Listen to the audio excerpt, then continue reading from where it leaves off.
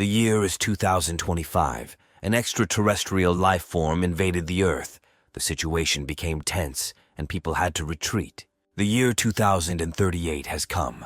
People have made a breakthrough in the field of genetic engineering, and now, with the help of genetically modified soldiers, they have managed to turn the tide of the war and hold back the onslaught of the enemy. 2050th year, a unified genetic test has officially been launched.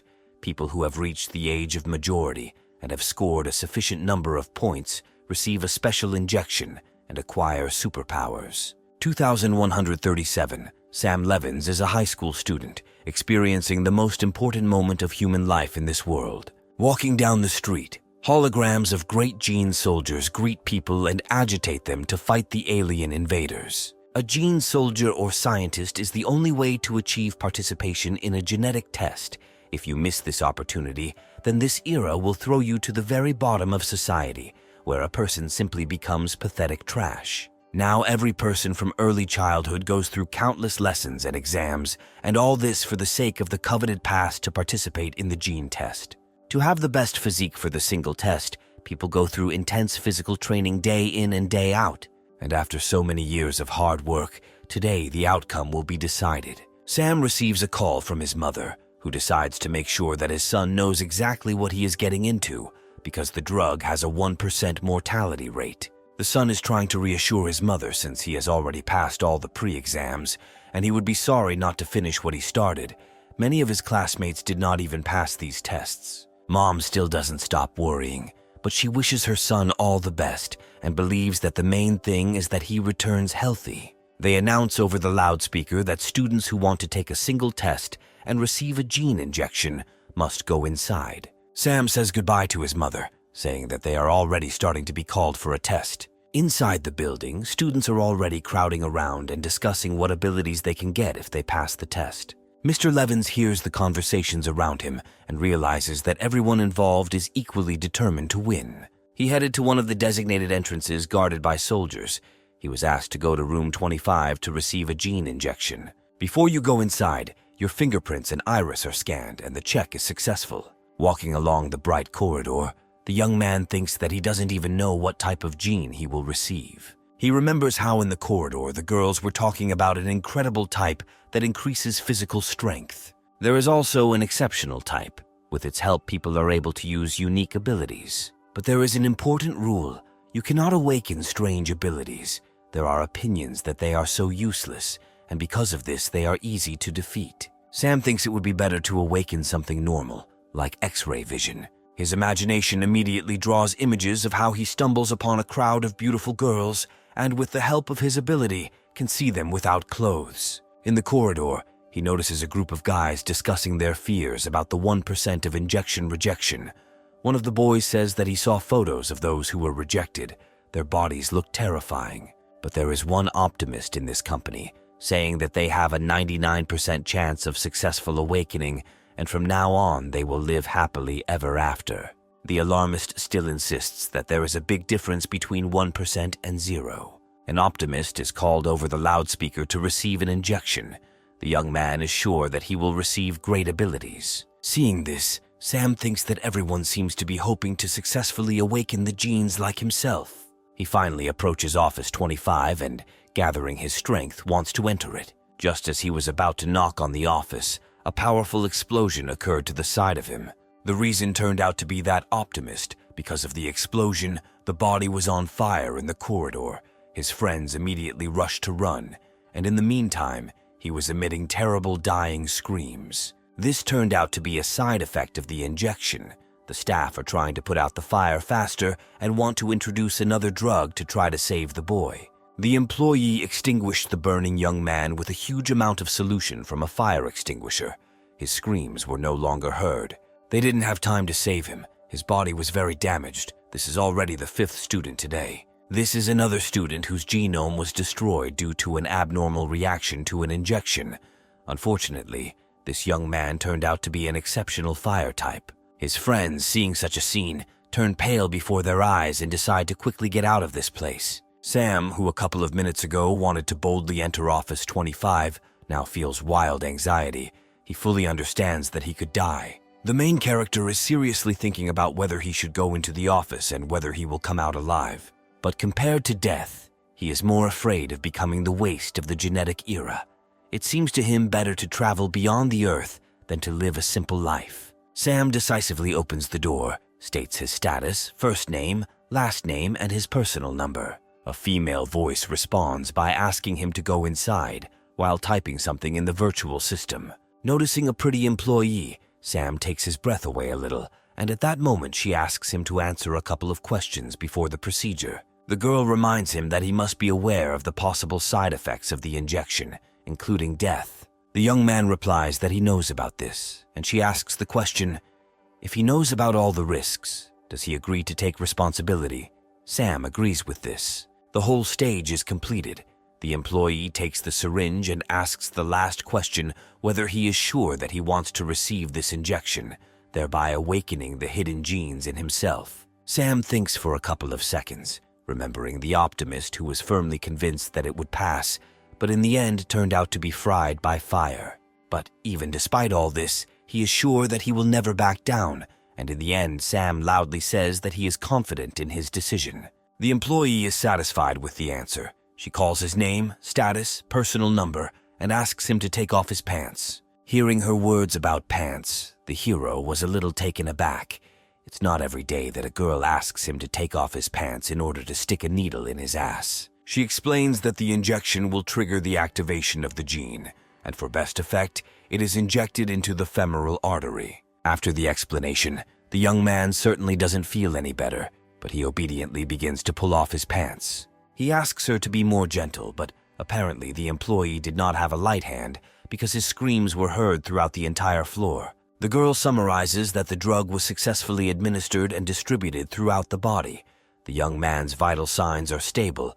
The frequency of brain waves is also normal, like the rest of the body. The employee decides to find out how the test subject feels. Sam replies that he feels absolutely nothing, but in his butt, he clearly feels a throbbing pain from the injection. 10 minutes later, she rechecks his vitals and asks again about his condition, but he still doesn't feel anything. This worries him because any changes indicate the effectiveness of the injection. Will he really not be able to wake up? Another 30 minutes pass. The employee notes that no changes were detected during the observation of student Sam Levins. The girl rises from her chair and, turning to the young man, says that this is unusual, and this is the first time she has encountered something like this. The employee approached him and asked him to stand up. For a second, the thought ran through his mind that this was the end, and he would never achieve anything. But he couldn't get up anymore. Sam feels like he's been shaken, and the pressure in his head begins to seem stronger and stronger. He abruptly falls off the couch and begins to make agonizing screams. The employee does not understand what is happening. He no longer hears the girl's screams and questions. He's only worried about his head, which feels like it's about to explode, whether the drug has really rejected him. The employee does not pay attention, begins to check his indicators at the terrible screams. His heart rate has reached 180. His temperature has reached 50 degrees. All his vital signs have deteriorated sharply. Sam feels that he is falling into the abyss. He ceases to feel his body. The hero feels the approach of his death. Finally, he feels light throughout his body. Sam wonders if he is dead. Opening his eyes, the hero sees that sitting in front of him is a huge astral body, resembling him in appearance. Looking at the body, he never ceases to wonder where he is, who is in front of him, and at the same time he begins to distantly hear the countdown. The countdown goes on and a powerful discharge occurs, so strong that it returns Sam to reality. The young man sits up on the couch and hears the employee report that after the first discharge, the student regained consciousness. Recovering from pain, he wants to find out what happened to him. The girl says that 14 hidden genes have awakened in his body. Sam cannot help but be pleased with this news because 14 hidden genes are quite cool. But he is not pleased with the further words of the employee that all these genes belong to the class of erudition. She provides him with a form after filling it out, which they will enter into the database. Sam still doesn't want to believe that all his genes are with the erudition type. He heard that they usually work in public relations departments. Most of the positions will be clerical. He may have to work as an office clerk all his life. The employee asks if he has any more questions. since she has already finished the report and he can read it. Almost crying, Sam wants to find out more about his newfound powers. The girl explains that awakening hidden genes does not mean that he will receive abilities. Even if he received them, they are unlikely to appear immediately, which is why they are classified as a hidden type. It seems that everything is clear to Sam from her words. In addition to everything in common, the employee offers him her business card. If he wants to apply to their university or learn more about the hidden type, he can contact her.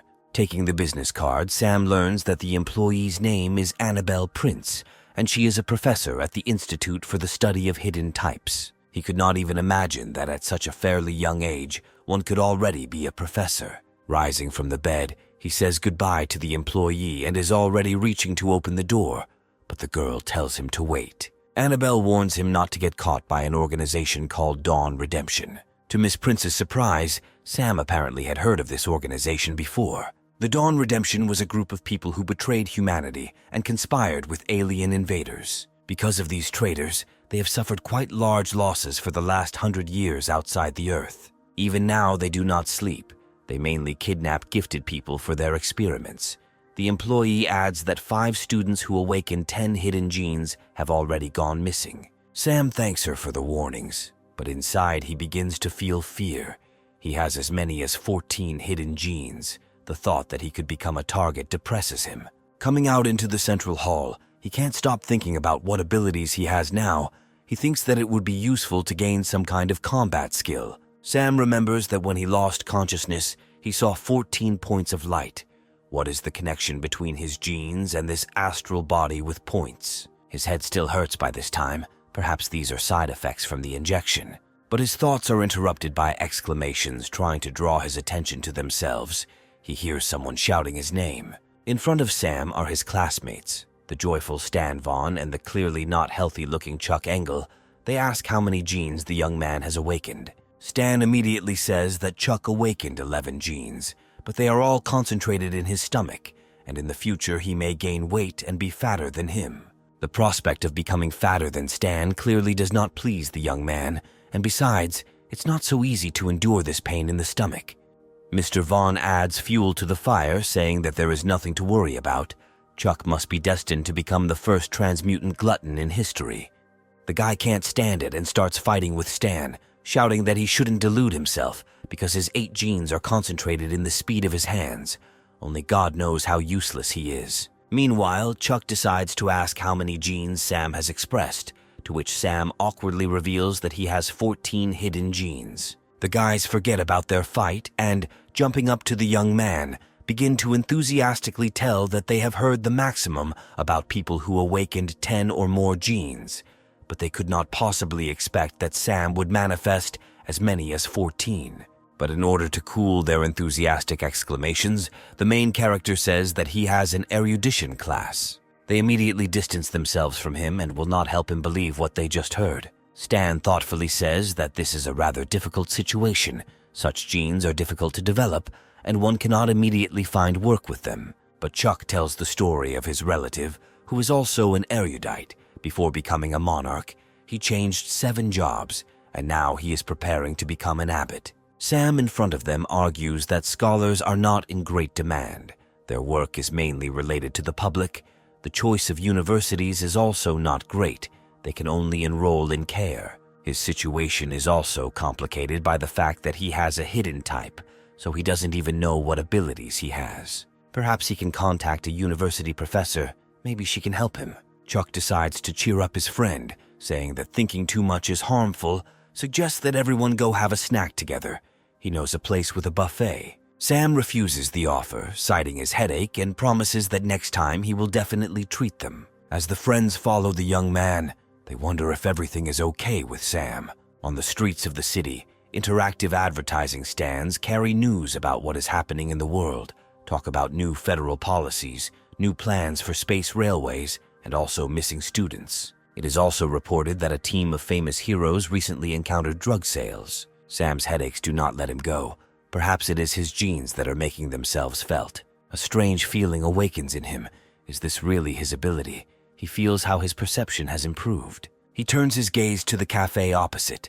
Everything that happens there, The arrangement of things, the number of visitors, he feels all this perfectly. He can also feel what is happening in another room of this cafe, for example, in the kitchen. Immediately, he reveals the peculiarity of this ability. He cannot see very small objects. Sam tries to look at the small object again, but he can't. It seems that the current perception of things is already the limit. He gives up his attempts and decides to go home to practice, but some strange feeling does not let him go. But this is connected rather not with his internal well-being, but with some external factor. And these feelings turn out to be not groundless, because at this moment, a man nearby is clearly spying on him. Sam decides to walk down the street a little more to confirm his suspicions. After walking a couple of meters, he notices that there are actually 3 guys following on his heels. They keep a certain distance from him, with members of the Dawn Redemption organization behind him. Sam begins to frantically calculate options for getting out of this situation. If they call the police, they will most likely not believe that some kid has stumbled upon a well-known gang. If he behaves recklessly, he will suffer inconspicuously or die. The young man decides that he needs to call Professor Annabelle, and today he will come to spend the night at the police station until he finds a solution. We are transported to the City Hall of Emerance, where a meeting is currently taking place. The commander of the Mary officers named John Morans is broadcasting. He leads to the fact that the report on the students for this year must be submitted, and anyone who dares to disobey an order will personally know the wrath of the commander. Professor Annabelle Prince was also present at this meeting, and in the midst of the commander's speech, she receives an alarming message on her phone. She asks John for permission to interrupt him to tell him important news. The employee says that one student named Sam Levins asks for help. He said that someone is stalking him. Annabelle wants to know if they will send help or if she should deal with it herself. The commander turns to an employee named Howard Lupin. He flinches at John's communication to him and asks him to wait a minute to give the correct order. The director of the Secret Service exhales and asks Professor Annabelle not to worry. The pursuers discovered by the student were sent by their Secret Service. Sam will be safe next to them. But the professor is wondering why send 3 employees for the sake of one erudite. Howard begins to wonder they sent 2 people, why then there are 3 of them on the screen. Annabelle jumps up from her seat. She is sure that the 3rd person may be a member of the Dawn Redemption organization and believes that for his safety, he must be eliminated. The girl turns to Howard again, trying to find out whether he will send someone or whether she should go and deal with the intruder herself. The young man believes that all this is useless, and it is worth leaving everything as it is. 2 agents are enough to protect this student. Annabelle is furious that they may have discovered an enemy stalker, but Howard does nothing, suggesting that the Secret Service are using Sam as bait. The chairman of the Care University Admissions Committee, Hank Smith, intervenes in the conversation, saying that this is a completely rational plan, even though Sam has 14 genes, but he is only an erudite, so they will not suffer major losses, and he is an ideal bait. The girl is horrified and begins to quarrel with them even more, because they dared to catch enemies on a student with so many hidden genes. She wants to know which of them gave such an order. Commander John replies in a menacing tone that it was his order. He did this in order to catch the members of the Dawn Redemption organization hiding in this building and to minimize the losses of university students due to their antics. Annabelle confronts him and says that he can't use a student who has just awakened hidden genes as bait in case something goes wrong. John calmly replies that there are no contingencies in this plan, and many changes, including the death of the decoy, were included in the plan. Sacrificing the life of the polymath student will ensure the safety of many people and will be able to gain some advantage. The girl can no longer listen to this nonsense. She asks for forgiveness and, citing the remaining matters she has, leaves. Hank tries to stop her and asks her not to leave the meeting, saying that if because of her arbitrariness the whole plan fails, then the council members will send her to trial, and this is not worth it. She abruptly removes his hand from her shoulder and replies that she won't do anything, but Sam needs to know about it. The commander allows her to inform the young man about this, but under no circumstances reveal the plan. Annabelle immediately sends a message to Sam while Hank stands behind her, reminding her not to reveal the plan. The message reaches Sam, and from it he understands that 2 of the people are agents introduced for his safety, and the 3rd is a person who may pose a danger to him. This puts him into even greater panic, why the two people who are supposed to protect him do nothing. The idea quickly dawns on him that he is bait, and he cannot stand still. He needs to find a way to escape.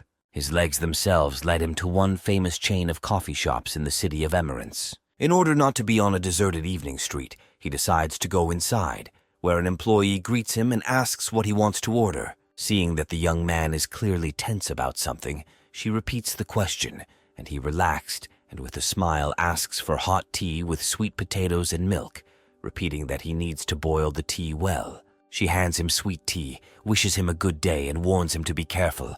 The drink is very hot. Sam leaves the establishment and out of the corner of his eye notices a tall man standing at the entrance to the coffee shop. He goes further and with his peripheral vision continues to follow the object, which does not lag behind him. The main character deliberately slows down his pace in order to reduce the distance between himself and the enemy, and a little later he sharply turns back. This is where the hot tea comes in handy. Lunging forward, he pours this boiling mixture right into the pursuer's face. His enemy clearly could not have predicted this. Pressing the burned part of his face, he is angry with Sam. But he stands on ceremony with the boy for a long time. He doesn't get ready, and jumping sharply, flies at him, saying that if he can't take him alive, then it's better to take him dead. The idea with hot tea was not crowned with success, and now Sam is already flying in the air from a powerful blow to the chest. The main character flies into one of the store windows, breaking the glass into smithereens. The fragments fly around, almost hitting people just passing by. Having landed, Sam feels how powerful this blow was and, having analyzed it, thinks that the genes of his enemy are concentrated, most likely, in his legs. Mr. Levins gathers his strength, points his finger at the enemy, and begins to shout that this man is a member of the Dawn Redemption Organization. People around immediately pay attention to the suspicious man. Sam orders the Secret Service agents to arrest the enemy. Hearing all this, the people begin to panic, and they run away, shouting for help. The Secret Service employees are shocked by the current, like an ordinary schoolboy, discovering a traitor and understand that things are bad. The man, noticing the Secret Service employees, rejoices. He kept wondering how many of them there are. Although he doesn't care about the number, he will still roll everyone into the asphalt. A battle begins between the employees and the traitor, which Sam watches. He notices that the employees are strong, but the enemy is not inferior to them. Meanwhile, the man gives a powerful rebuff to the employees, hitting one of them in the face. The main character, despite the severe pain, decides that this is all not good. He is the target, and therefore must find a way to help. But his attempts to get up were unsuccessful. He was really beaten well. He sadly realizes that someone is in danger, and he cannot help. Sam regrets that he is just an erudite. Suddenly, he again falls into a space unknown to him and sees his astral body. Taking a closer look, he now understands that the 14 luminous points are his awakened genes. And from this, the following conclusion follows. It means that the gray ones are genetic base points that are not awakened in his body. Sam realizes that he can see the structure of his body right now. Perhaps this is his personal ability. Seeing in the projection that the stomach digests food to produce energy, and this power is immediately used by various parts of the body. The main character decides to see if he can control the flow of energy. He feels that there is a reaction. The energy on the astral body moves into the hand. Sam feels like his right arm is starting to hurt, as if the blood vessels are about to burst. If he wants to awaken a new gene point, he will have to train hard and for a long time or use expensive drugs. There is no other way out. He must redirect the flow of energy with the help of consciousness. But something goes wrong, and the point in his hand begins to glow more and more. At the same time, the enemy does not cease to actively rebuff the Secret Service employees. Even the fact that he is alone, and there are two of them, does not help them, and the enemy deftly avoids the blows. He clearly has more strength and skill. Using his signature kick, he sends his opponent flying. A little more time passed, and now the special unit employees were knocked out while the enemy towered over them and rejoiced in their victory. He finally turns his attention to Sam sitting outside the building and suggests that he surrender. The rival comes closer to the young man and warns that no one will save him. He was about to reach out to him with his hand, but suddenly Sam woke up and opened his eyes. The enemy clearly did not expect such an outcome of events, and the main character, taking advantage of his vulnerability, stabs him with his right hand directly in the stomach. The blow was not inferior to the opponent's strength and also sent him to conquer airspace. The wall stopped the flying object, blocking the path. An impressive dent appeared in the wall from the enemy. The Secret Service officers who had come to their senses couldn't believe their eyes. Hadn't they been told that this guy was just an erudite? Without wasting a second, they decide to fulfill their duty and take down the traitor. By this time, the meeting was continuing at the city hall. Only Annabelle was not listening to what was currently on their agenda. She kept glancing at her mobile every second. Sam, for some reason, doesn't write to her. She wonders whether he managed to escape from his pursuers or not. Howard's phone rang. He was clearly not happy that they dared to distract him during an important meeting. But after hearing the information conveyed to him over the phone, his face takes on a tense look. The commander notices this and asks him to report the situation. The director of the Secret Service begins to mumble indistinctly, barely pronouncing the name Sam Levins. Hearing this, Annabelle wants to immediately find out what is wrong with him. John loses his temper and yells at him, accusing the service staff of lack of competence, suspecting that the student was most likely harmed. Howard refuses, saying that the young man was not harmed and even helped to fight back. With his help, the agents neutralized and captured a member of the Dawn Redemption Organization. But now there is another problem. The whole city knows that the traitors are going to kidnap a man. They will stop any actions for a while. The commander is just as worried about how Sam was able to find out that he was being pursued by a man from the Redemption of the Dawn. Slamming his fist on the table, he wants to know who divulged this information to him. Annabelle understands what he is getting at and immediately sarcastically suggests checking his communication devices, at the same time thinking that the young man turned out to be savvy. John orders Howard to immediately investigate so that a 20,000-word report will be on his desk today.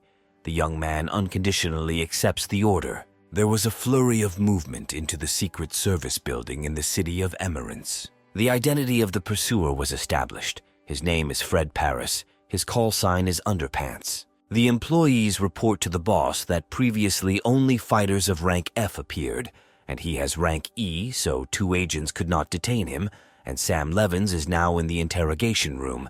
He said that he himself struck Fred. The employees chalk it up to luck. Most likely, the Secret Service employees exhausted the enemy, and Sam simply finished him off. Howard inquires about the student's current condition, to which his assistant explains how Mr. Levins kept yelling about how hungry he was. Therefore, they decided to first give him a snack. Entering the room, they could see a picture of how, one after another, the pies brought to him disappeared in Sam's mouth. Apparently, forced awakening of the gene point not only causes headaches, but also takes a lot of physical strength. The main character understands that he was brought here for interrogation.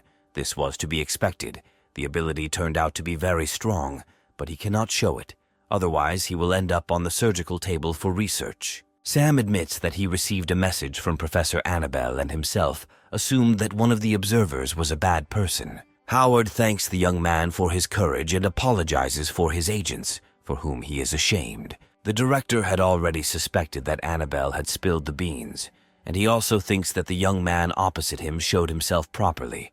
He clearly has potential. Sam thanks him and wants to know when he will be allowed to go back home. Howard decides that they will do this.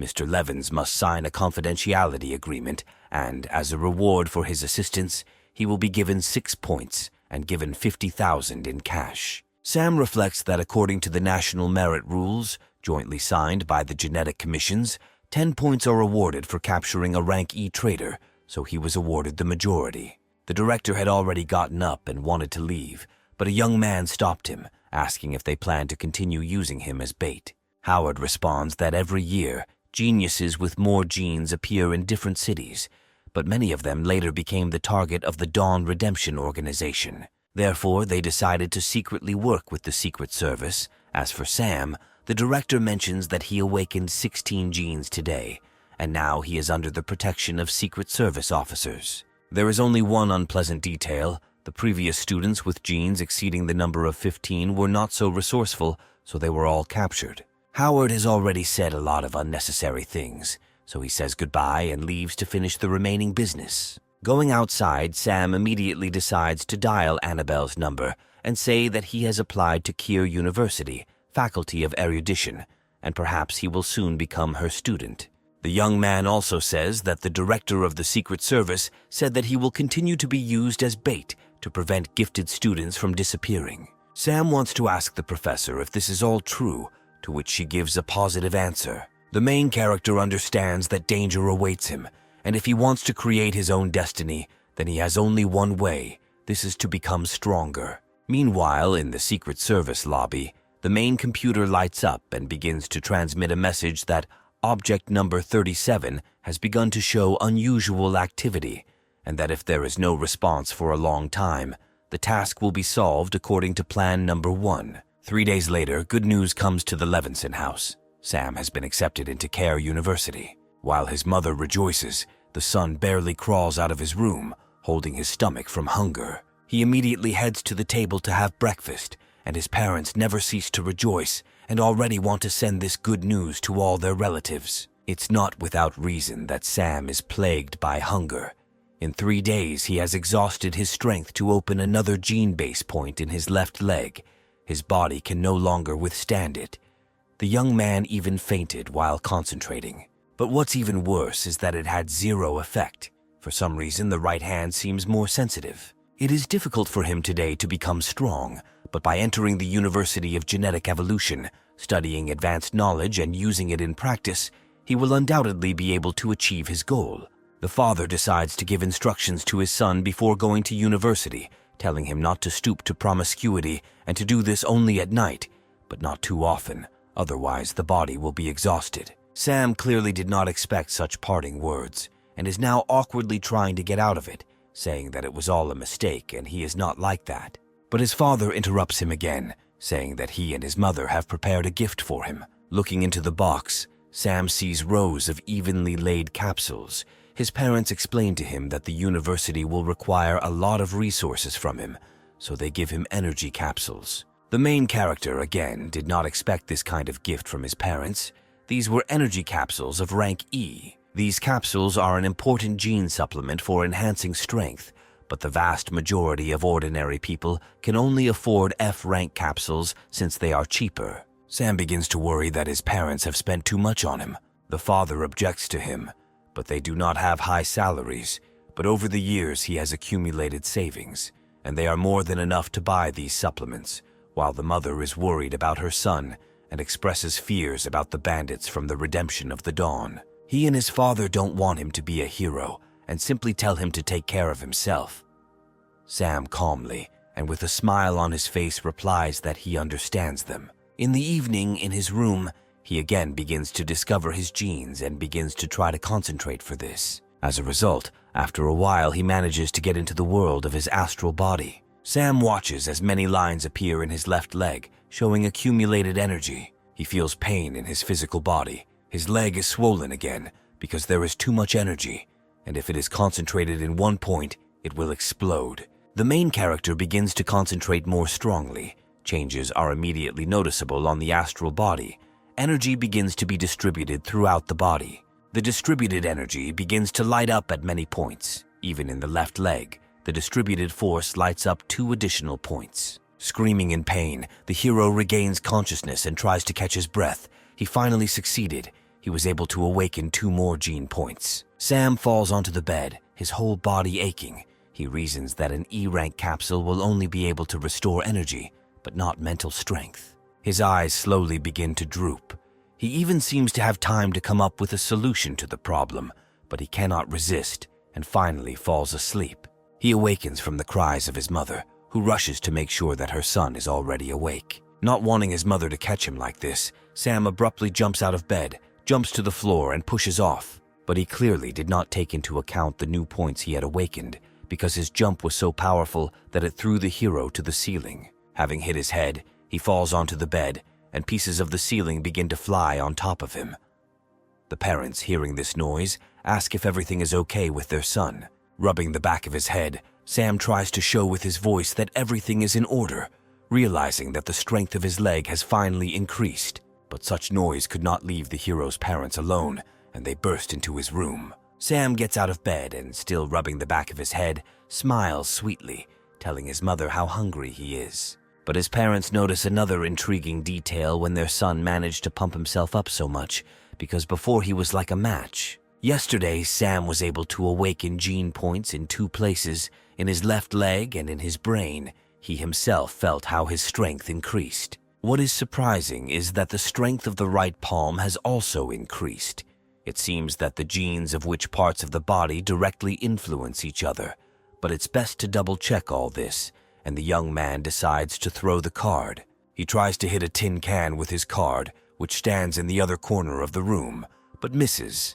Strength is of course good, but the main thing is to learn the correct throwing technique. All the cards he threw ended up stuck in the wall. His technique was clearly not enough at the moment. His gaze is drawn to a plate filled with beans on the table. Sam is struck by the idea that the airflow can change the flight path of the map, since it is large but weighs little, but this scheme clearly will not harm the flight of soybeans. Having fired one of the beans, it flies with force and pierces the tin can. This sight impresses Sam. If you use a metal ball instead of a bean and hit it not in a jar, but in a person, the outcome will be fatal. This thought makes the main character happy, because now if he gets into trouble again, he will at least be able to fight back. Finally, the solemn day arrives. Admission to the university. Many people gathered to celebrate. Parents wish their children a bright future and bright youth. Wishing them strives to contribute to the association.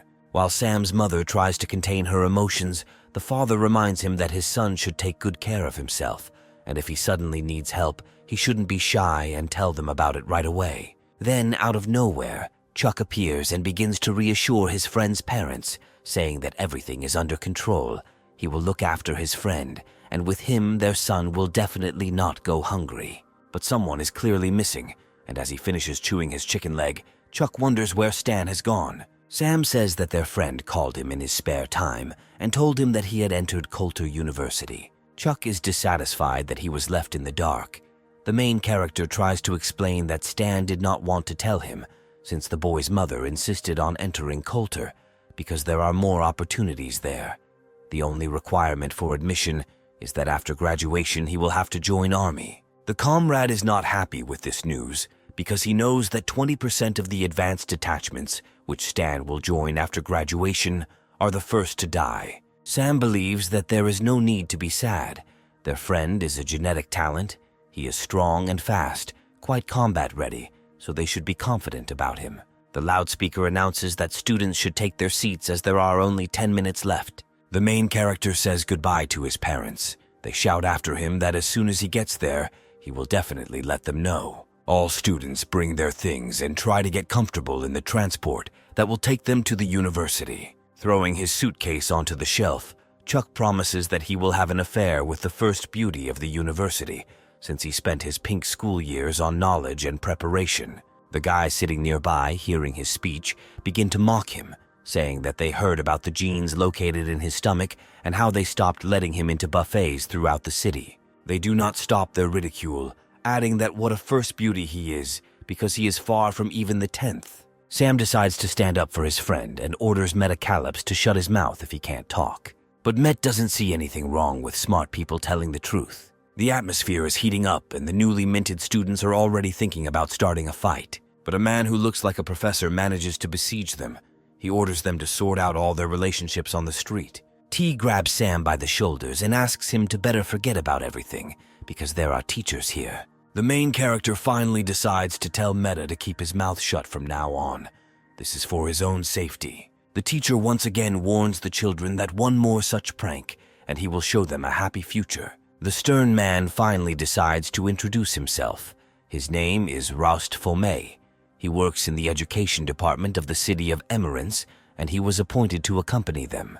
Roast hopes that students will listen to his commands and maintain discipline on the road, but if someone decides to excel, he will be more than happy to teach them a lesson. Taking his seat, Chuck advises Sam to calm down and distracts him by asking whether his friend knows who is sitting next to Metacalps. Next to him, it turns out, is a student named Tong Werner.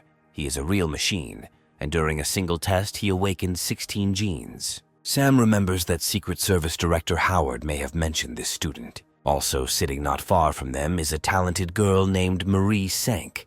Chuck believes that this is the perfect balance of strength and beauty. The young man already has hearts in his eyes. Sam tearfully asks him not to make him blush and orders him to erase this stupid face from his face. Professor Annabelle, already familiar to us, suddenly enters the room, leaving everyone around indifferent. Here and there, conversations are heard about what a beautiful woman she is. Her charm and attractiveness catches everyone's eye. She introduces herself to the students and is also among them, accompanying them. Annabelle warns that if anyone has any questions or requests for help, they can safely contact her. Sam's heart begins to beat a little faster. Did the professor also get into this car? At the same time, the transport continues to move further along the given route. Commander John is informed that the transport convoy has already set off, and each vehicle has launched a generator of ultrafine radiation particles, and all signals are turned off except for the military communication channel. In recent years, due to the active implementation of the single genetic test policy, members of the criminal organization have lost a stable source of fighting forces, so the registration season is a high risk of being attacked. The soldier adds that usually the enemy set up an ambush in the middle of the route, so this time it is up to the commander to decide which route the convoy will take. There are about 100 cars here, and finding a car with students is more difficult than taking to the skies. John decides that he needs to be more careful. If the enemies realize that they cannot take the students, they will immediately kill all the soldiers. Machine number 3 is the main priority. They have no room for error. Sam realizes that he, his friend Chuck, Tong Warner, and Marie Senk are the students with the most genes this year. In other words, the treacherous organization has definitely noticed their car. Kyoto, where they are heading, is in the east, but for some reason they are moving to the west. Apparently, they deliberately chose this route in order to confuse their enemies. Outside the window, the young man watches how the forest is entwined with vines and how many unusual plants grow here. Sam thinks, how many years have people not set foot in the wild? Perhaps he himself will try to visit there in the future. Roast asks everyone to pay attention. In 30 minutes, they will reach the first supply point. The escort warns that the car will not stay there for long, so they only have 3 minutes. Under no circumstances should they approach the wall, otherwise the soldiers will kill them. The vehicle parks, and upon going outside, Chuck notes that this base looks scary. Seeing everything that is happening and soldiers armed to the teeth, Sam understands that it is not safe here. Students suddenly run out of their cars and begin to rush to the restrooms, since they have already spent many hours on the road. Having done all his business, Sam notices that a man has locked himself in the booth, and it's almost time to go back. The young man decides to use one of his abilities, using telepathy. He wants to quietly check who is in this booth. Having illuminated the booth, he realizes to his surprise that their teacher Roast is in it, who is trying to stuff something into his mouth. Sensing something strange, the teacher quickly opens the door and looks outside. Not finding anyone in his field of vision, he decisively moves on, while Sam is hiding behind one of the walls. He suspects that the teacher is doing something in secret. The young man decides to turn to the soldiers of this supply point for help. He tells them that their teacher was nervously trying to stuff something into his mouth, hiding in one of the booths. The soldiers, hearing this, cannot contain their laughter. Sam does not share their fun.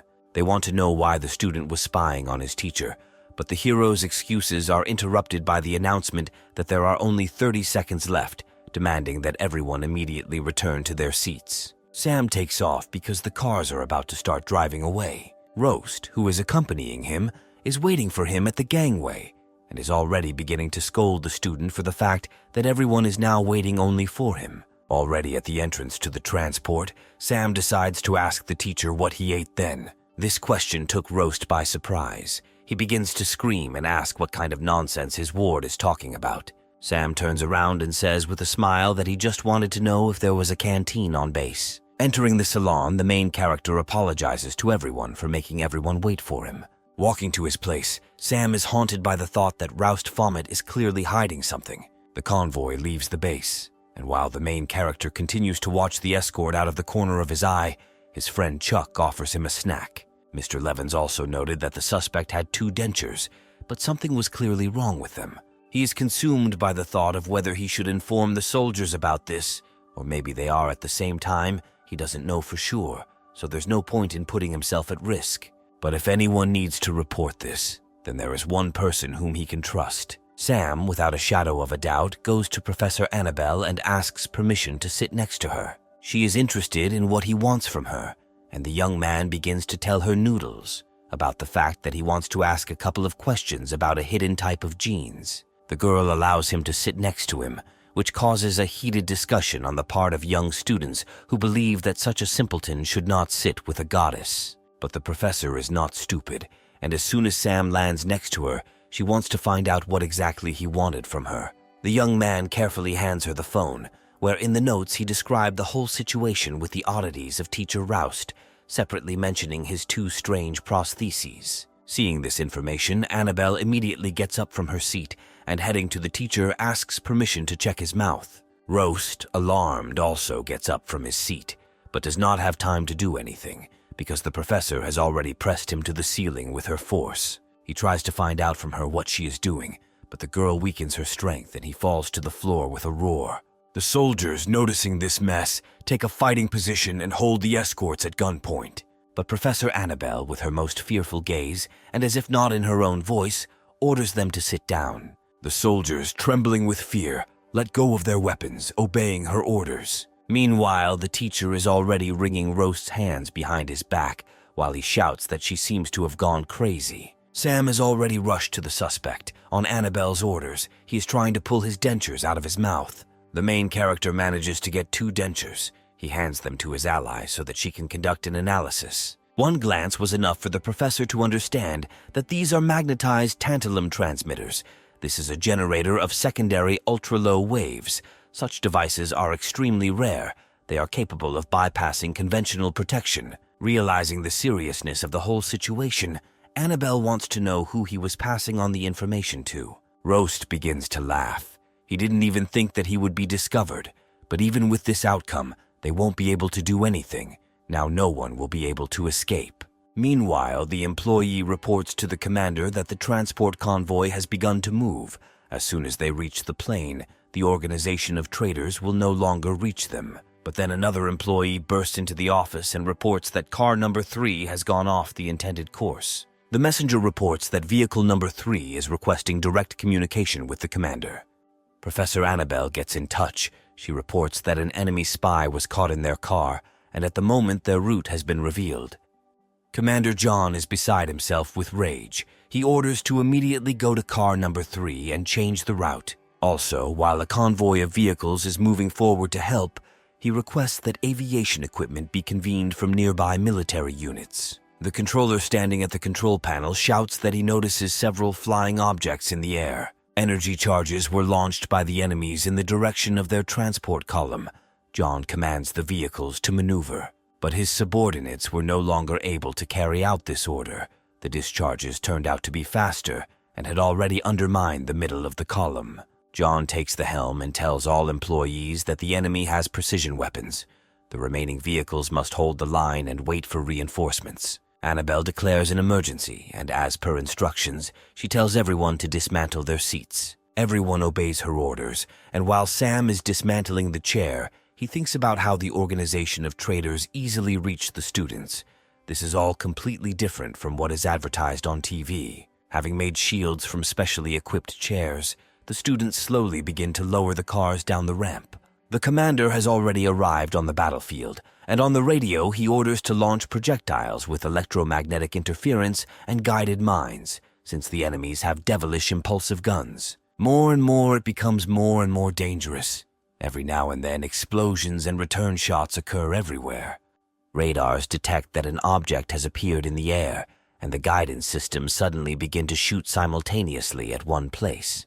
From the clouds of smoke, enemies with guns at the ready appear sharply. They deftly maneuver in the air on flying boards. But on the ground they are met by local troops, who successfully fight back and shoot down many from their aircraft. Seeing how deftly the people who got out of his car took weapons, Sam realizes that the soldiers were undercover in the form of students. It seems that the army prepared much more thoroughly than he expected. The commander is informed that reinforcements will arrive at their location in about 3 minutes. Suddenly, the ground under their feet begins to shake, and John, realizing that something is clearly about to happen, shouts that the enemy is underground. As soon as they manage to jump and lift their heels off the ground, they begin to fight their way up under them, like spears made of stones. At that moment, many soldiers are overtaken by death. It becomes clear to everyone that this is not just a weapon, it is the ability of the owner of a hidden type. Annabelle immediately clarifies that this is at least a gradually altered V-rank genetic mutant. Perhaps he has a complete transformation, but his attack radius is limited. In the distance of the forest, they notice two opponents, one of whom clearly launched a final deadly attack on them. The troops concentrate on the enemies and return fire. But not everything is so simple. The enemy takes out a katana, and with lightning speed he fights off and dodges bullets. The villain shouts that there is no benefit from training soldiers. Today they will all die. With a new round of strength, he makes his earthen spears even larger and is already pushing the machine onto him with soldiers. The ground where ordinary students stand is also not in a calm state. It begins to collapse. The enemy's target is a car with students. Realizing that things can't get any worse, the commander quickly heads out to neutralize the enemy. The enemy does not have time to get his bearings before John has already cut his katana and pierced the traitor through with a spear. A powerful explosion occurs which throws the accomplice to the side. Henchmen run to the traitor, and the man with the hidden gene orders them to buy him a little more time. At this time, help finally arrives for the guys. Chuck notices that the commander attracted all the enemy fire to himself. Having formed a strong shield around himself, not a single bullet could injure John.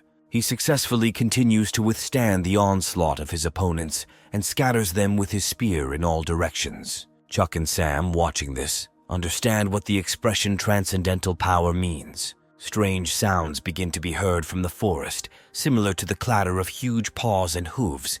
Marie is the first to notice this. Annabelle immediately realizes that these sounds can only be made by mutants who came to the aid of their enemy. Noticing these creatures, the army does not stand still and begins to fire at them from cannons in order to prevent them from getting closer. But the animals turn out to be no less agile, and now the tiger destroys one of the cannons, thereby allowing its relatives to break through. The wolves begin to cut the soldiers with their claws and bite their teeth into human flesh. Sam realizes with horror that the last line of defense is almost destroyed. Roast, lying on the ground, continues to gloat, saying that he warned them of the consequences. Annabelle orders him to be silent and tramples the traitor's head into the ground with all her might. She tries to calm down the panicking students by saying that there are other teachers here besides her, so no one will touch them. Having gathered with other teachers who also have more than one ability, they act as the last line of defense. One of the mutants already wanted to attack the remaining soldiers, but the teacher manages to stop him in time, who suddenly appeared behind him and, grabbing the tiger's skull, began to squeeze it with force. Another young man who looks like a wolverine is constantly cutting down wolves right and left. Commander John yells for them to quickly move towards the third vehicle because the traitors are targeting it. Annabelle replies that everyone has already understood this and there is no point in commanding now. Sam thinks that the professor most likely also has a hidden type. He wonders what methods of struggle she will use. He expected to see anything, but Annabelle simply took out metal balls and, throwing them with force, inflicted a ton of lethal damage on the enemies. She notices another mutant who has already closed his paw on the neck of one of the students. The girl immediately carries out the same attack on him. The tiger manages to dodge while releasing the hostage. The enemy is angry. Where are their distant support units now? Meanwhile, the already familiar energy charges are directed towards Annabelle. But fortunately, the girl manages to use the shield, and the bullets simply get stuck in it, unable to penetrate the barrier. But the enemy's attacks continue with redoubled force. The professor continues to build an even larger and more powerful shield around himself. The mutant decides to try to call for some more reinforcements and emits a loud whistle as best he can. Help comes to the enemy from the air in the form of giant eagles, which quickly dive down to tear the enemy with their sharp claws. Animals and birds begin to attack with redoubled force. The army and teachers begin to rapidly lose ground. In all this chaos, Sam hears Marie screaming for help. He already sees an angry wolf flying at her from above. He thinks how good it is that the steel ball he brought in advance, just in case, really came in handy. The ball flew by so quickly that Marie didn't even have time to understand how the wolf that almost killed her ended up with a hole in its neck. But this maneuver was noticed by the mutant tiger, who had already identified Sam as his next target and was already rushing to finish him off. The tiger was already hovering above him in the air, when suddenly Chuck appeared in front of him, putting his shield forward. But any board was unlikely to be able to stop a mutant with potentially enormous power.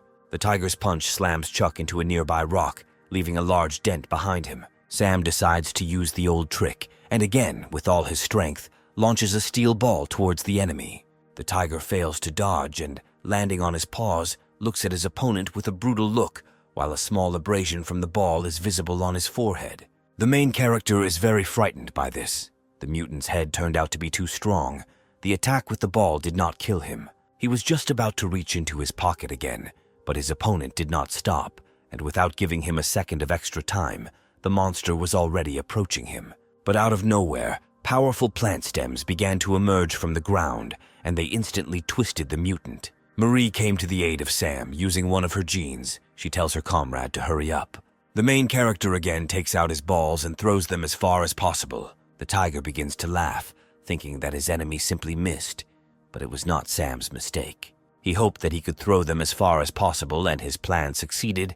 The balls were able to fly to the forest, where additional traitor troops were hiding at that time. Annabelle's shelling suddenly stops, and she realizes where her real target is. The bound mutant screams for her comrades to continue firing at her and not give her opportunities. But it's too late. The professor uses his power again, and in quick bursts begins to shoot balls at his new target. This line of defense of the enemy is defeated. Annabelle's power is so powerful that even the crowns of perennial trees turned into splinters. The mutant breaks the vines that were holding him back and is already flying towards Sam, who is unable to find his bearings. But the tiger is stopped by a ball flying through his skull. The monster emits a loud, dying cry.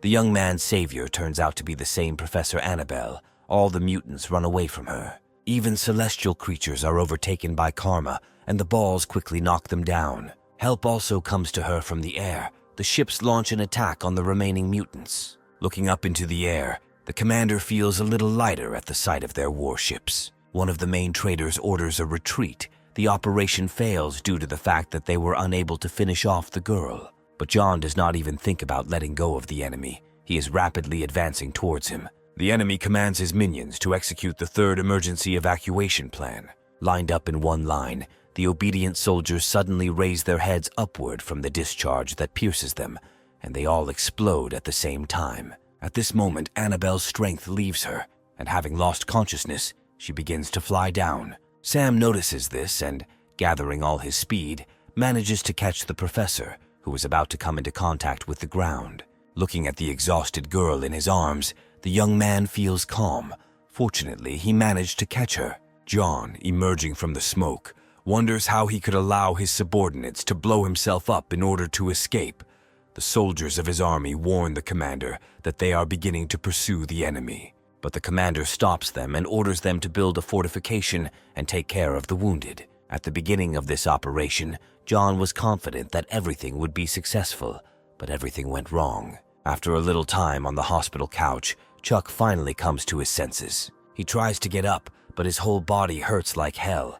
Sam recommends that he not move, but just lie down. Chuck goes back to bed and wants to find out what happened to their enemy.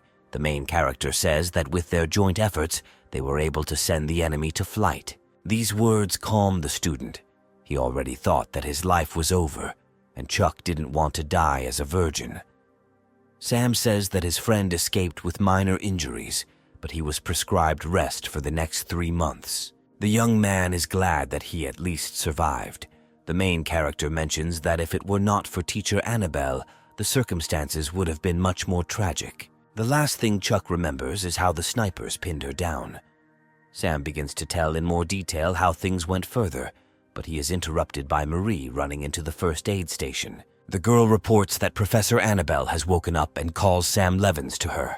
They enter her room, and Marie reports that she fulfilled the request and brought Sam here. The girl immediately decides to clarify whether he caught her.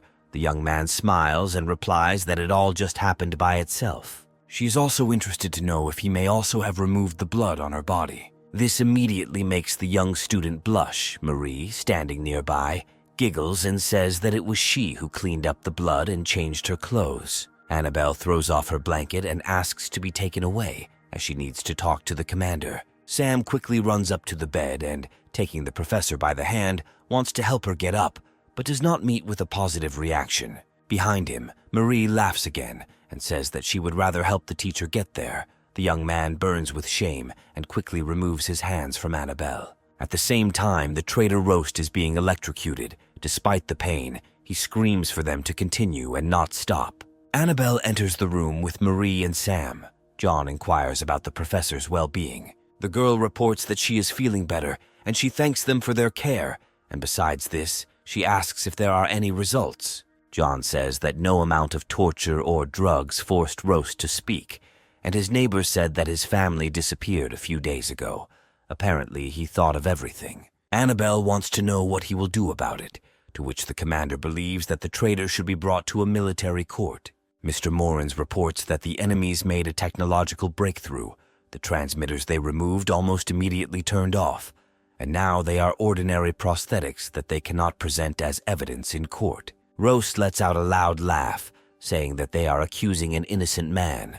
The man will not admit to anything and will wait for trial, and he also promises that Sam Levins will answer for everything. Annabelle asks the commander if wartime rules are still in effect, and John replies that after the attack, he gave permission to accept a military situation. The professor thinks that there will be another attack soon, and they would do well to intensify the interrogation of the spy right now. The commander unconditionally agrees with her and orders the immediate use of unconventional means against the spy during interrogation. Hearing this, Roast begins to shout that they have no right to do this, and when he sees Annabelle approaching him, he begins to shout that he will tell everything and answer all questions. The girl already understands that most likely he did not leave any traces, and his accomplices already know that he was captured, so now he is of no value. She uses her abilities on him, and Roast's body slowly begins to twist into a kind of knot.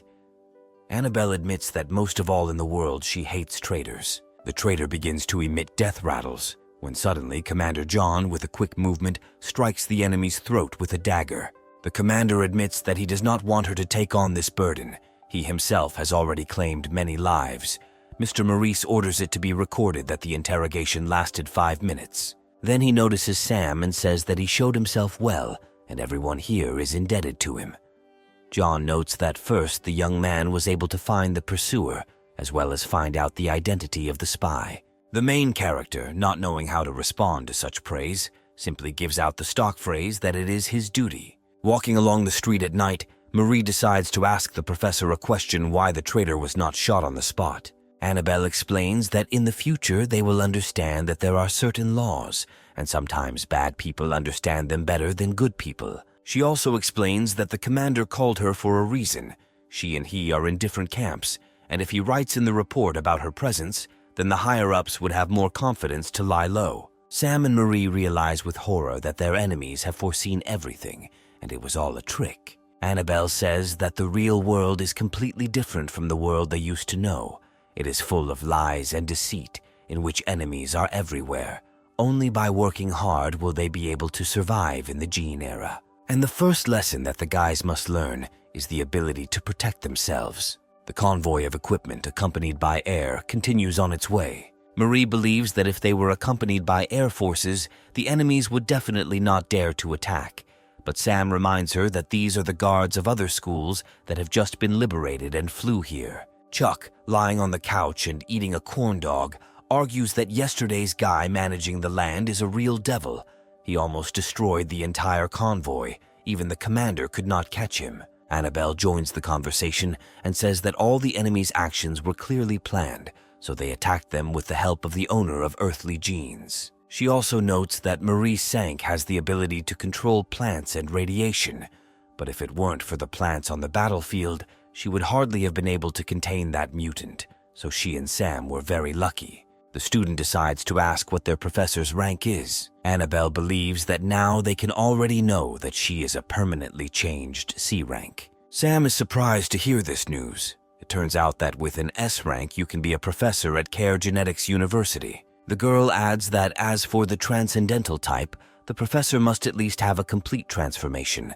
However, the requirements for the hidden type are relatively small.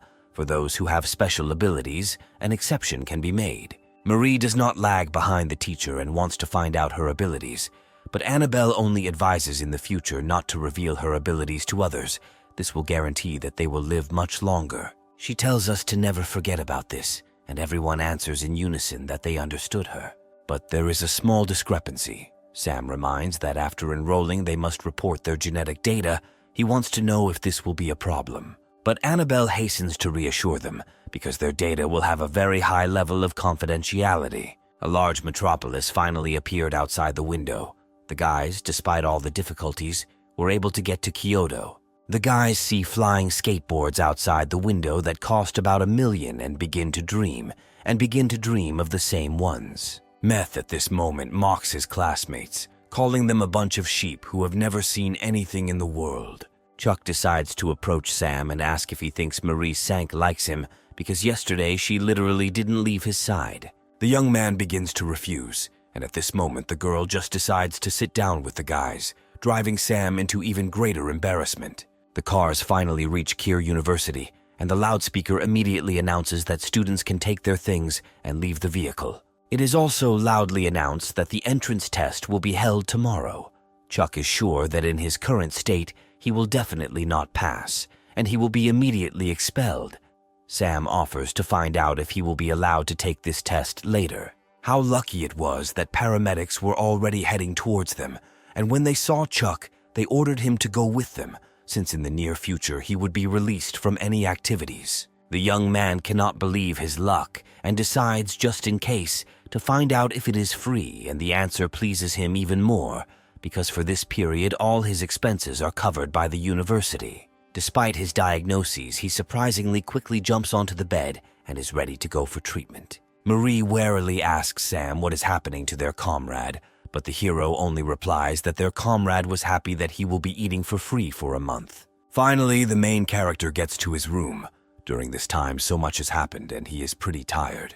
He immediately starts thinking about training, but he can't take that risk right now. Although his parents told him not to worry about money, progress in training would come at a cost. If he gets a grade of C in tomorrow's test, he will be rewarded with 20 F-rank energy capsules. Roughly speaking, if you count in money, it will be more than his father's salary.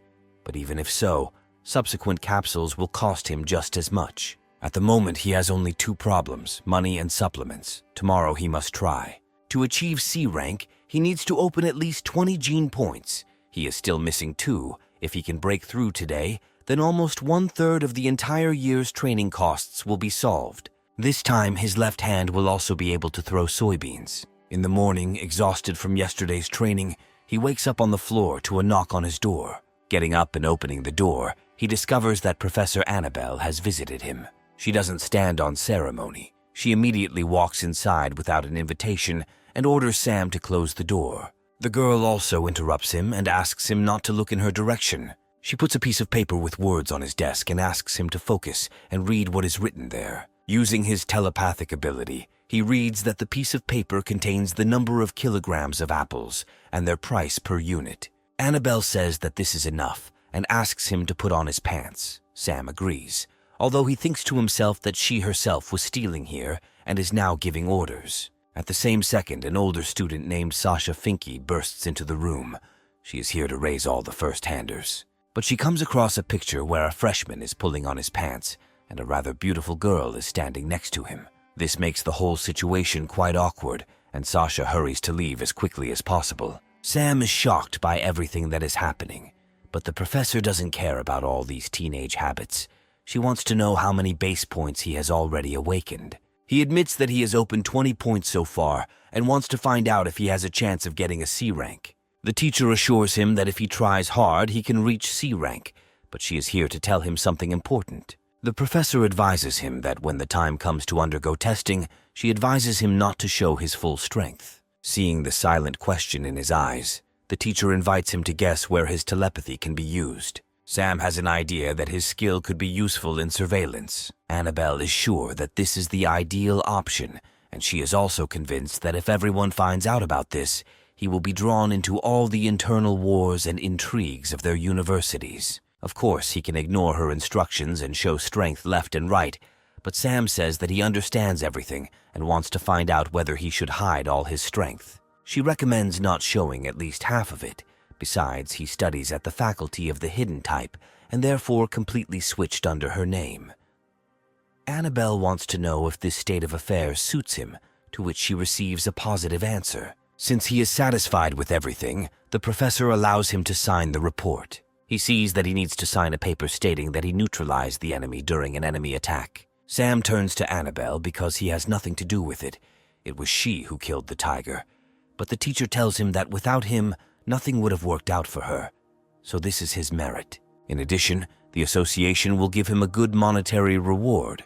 The young man decides to sign the report because the extra money won't hurt him now. They finish here, and Annabelle says that she and Chuck should go take the test, but the main character is a little perplexed because his friend is now undergoing treatment. At the same time, leaning his ear to the door, Sasha tries to hear what they are talking about. Hearing footsteps approaching the door, he quietly jumps to the side and pretends that he is just wandering along the corridor. Sam follows Annabelle out of the room and, seeing Sasha, says that he is ready to go. Sasha grabs him by the shoulders and calls the young man cool because he spent the night with the Ice Queen goddess of the faculty. He wants to know how he managed it. Sam tries to explain to him that he understood everything wrong. She only came to him so that he would sign the documents. He continues to not believe the freshman because he and she were the only two here. The main character says that now, unfortunately, his neighbor is in the hospital. This news puts Sasha into even greater shock. He thinks that Sam specifically sent his friend to the hospital to stay with the beauty and already considers him a real alpha male. The young man understands that he cannot allow this crazy talker to say such things. Otherwise, rumors will quickly spread about him. He must somehow be forced to remain silent. Sam invites Sasha to reveal his secret of seduction and make a bet, to which the guy immediately agrees. The bet is that with his right hand he will throw a metal ball at Sasha. If he dodges, then so be it, he will reveal the truth. But if not, then he will never tell anyone about what he saw. Sasha agrees, and they take positions. The senior student has speed beyond his reaction, and he is confident of his victory. But Sam doesn't give him too much time to think and throws the first ball at him. Sasha barely managed to jump away from the first one, but the second ball landed right on his cheek. The senior student immediately begins to accuse Sam of being a swindler. After all, they only agreed on one ball, and how could they throw with their left hand? The main character reminds that no one said that it was impossible, and if you look closely, it's all one ball. Looking at the floor, Sasha notices that one half of a metal ball lies nearby. Sam divided it into two parts, and therefore technically he did not violate anything, so he won. Well, a dispute is a dispute, and Sasha promises that this topic will not be mentioned again. And the main character was once again convinced that yesterday's training was not in vain, and now the left hand is in no way inferior to the right. She and Sasha come to the test center, and here they each go about their own business. Sam easily goes to the office he needs. Since the erudition class does not receive special attention, there was no queue here. The employee says that the results of his blood sampling showed that in total, he has already awakened 20 gene base points. According to the rules, he can now pass to a low C rank. She also adds that since he has a telepathic skill, he should be tested on a special device, and if his abilities show up well, he will be given an average C rank. Leaving his office, his only concern was how to get a high score when testing the power of telepathy without attracting a lot of attention. Entering the testing room, he sees how one of the students is very tense and tries to find out what is in the dark box opposite him. Seeing how another student is being graded, Sam realizes that if he can move up 2 grades like the previous student, then that will be enough. Applying his skill, he understands what is the optimal distance and clarity he needs to measure. The hero will control his distance to get a good score and make sure that he is given an average C rank. The score is not particularly high and will not attract attention. Sam notices one of the inspectors looking at him and a shiver runs down his spine. Has he really already been figured out? He pretends that his eyes suddenly began to itch in order to divert suspicion from himself. He is called for testing and asked to describe the object that he feels inside the box. In the cube, he senses several objects at once. His maximum distance was 3 meters and 24 hundredths of a meter. Previously, he could only see up to 3/12 hundredths of a meter. His limit increased by 12 centimeters. It turns out that in a few days, his ability increased. If he shows them all his strength, he will definitely get the best score, but he doesn't want to attract attention because he still wants to live. As a result, for the judges, he was able to see bread, raw meat, coffee beans in a cup, and a half-eaten hamburger. The distance was about 1 63/100ths of a meter. As a result, he is given a low C rank and his telepathy ability is assessed as normal. Unexpectedly for the hero, the teacher takes him out of the office, introduces himself as an assistant professor at the Faculty of Mental Telepathy named Jean-Paul, and invites Sam to transfer to him, since his telepathy is impressive. This whole situation is straining the young man because he made it clear that his abilities are ordinary. He politely refuses Jean, citing the fact that he has already chosen the faculty of erudition. The teacher keeps up with him and begins to say how much he can get if he chooses his department. Sasha, passing by, having heard about special quotas for recruiting and increasing ranks, begins to get angry that everything is going to Sam again. This makes the main character think, this is too tempting an offer. If his rank rises, it will not only reduce the burden on his family, but will even help him in the future. But he has a hidden type, just like Professor Annabelle, so his strength is clearly more in that direction. The right direction is most important, so he refuses the offer, surprising Sasha. In addition, Professor Jean, having learned that Annabelle was Sam's teacher, immediately began to behave strangely, began to shake a little, and drops of cold sweat appeared on his forehead. But after a while, he regained his normal appearance and continued to insist that Sam definitely needed to think more, and the faculty would be waiting for him. Seeing these strange mood swings, he thanks the professor and they say goodbye. Walking along the corridor with Sasha, the hero wants to find out from him whether his miracle's power of throwing beans is pushing him to increase his rank. After all, his ability can be attributed to the transcendental type. The assessment of the transcendental is, after all, slightly higher than the secretive. Sasha is confused by his questions about whether the first Vash really decided to compete with him. He advises Sam to just forget about his crazy ideas. The main character heads further to test the strength of his palm, and it's his turn. He approaches the entrance and the system begins to scan him to make sure that it is Sam Levins. Suddenly, a bunch of notifications about unread messages start to arrive on his watch. He decides to look at them after he passes the test, because he has been waiting in line for an hour. At this moment, unexpectedly for everyone in the queue, they begin to push people aside. Some big guy orders everyone to make way for him because he has powers of middle E rank. A skirmish begins between those who agree to skip it and those who consider it impermissible. In general, public facilities and services are given priority to those with high authority. If a person with low authority prevents a person with high authority from doing something, he will be arrested and convicted. Regular civilians typically have F rank credentials, and if they want to advance to the highest, which is E rank, they need to upgrade their skills, which takes a very long time. In a university where all students have F rank credentials, a person with E rank credentials is demolished by God, not to mention the average E rank. Sam reasons that either this guy is very strong and received 50 merit points with his abilities, or he inherited his family's privileges. Having dispersed the entire line, the brute gets to him and tells him to move, again mentioning his E rank. Hearing that Sam has already confirmed his turn and will not give in to him, the big man's tower is torn off, and he begins to scream and orders the hero to get out of here immediately. The main character asks the teacher how many minutes he has left before his turn. He is told that he is next in order, and the wait will be approximately 3 to 5 minutes. The bully is not going to tolerate this, and having lifted Sam off the ground, he already wants to smack him in the face. But the young man stops his fist. Apparently, the bully decided that he was so easy to intimidate. He bends his fist forcefully in the opposite direction so that a loud crunch of bones can be heard. The bully immediately lets him go and tries to feel his sore arm. He cannot stand such public humiliation and, standing up, swings his good arm at Sam. The reaction does not fail the main character, and he notices the opponent's unprotected groin and shoots him a free kick. Everyone who saw this also felt pain in the groin area, and the bully fell to his knees in pain in front of Sam. His henchmen decide to answer for their leader and decide to attack the young man.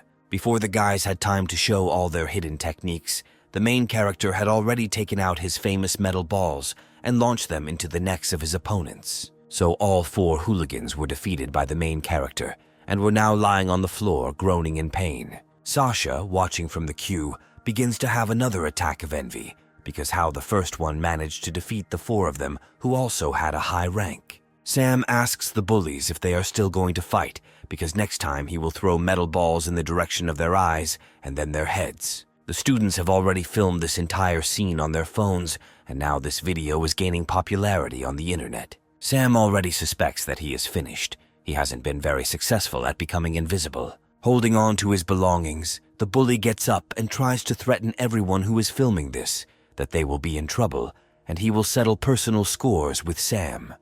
Sasha decides to come up and hold his comrade, saying that people from the discipline department will soon arrive here. Sam is not afraid of accusations against him, since there is evidence on video surveillance cameras that he was attacked first, and he was only defending himself. The comrade is worried that from the point of view of the department, all four were knocked down, and Sam was left without a single scratch. Even if he is telling the truth, he will also receive punishment, although not serious. The hero still doesn't understand what he did, to which Sasha explodes and says that this bully Gilbert Mulligan has considerable powers, and the fact that he did not let a person of a rank above him pass is punishable by law.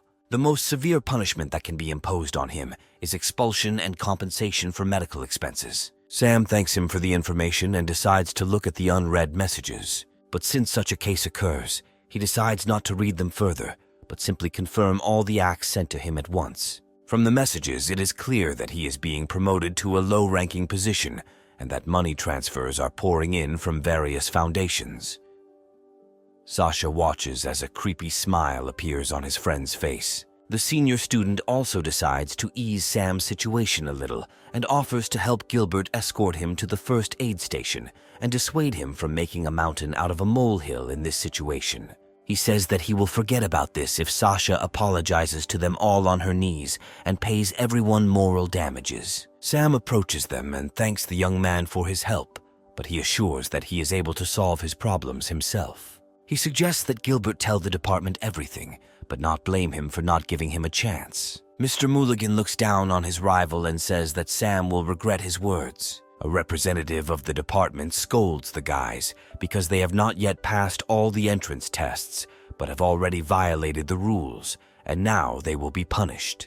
He orders to send everyone to the department and interrogate everyone, to also take video from surveillance cameras and restore the event, to interview witnesses, students, and teachers. Gilbert does not miss the opportunity to show off his E rank here either.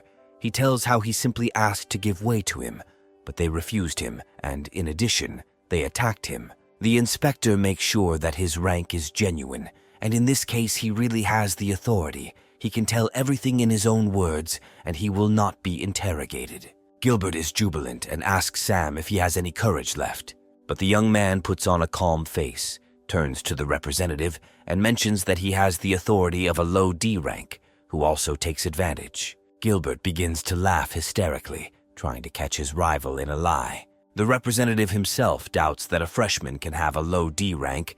This is impossible. He himself worked for many years to get the credentials to a high E rank, and for a low D rank, hundreds of points are needed. After checking the data, the representative confirms that Sam Levins is not lying, but has a low D rank. He will now be asked to write a report and send it to the discipline department, and is also in contact if he has problems. Gilbert can't believe his ears that this all turned out to be true. The department representative introduces himself to students as Tim Schema and asks everyone to be mindful of following discipline rules. The hooligans leave along with representatives of the discipline department, having clearly lost this war. The teacher from the screen asks everyone to stop making noise and declares that they will start the assessment again. Sam is finally able to pass the test, and the observer even rewards him for the work he has done. In the next test, the teachers took care of the young man because they mistook him for a descendant of heroes. They even turned a blind eye to the fact that he was late for taking the test. After passing the test, Sam heads to the registration and payment office, where the employee says that his average grade is average C rank, his tuition is $16,000 a year, and the cost of training materials is $1,000. Also, since he has the authority of a low D rank according to regulations, Sam receives a 5% discount, and now his payment amount is $16,200. In the hall, behind the protagonist, they begin to whisper that perhaps this is the young man who fought back against Gilbert Mulligan. Sam hears these conversations and does not like that he is mistaken for a descendant, some kind of hero. The employee finishes and tells the main character that the reception procedure was successful. Having received the documents, he sees a message on his watch from teacher Annabelle. She invites him to come to her at the Genetics Research Institute. This was just right for the young man. He wanted to thank her for the special quota for recruiting students, which raised his rank. Entering the professor's office, Annabelle invites Sam to sit down. There are 3 reasons why she called him to her, but the young man ignores everything because he cannot take his eyes off the girl. Noticing his gaze on her, she threatens to transfer him to the inside class. Mr. Levins admits that she is so beautiful and temperamental that if he looks at her for a long time, he might lose consciousness. Hearing his words, she just sighs deeply, because what can one take from a young guy? Annabelle repeats that there are 3 reasons, the first of which the Mayor's Defense Command sent a letter of apology and asked to give it to him. Sam doesn't understand the point of sending him an apology. They should have apologized to the injured students and soldiers, not to him. The second news is that he is now an intern at Research Institute number 14 and will mainly be entrusted with some cases. As a bonus, he will be given E-rank energy capsules every month. She wants to know if Sam has any objections. The main character has no objections to this, with or without bonuses. The main thing is that he learns to use his powers. The third news concerns his training and choice, whether he knows what is most important for entering the Hidden Institute. To be precise, for this there must be mental strength, and the use of any of their abilities is based on mental strength. Moreover, it itself is a genetic ability. Annabelle takes out metal balls and, throwing them, makes them fly throughout the office. But there is a small peculiarity. When flying, they do not touch anything.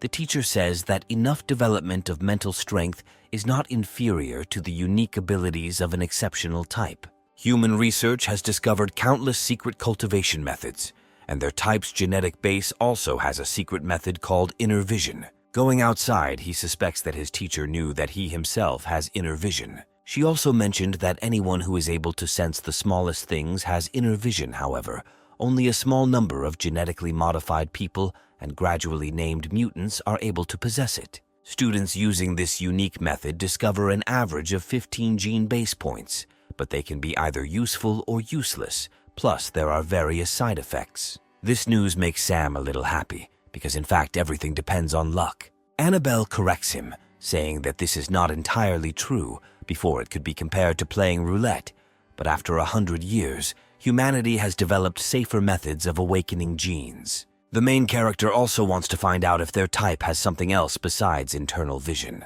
The professor claims that, unlike others, they have a greater chance of discovering new genes. The girl also reminds that full development requires the formation of a series of chains of genetic abilities. Sam also wonders what else inner vision is capable of besides the new genes they awaken. Annabelle says inner vision has several functions, but other than activating new genes, there isn't much to it. The main character thinks that his inner vision is different from others.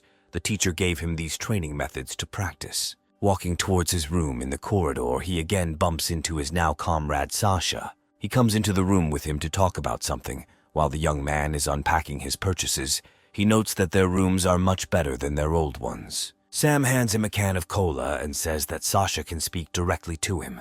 As it turns out, they contacted Sasha, introduced the Mulligan family, and they ask for all the problems to go away. They also talk to Sasha's father, and now he has no opportunity to refuse them. The Mulligan family enjoys authority in government circles in Kyoto. The young man asks Sam not to worry because they will not get to their university. He is only infuriated by the fact that they had the impudence to say something to his father. Also, there is not exactly enmity between their family, because no matter how you look at it, the Mulligan family has enemies all over the world. Sasha just wants his comrade to be as careful as possible with them. Bad thoughts immediately enter the main character's head about what will happen if he tries to chew this family apart. Sasha thinks that if he puts pressure on them, they could be expelled. There is a high probability that the discipline department will simply take them under supervision. Sam suspects that it was they who sent his comrade to this conversation so that he would soften up and they would not be expelled at his request. This turns out to be true, but Sasha swears that he just wants no one to get into trouble, and on top of all this, he gives Sam a card with a lot of money, which the Mulligan family presented as an apology. For such a huge sum, All he needs to do is write that there was a small fight among students and not a violation of his authority. With that, they decided he escorts Sasha to the door and he thanks him and apologizes for the trouble. Having slammed the door, he is left alone with his huge capital. With 8 or 10 of his classmates, he would instantly become rich. He decides now is the time to try the workouts Annabelle recommended to him. Having found a meditation that suits him, he makes himself comfortable on the couch and begins it. Only his concentration is disrupted by thoughts of a beautiful goddess named Annabelle. He remembers how majestic she looked on the battlefield. Just as he wanted to concentrate again, a new message arrived on his watch from Marie Sank. She said that she had already checked into the hostel and invited him to her place, mentioning that she lived with a very beautiful neighbor. And now again, youthful impulses excite Sam's heart. How strong neighbor Marie must be. These thoughts do not leave his head. No matter how much he wants, he is no longer able to return to training today. Gilbert, having finished talking on the phone, reports to his colleague that all issues have been resolved and they will not leave. One of the bullies wants to know if they will just forget about this incident, but Gilbert's father made it clear that they should call it a day. Another of his comrades says that Sam is studying at the Faculty of Erudition, and they are at the Beyond. They have a fairly small chance of meeting him and taking revenge. But one of the hooligans does not calm down, and he has a plan brewing to take revenge on him without doing anything to Sam. All they need to do is lift their fingers. He proposes to use the internet and make all the kids from the exorbitant university hate Sam Levins, so much so that he walks without raising his head. The second day at the university began. Walking down the street with full bags of food, the main character thinks that maybe Gilbert is not so bad. Without his generosity, he would hardly have been able to buy so much. On the way, he decides to check the news and, to his surprise, stumbles upon angry posts about himself. Sam realizes that someone definitely built this. It seems that they are trying to provoke him into a conflict between him and the Transcendental University. But the young man decides not to care about all this because he has an opening ceremony ahead. Crowds of students have already gathered in the square, and the solemn speech begins, in which every student admitted to this university is called Heaven's Chosen Ones, saying that they have the ability to think independently. This speech was given by the rector of the university named Adore Would. He wants to end his speech colorfully, so he releases purple lightning into the sky. With one snap of his finger, Mr. Wood makes lightning thunder and clouds thicken. From such impending bad weather, all students' ears begin to block. Then the lightning abruptly disappears somewhere, and the students see again a clear sky with no signs of an approaching hurricane. One of the students notices that there is still something in the sky and shouts for everyone to pay attention to it. At that moment, a man descends from the sky like lightning, and everyone, for some reason, immediately takes him for Superman and begins to chant it. But it just turns out to be their rector named Tom, even if he is outrageous. But today he agrees to be a Superman for the students. As the crowd cheers, Rector Adore declares the ceremony over. Here comes the time of long school days in the first couple of this year. A teacher named Severus North introduces himself to his new students. For the next couple of years, he will teach them spiritual power training, the basics of the hidden type theory, and the basic practices of the hidden type. He also notes the horn on his head, which has already attracted the attention of the students.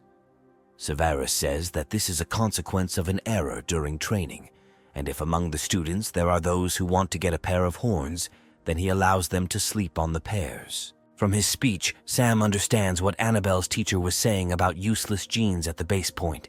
Having said the preface, the teacher suggests starting today's lesson and orders the assistants to distribute the teaching materials. Severus reminds them that they should all know that spiritual power is core to the hidden type. Now they will begin the first lesson on her training. Pointing to the flask, he tells that this technology is needed to accumulate and test this power in the initial and middle stages. The material in the bottle is extremely rare. He orders everyone to pick up the instrument and focus on it, saying that they must give it their all, because this is the only way they can improve their spiritual power. First of all, you should focus your gaze inside the bottle and then feel with all your might what is inside it. Severus reminds that the first time will be a little difficult. The main thing is not to worry, but to slowly pour in your spiritual strength. He just wanted to tell what would happen if he rushed in this matter when a loud explosion rang out across the entire audience. The bottle exploded right in the hands of Sam, who clearly did not imagine his first day of school this way. Severus takes the student to his office, treats his wounds, and asks how the man is feeling. Sam replies that everything is fine, and the teacher notes that he saw his name in the erudition class magazine. Surprisingly, the professor is pleased with his result, the first pair, and he has already blown up the flask, which is already quite talented. He also says that Sam would be better off with 20-gram stones instead of 1 or 5-gram stones. The same story repeats with Severus. As with the other teacher, he again offers a special quota so that Sam goes to him. But, as before, the young man remains faithful to Professor Annabelle and refuses the teacher's offer, which clearly does not please Severus. Although this does not stop him, and he selflessly gives Sam information about unique methods of an exceptional type. Discuss all the issues and making sure that everything is in order, they decide to return to the classroom. Meanwhile, heated discussions are taking place in the class about what caused the explosion and what the teacher is now doing with the careless student. Sam enters the classroom and, returning to his seat, sighs sadly, because initially he wanted to live an inconspicuous life, and now he has gotten himself into something again. Severus also returns to his place and says that the practical part of the lesson will now begin. For this, he calls his assistant. In a fashionable manner, the man greets everyone and says that his name is Dan Schneid. He is a first year of the Transcendental Type Speed class. Currently, he has already opened 3 chains of genetic abilities and has an E rank. The group immediately begins to whisper and say that at such an early age, this is already incredible. Severus wants to use an example to explain to students the main disadvantage of the hidden type and asks if anyone wants to become Dan's opponent. He warns that it will just be a little sparring and he might as well wear protective equipment.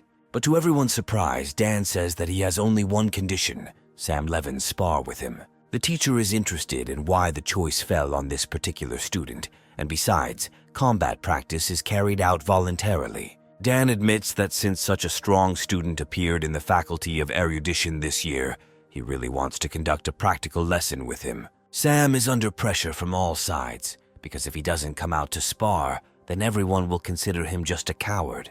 But to everyone's surprise, one of the students also volunteers to try to practice. The young man introduces himself as Frank Galm, and he is the owner of 2 chains of genetic abilities of an exceptional type. Dan agrees to feed this guy first. He asks if the teacher agrees to their sparring. Severus agrees, and pressing a button on the remote control, they find themselves in an impromptu ring. He warns competitors not to overdo it. Even in exhibition sparring, you can get injured, so he wants them to be careful.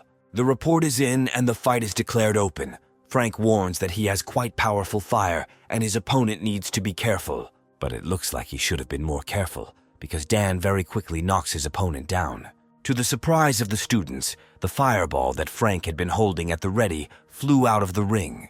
But Professor Severus orders not to panic and puts out the fire. Dan, sitting astride his opponent, says that in a real fight he would already be dead. Frank wants to try again. They go to the corners again, and Dan says that this time he will give him 1 second to attack, because the exceptional type is very troublesome in the attack. Having learned from his past mistakes, Frank realizes that he first needs to step back. The second round has begun. Mr. Galm keeps his distance and waits for his opponent to decide to attack, because then he will face a retaliatory blow. This time the young man manages to dodge the enemy attack for a short time. But unfortunately, everything ends. Just like in the first round, Dan turns out to be faster and wins again. Severus thanks Frank for his participation and notes that, using the example of this battle, they could observe what the main weakness of the hidden type is. The teacher invites others to try themselves in a duel, but Dan remembers that he never sparred with Sam Levinson. Sam decides that since his classmate says wish like that, he wouldn't mind practicing with him too. Going down the steps, the hero thinks that this fight would have happened anyway. There is no point in hiding. Now he will teach this Dan a lesson in front of everyone. Let them know that it is better not to mess with him. While walking upstairs, Frank decides to warn Sam to keep his distance and mentions that his left leg is weaker than his right. While his opponent is warming up in the ring, Dan decides to record their fight on camera. Sam, noticing this, was only glad, so he could see the ins and outs of their battle. The fighters take their positions, and the next round is declared open. Dan attacks first. Sam realizes that Frank was not lying about the enemy's speed. He is moving very quickly. But suddenly, before the enemy wanted to hit Sam, he seemed to disappear into thin air. An object resembling a pyramid hovered in the air for a second, and while Dan hesitated, it crashed right on his head. Having risen, the enemy cannot understand what it was, perhaps a spiritual incarnation. But do first-year students really study this? Watching the fight, Severus realizes that even though the technique was done roughly, Sam Levin's in his eyes is becoming a real genius. But Dan does not sleep, and flying towards the enemy, grabs his hand and kicks him in the face. Mr. Schneid does not hesitate and returns to his starting position in one jump. This is done to gain momentum again and deliver the finishing blow. Despite the fact that Sam, using telepathy, clearly sees all of Dan's attacks, his body is not able to keep up with his reaction. The hero already understands that he will have to spend all his free time on training. Despite Dan's variety of techniques, his telepathy can still pick up the trajectory of his movements. Sam launches a spiritual embodiment at him again. The enemy mocks because he is sure that now he will not fall for this trick. But having dodged once, he did not expect that the blow would come from behind, and again his face would be crumpled. Jumping high into the air, Dan wants to throw a powerful punch, but Sam blocks it. With hatred boiling in him, he continues to kick with all his might and finally breaks through the enemy's defense. Sam flies to the side and hits his head on the arena dome. But even this is not enough for his opponent, and he again hovers over him and delivers the decisive blow. Sam turns out to be the loser, and Severus hurries to stop the fight as soon as possible, saying that Dan has gone too far. Dissatisfied exclamations are heard in the audience. They do not like the cruelty shown by Mr. Schneid. Dan notes that the fight comes first, and then the training. Because they are genetically modified people, they will face a lot of dangers, so you always need to give your best. Sam, who woke up, also thinks so, but is his opponent strong enough? The young man says that if he has enough courage, he can see his opponent to the end. Only this time he would actually try his best to knock him down. Sam agrees to a rematch, but decides to check with the teacher if this is combat training. Then he can use all his abilities. Teacher Severus turns out to be not against the fight and gives the go-ahead, and Sam wants to know if in this case he can use his special ability. Dan just grins in response and says that there is no problem. The main character already feels that superiority is on his side and asks the audience for a couple of metal balls, since he forgot his own at home. This comes as a surprise to classmates. Some think that the tone will use a bomb launcher. Marie, sitting with one of her classmates named Lily, asks to lend her necklace, to which she unconditionally takes off and gives away the jewelry. The girl is very grateful to her for this. Miss Sank runs up to the arena and hands Sam 3 pearls. The young man says that this should be enough for him. He warns his opponent that he has already spared him twice, but if this time they really fight to the fullest, then he should be more careful. But behind this mask of confidence, Sam actually fears that Dan's speed is too fast, and there is a good chance that the enemy will dodge his balls, so he must find a way to increase his throwing speed. Dan is already in position and also wishes his opponent to be more attentive. He takes off and rushes at Sam, shouting that he will beat him until his opponent gets up. At this moment, a spiritual embodiment is already flying towards him, aiming to cause damage to the enemy. But Dan manages to get his bearings and breaks his spiritual cone with a powerful blow, saying that now it won't work. Sam doesn't give up. This time he doesn't waste time on trifles. He's already creating a lot of cones. But even this is not a hindrance to the opponent. He again destroys each of the projectiles launched at him. In response to Dan's exclamations that he wonders how much longer his enemy will last, Sam releases another batch of charges. Mr. Schneid dodges the blows again, but he understands that sooner or later these cones will hit him, so he needs to somehow get out of this circle. He wants to win some space for himself and therefore, pushing off from the ground, soars into the air. Now being, as he thinks, in a more advantageous position, he shouts that Sam will not fool him. The young man grins and takes out his 3 treasured balls and is already preparing to load them. Undoubtedly, Dan is very fast for a prohibitive type, but without support he cannot be so nimble. The enemy realizes with horror that his enemy deliberately directed the cones along such a trajectory. Sam has already collected enough energy and, concentrating the power of his hand, he releases all 3 balls into flight. Dan is so unlucky that one of the balls flies directly into his groin with ultrasonic force. The enemy turns out to be knocked out and now, languishing in pain, holds on to his bells. The classmates begin to applaud and shout about how beautiful Sam made the teaching assistant. Severus is not amused at this time.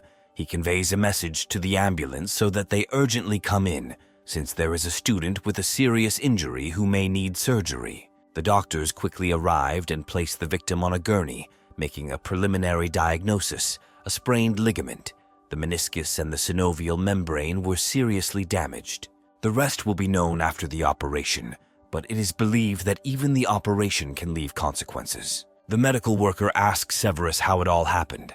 The teacher covers his face with his hand and replies that first of all, everything possible must be done to cure the student, and he will write a report on the incident later. The doctors agree and take the victim away. Frank decides to approach Sam, who is sitting at his desk, and find out if he regrets that he beat Dan up. But the young man doesn't regret it at all. If he had given in, he would now have ended up on a stretcher. Severus informs the audience that there were some unexpected incidents in today's lesson, but it was quite educational. He believes that this should not be given much importance, since they are freshmen, and after the next 3 months, any serious injuries will become a daily routine for them. And of course, their university provides professional medical care, so students don't have to worry. The teacher announces that the class is over and now he will send them homework. At the same time, students were glued to the screens of their tablets, where videos had already appeared of how an upstart from an out-of-this-world institute was beaten during a combat exercise. Sam is finally back in his room and can take a breather. During this day, people had already started making fun of him on the internet because of Gilbert's handout. The young man blew up the flask in a steam match, and the end was a duel with Dan Schneid. Suddenly, a notification from his roommate arrived on his watch. It turned out to be a list of house rules, which regulated how much and when to clean, what is forbidden to wash in a machine, when you can bring guests, and who is not allowed under any circumstances. At the moment of reading this boring list, an unfamiliar young man entered the room, asking the hero from the threshold if he was Sam Levins. This young man turned out to be his roommate, a third-year student named Liam Asker. Sam says hello and thinks to himself how handsome his neighbor is, who is also a university idol. Liam immediately says that if his neighbor does not agree with the rules, then they will need to go to the manager and change his room, but the main character turns out to agree to the conditions prescribed to him. Looking at his new neighbor, Liam notices that the young man looks rather shabby and wants to know if he is injured. Sam reluctantly reveals that he got hurt during combat practice today. The elder immediately interrupts him and points out to the hero that he looks like a squeezed lemon, and he is afraid that he will not survive even a 3-month period of protection. The main character remembers that Teacher Severus mentioned something about a 3-month period. Liam decides to give his new neighbor some healing ointment and recommends using it when changing the bandage. The young man thanks him and asks him to tell him more about the 3-month period that he himself mentioned.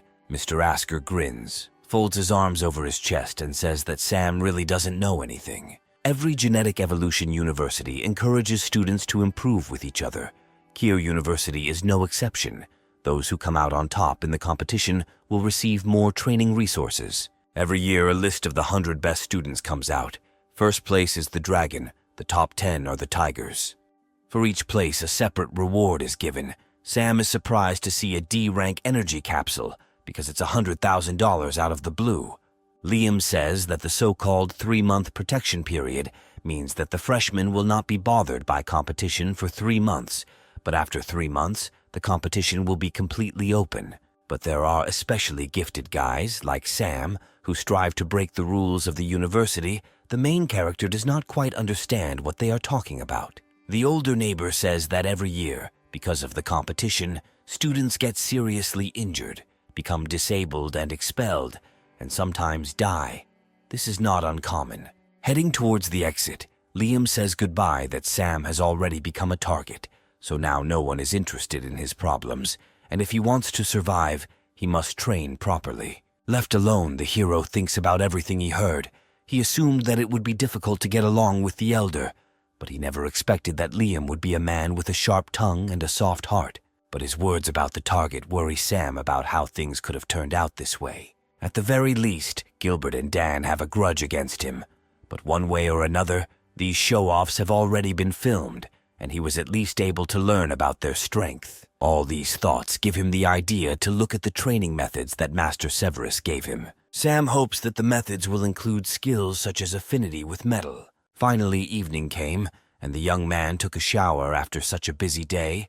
Leaving the bathroom, he felt as if he had been reborn again. And he hears that the clock on his bed is starting to ring. Sasha is trying with him. Having answered the call, a comrade's angry speeches came from the receiver, saying that he had seen posts on the internet with the crippled Dan and wanted to know what Sam had managed to do again, while Sasha stated that the hero should contact the one who posted these videos on network and gives his number. The main character decides to go online and see what they write about him, and seeing how the whole story has been distorted to the point that he is threatening all the students of the prohibitive type and maiming people, Mr. Levins is shocked. With all the details simply left out to make him look bad, Sam decides to tell this senior that his posts are incomplete and that it is wrong. He contacts a student named Romeo Fritz, introduces himself to him, and informs him of his dissatisfaction.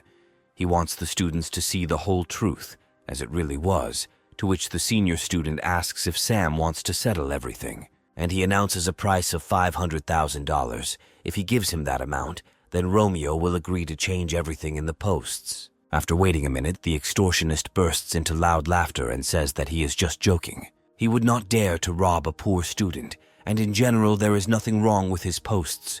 Romeo sees no reason to change them. Sam, hearing this, tries to shame the senior student because Mr. Fritz is a public figure, and how can he think that it is right to spread false rumors?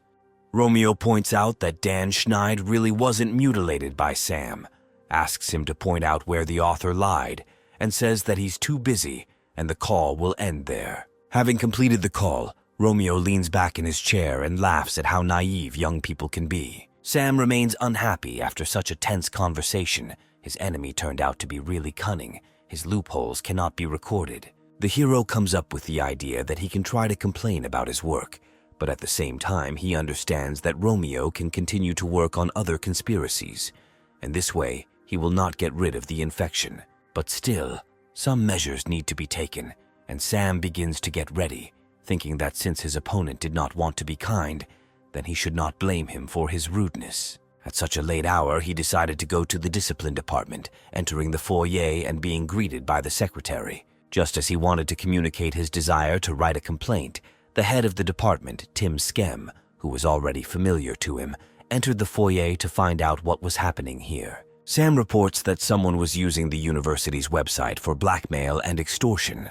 Tim confirms that these are very serious violations. He already roughly knows what the matter is, but now he needs to go to a meeting, and the head promises that after a while he will take up this matter. Mr. Skem orders the secretary to block Romeo Fritz's account first, and mentions that further punishment will be handed down after the meeting. By this time, an extraordinary meeting of the Kier University of Genetic Evolution had already begun. Rector Ador wants to know if everything is in place.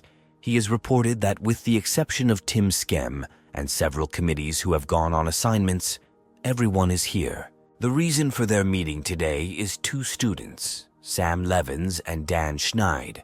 Ador knows that everyone is already aware of the events and asks everyone to express their opinion. The deputy dean of Stormhold decided to speak out first. He believes that Sam acted extremely harshly with Dan, crippling him, so Levinson needs to be given a serious punishment. Helia Schaffer, on the contrary, believes that this was an ordinary combat training, and Dan himself provoked the young man while also brutally attacking his opponent. Moreover, Sam restrained himself twice, and his contract was justified. Vice Rector Tom repeats that the problem is not a counterattack, but that he crippled Dan. Deputy Information Department Denver believes that the young man should not be punished too harshly, but he certainly cannot be left without punishment. Salvatore Haynes believes that Sam Levins had bad intentions.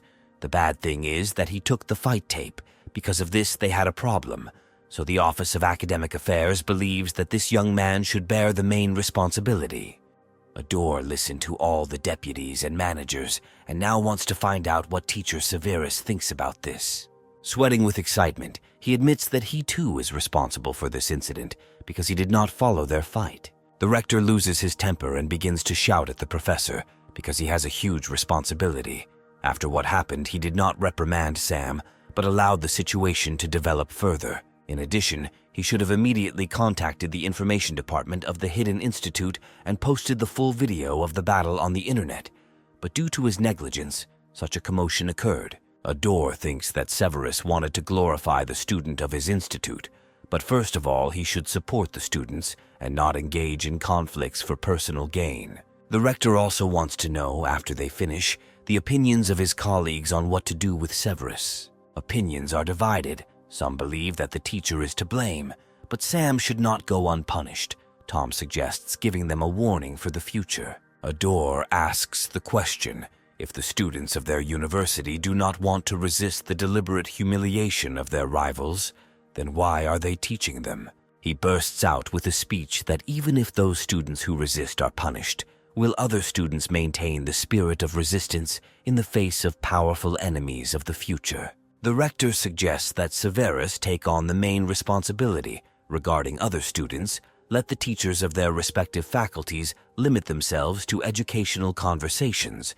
All those present fully agreed with his decision.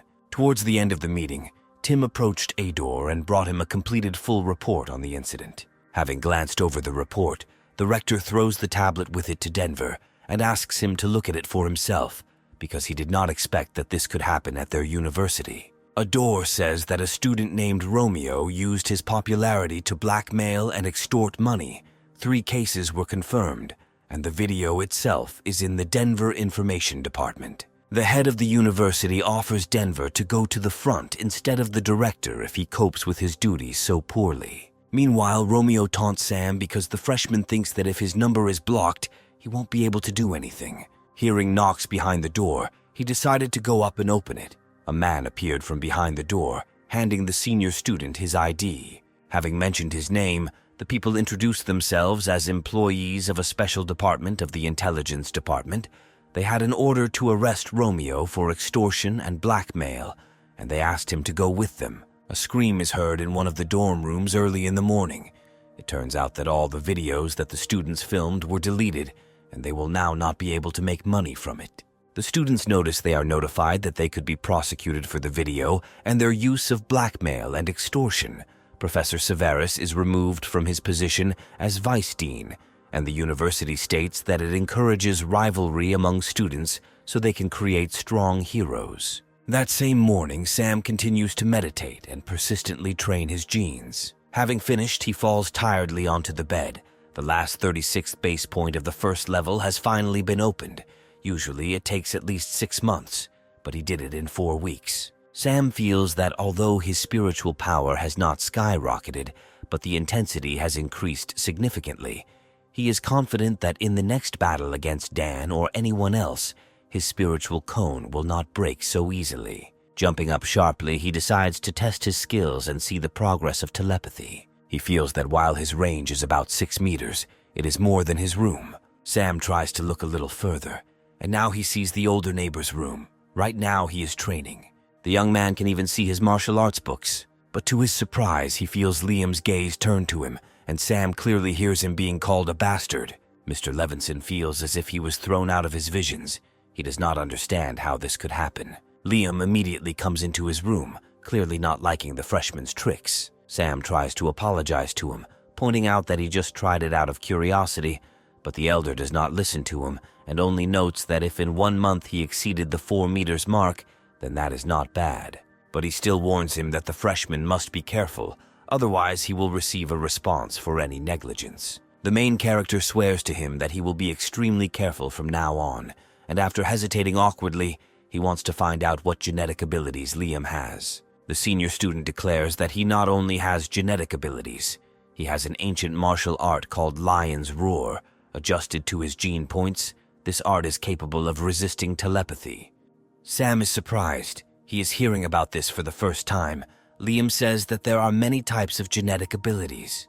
Also embarrassed, the main character asks his neighbor for a book that he saw. He himself would also like to learn a little of his martial art. Liam agrees, but on the condition that he himself goes to the room to get her and bring her to Sam, reminding the neighbor that under no circumstances should he enter his room, much less spy on him. The hero willingly agrees to everything. As a result, The books ended up in his possession, and he began to read them all day long. Even if it was a busy street, he did not miss the opportunity to pick up a book and start studying a new martial art for him. While sitting in a class on erudition, the book also did not leave his hands. The knowledge from there was really useful. Now he, for example, learned how great practices were reduced to ordinary meditation. After reading about this, Sam even felt a little nostalgic because his dad taught him to meditate. He only remembered that during meditation, a person should be completely relaxed, take deep breaths or something like that. The young man decides that he will ask his neighbor about this as soon as he finishes reading the book. Suddenly, a classmate ran up to him and offered to go have a snack together, saying that he was treating him. Sam is a little embarrassed and says that he will probably be poorer with him. Hearing their conversation, the rest of their classmates also decide to join, because when will they have lunch with their already famous prefect? Sam, delighted at this reaction from those around him, agrees for them to all go together. But can everything in his life be so simple? As soon as he decided to go to lunch with the team, students entered the classroom, looking for him with clearly not very good intentions. Having found Sam, the leader of this gang introduces himself as a third-year speed class named Jeffrey Cyphrin. Mr. Levinson wants, so why did they need him? To which Jeffrey declares that he wants to fight him. The third-year student tries to explain that they are not like Dan Schneid, and they do not want enmity, but Sam does not believe their words.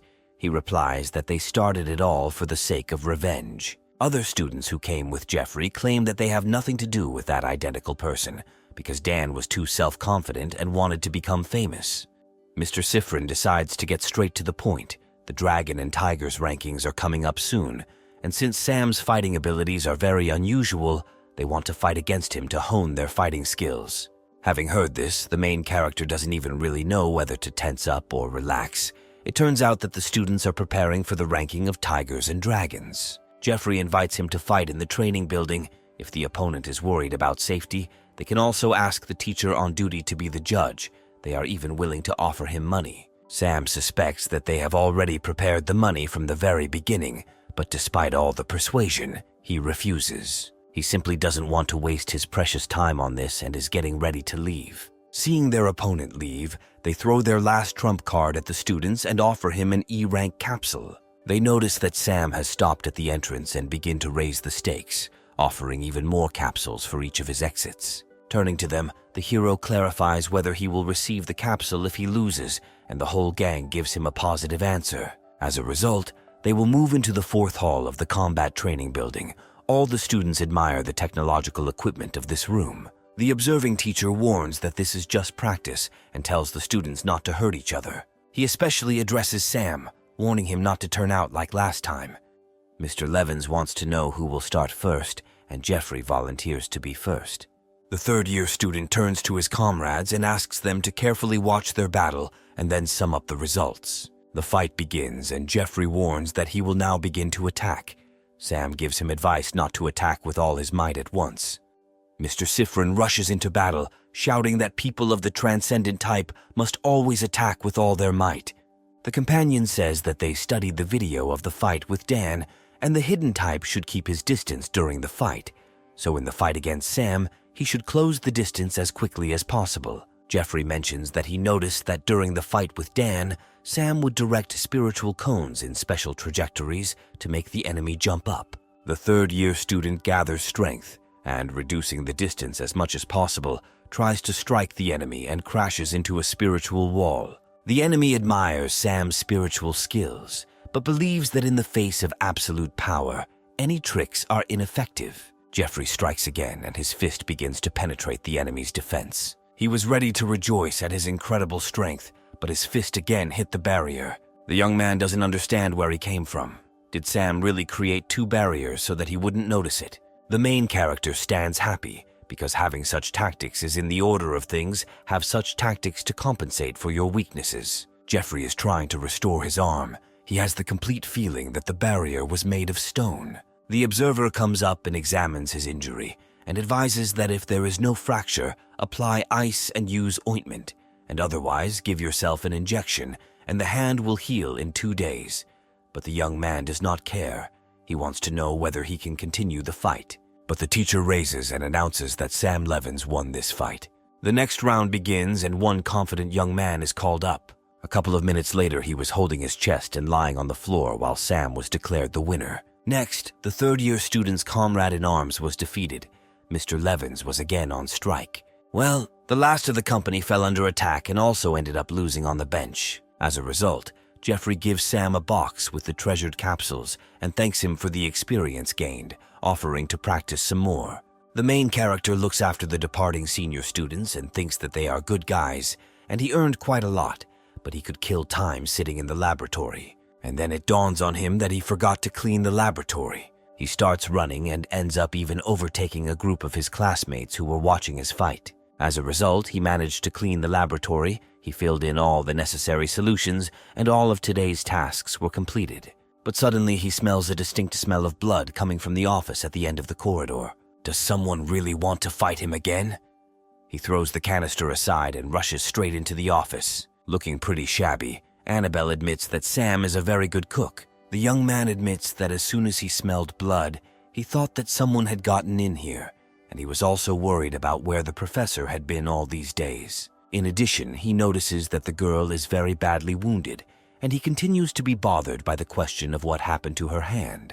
Annabelle notices his curiosity and decides to show him what she was doing and why her fingers did what they did. The girl already knew that he would ask her about it, so it was time to start the experiment. Walking along the long corridor, she notices that if he had shirked less, he would have already found this place. Annabelle leads him to a huge flask, where a complete copy of it floats unconscious. Sam slowly realizes that the teacher could use this clone for treatment. He directly decides to ask the teacher this question, and she confirms his guesses, adding that not all of these clones are needed for treatment, but also for research purposes. The professor says that in addition to her clones, there are also clones of Sam. Mr. Levins doesn't understand when they managed to take his DNA, but everything turns out to be as simple as shelling pears. They took him when he received his pass. Annabelle asks him to deploy modules numbered 10 and 50 in the large hall. They will soon begin the experiment. Sam obediently agrees to everything, and the teacher decides to warn him not to be too surprised by the presence of 40 of his clones. The professor tries to explain to the young man in as much detail as possible about how the remote control works and what to do in case of an emergency. The main character finally saw the army of his clones, and this made him feel uneasy. In addition, it seems to him that cloning technology is not very popular now. Annabelle explains that there are only 2 cloning laboratories in the world, and one of them is here. The main character is wondering where their institute gets such rare resources and whether it is worth spending these resources on it. Sam wants to somehow repay all this. Even if it is just an experiment, the professor asks him a question whether he has heard about the new Gene People project. Their number 14 institute is also a branch called FAD. They mainly do some genetic research, although they have a lot of research results. Some of them no one has been able to surpass, and there are also people who hate their research results. And now the professor gives Sam the choice to decide whether he will join their direction or not. The young man is unconditionally for this idea, because then his future will be more exciting, and there are advantages that he will not find anywhere else. Since the hero agreed, Annabelle shows him the queen bee, which is capable of controlling tens of thousands of workers, has spiritual power. Moreover, it is of great value, and now her head is in front of them. Scientists wanted to inject the spiritual gene data of the queen bee into the experimental body to obtain enhanced gene mutations, with the possibility of obtaining the queen bee skill. Mental control, the ability of the queen bee to control tens of thousands of worker bees. The chain of mental control is the ability to remotely control worker bees. Mental flagellation, where the queen bee uses this to attack and even kill worker bees, and is also the only offensive ability. But this method is too simple and crude, so the probability of genetic rejection is more than 90%. Sam now understands why so many clones are needed, and the professor repeats whether he wants to try to participate. Annabelle advises him to remember that even though he enters the clone's body, all the pain he experiences will not be alleviated even by half. The young man agrees with everything, and the teacher orders him to go through and sit in a chair. She further says that this device will connect him with the clones. When she says the word start, he will release all his spiritual power and transfer his consciousness into the clone. Sam agrees and Annabelle presses the lever. The experiment begins. Suddenly, a half-naked clone of Sam falls out of one of the flasks onto the ground. The professor tries to contact him to find out how he is feeling, if there is discomfort or loss of control.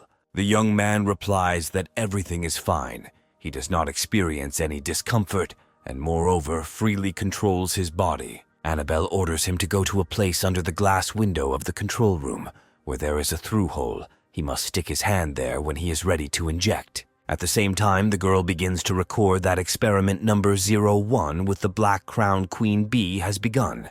Now the injection stage is underway.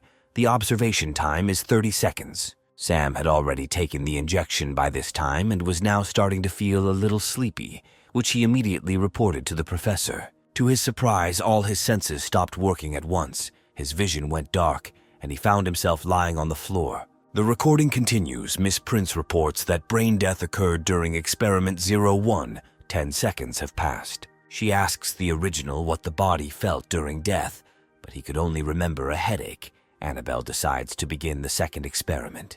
Another clone comes out, unaware of what executions await his new body. Sometime later, the floor of the research laboratory was littered with the bodies of Sam's clones, due to failed experiments. Annabelle decides to try the experiment one last time. They open one of the flasks again, administer the injection. The teacher wants to figure out what is wrong in their research, but to her surprise, the last clone remained alive and they succeeded. Mr. Levins, sighing heavily, takes off his helmet and tries to rise from his chair. Miss Prince runs up to him and tries to find out how he feels. Staggering, Sam approaches her and, unable to resist, falls into her arms, saying that his spiritual power feels like it has increased by at least 25%.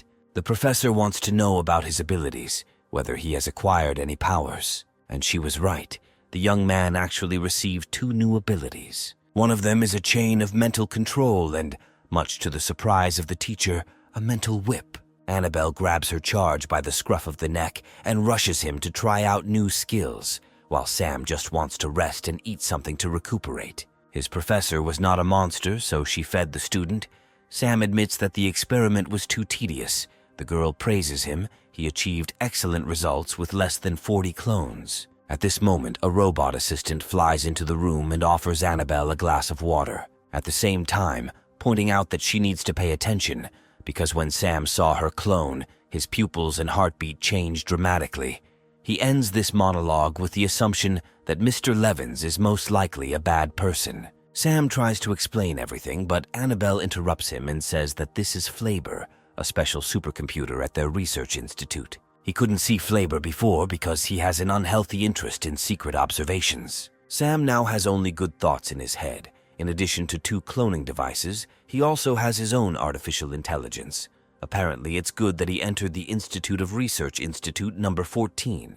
Flaber begins to shout that he feels the young man's heartbeat quickening, and perhaps he is thinking about something bad, and the main character is no longer so happy about this piece of iron, and is already ready to call this pile of metal a mentally retarded intellect. Annabelle just sighs and decides that if Sam has the strength to argue with Flaber, then they will continue the experiment. The girl also reports that from now on he receives special privileges, second only to her own and some teachers. They stand opposite each other, and the professor orders the young man to attack her. Sam concentrates and, to everyone's surprise, he manages to pull out a mental whip. It almost hits the professor. Annabelle orders to do this again, because today is the first time erudition received this skill, so they must test the combat effectiveness of the skill on her. The young man tries to strike again with the whip, but as the teacher notes, he does not have enough power, because he still has less spiritual strength than she does, so attacking below the neck is useless,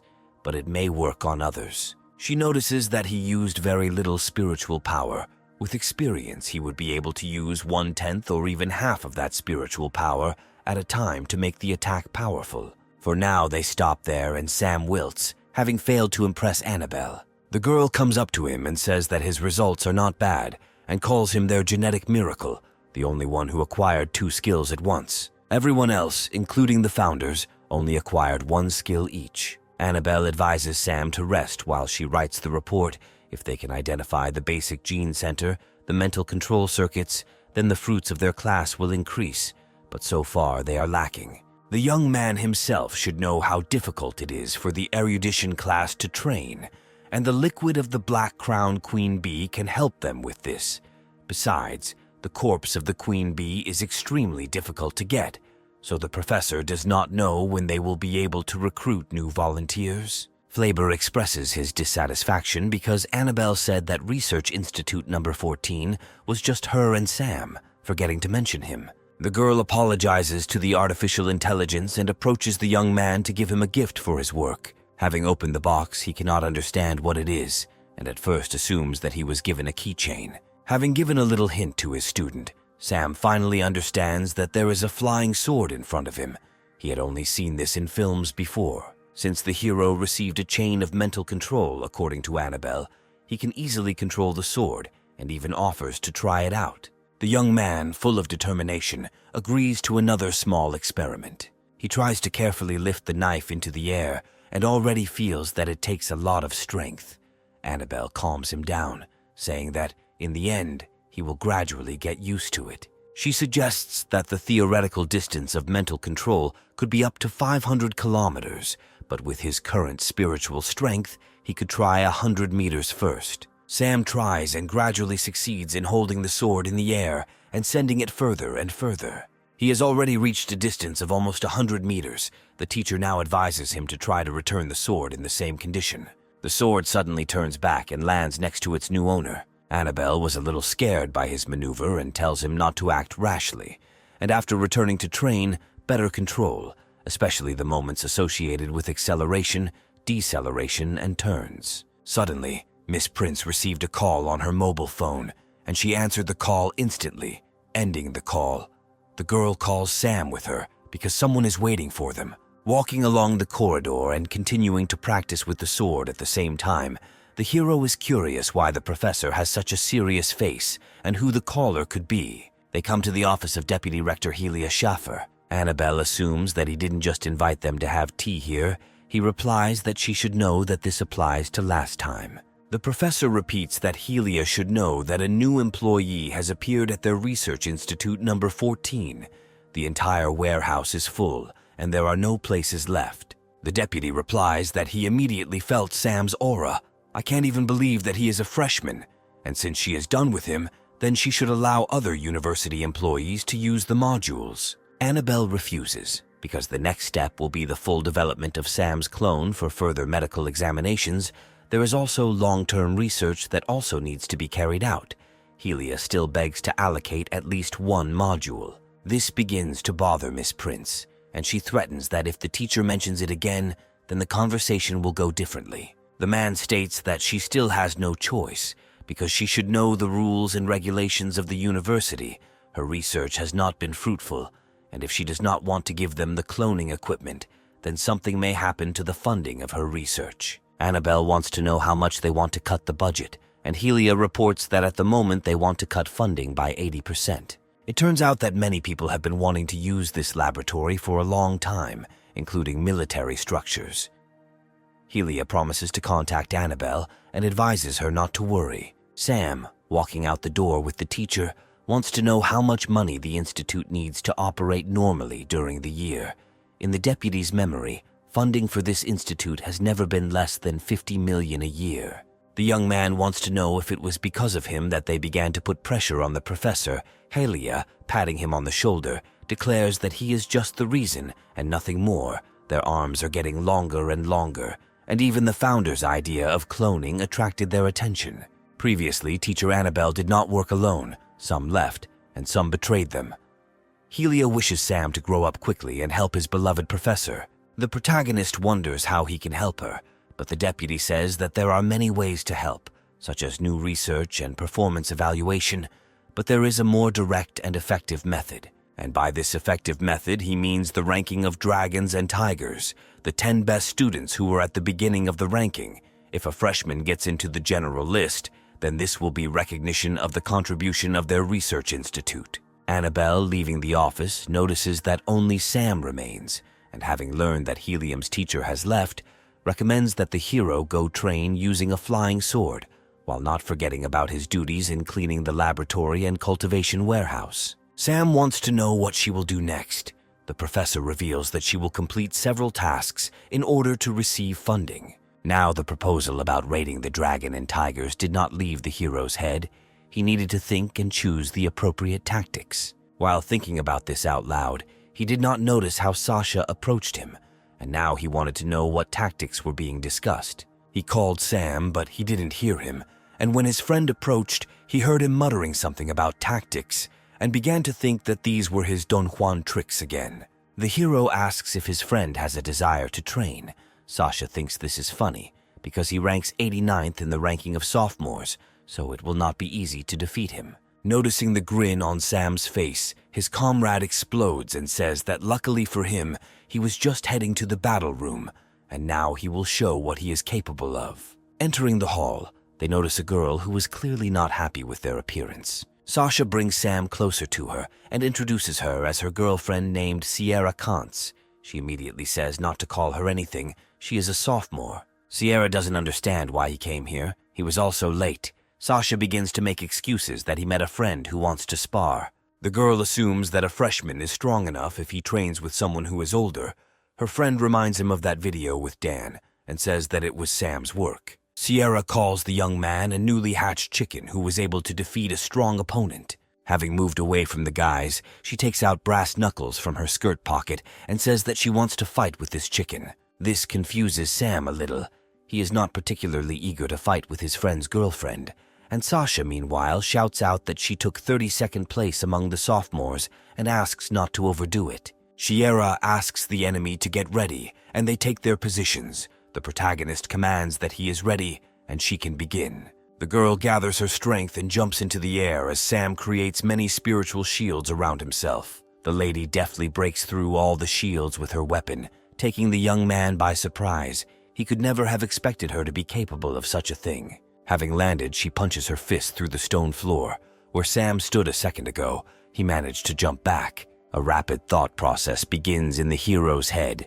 Is it really the strength of the sophomore rating, the speed of strength, and even the skills that are completely different from those of Dan Schneid, Jeffrey Sifrin, and others? It seems that using spiritual power alone is not suitable against senior students. He would also really like to experiment with controlling the mental chain, but now he has nothing at hand, and the flying sword is too dangerous, so there is only one thing left. In his moments of thought, Sierra attacks again, trying once again to break the enemy's shield. Sam warns that now he will be forced to offend her. The girl just laughs at him and breaks through his defense again. She herself is looking forward to what kind of technique he can use in this state. To her surprise, the young man decides to use a mental whip against her. Hitting her with it, he immediately knocked out Sierra. Sasha immediately runs up to her and tries to find out if she needs to take her to the doctor. Raising her head, the girl and the guys fall into a stupor. Sierra looks as if she doesn't understand where she is and what's happening to her. Sam could not even imagine that the mental whip would be so strong. He is frightened by the facial expressions of his defeated rival. The young man tries to apologize to Sasha, complaining that he has not yet understood this technique so well, but his friend interrupts him mid-sentence. He says that the current generation of transcendental types becomes stronger by being injured, so he does not consider them to be at fault. Sam understands that there is nothing more for him to do here and wants to leave, and his friend strangely begins to urge him on, saying that he will take care of Sierra himself. Glancing behind him, the main character sees the sophomore licking his lips maliciously. He understands with horror why Sasha allowed him to knock her out. This guy used such a vile method to make the girl defenseless. As soon as he turned away again to walk away from here, he heard the voice of Sierra, who ordered him to stand and told Sasha not to let the young man leave. Hearing this, Sam stopped. The girl told him to wait because she had one thing to do with him. The main character, confused, wants to find out what they need and hopes that Sierra feels better. She hands him the phone and offers him a look at the match between the students of the Indian Federation and the Star regions of Korea. He sees how the screen shows a fierce battle. The representative of Korea is throwing something like spiritual cones, and the Indian is dodging them. But it was not to be. The enemy took out a saber, and closing the distance as quickly as possible, cut the enemy's neck. A team of doctors immediately runs out onto the field, hoping to save the competitor. Sierra wants to know after watching this fight if Sam felt something. While the hero clearly did not understand anything, what kind of match it was, why the participants were so cruel. Sasha decides to clarify that in a real battle such tricks are allowed. In fact, during dragon and tiger competitions, sometimes deaths occur, the risks are very high. The young man thinks that the participant from India deliberately hurt his opponent. Sierra reveals that this man's name is Azari. He is extremely talented and is in the top 10 in the ranking of the dragon and tigers among sophomores. Recently, universities have begun exchanging students. Last time, a member of the Federation eliminated 6 second-year students. Their next destination will be their Kier University. The match will be held here, which means that the students participating in the exchange will also be selected from the second year. Sam does not understand what they are getting at. He is a first year and cannot help them. Sierra guesses that he must have noticed that the student from the Korean areas just froze in place for a while, and doesn't he think it was the same with her? Sam finally realizes that she might mean that Asari also has mental attacks. The girl continues to say that mental skills are very rare and unusual, so it is difficult to defend against them. According to her teacher, there are only 2 ways to cope with a mental attack. The first is to open a chain of genetic abilities to enhance spiritual strength or mental protection, but the second method is much simpler. This is hardening, so to speak, mental fortitude. The more mental damage she receives, the more resilient she will become. Then she will not be knocked down after the first attack, like today. And so she wants to use Sam's ability to strengthen her ability to resist mental attacks. At the same time, he can hone his skills on her. No matter how cruel it is, he really lacks practical experience now, and in the end, he agrees to her proposal. Sierra is so happy with his agreement that she immediately offers to beat her and Sasha right now, but the guys are against it. First, it's better to let her rest now. Watching how Sasha awkwardly tries to offer her help to the girl, and she is too proud and therefore barely hobbles towards the exit, refusing his services, Sam notices that this is a pair of boots. The young man understands that he needs to think about an offensive attack and of course gain practical experience. Walking along one of the buildings, Liam doesn't even pay attention to the girls who don't take their eyes off him and whisper about how cool he is.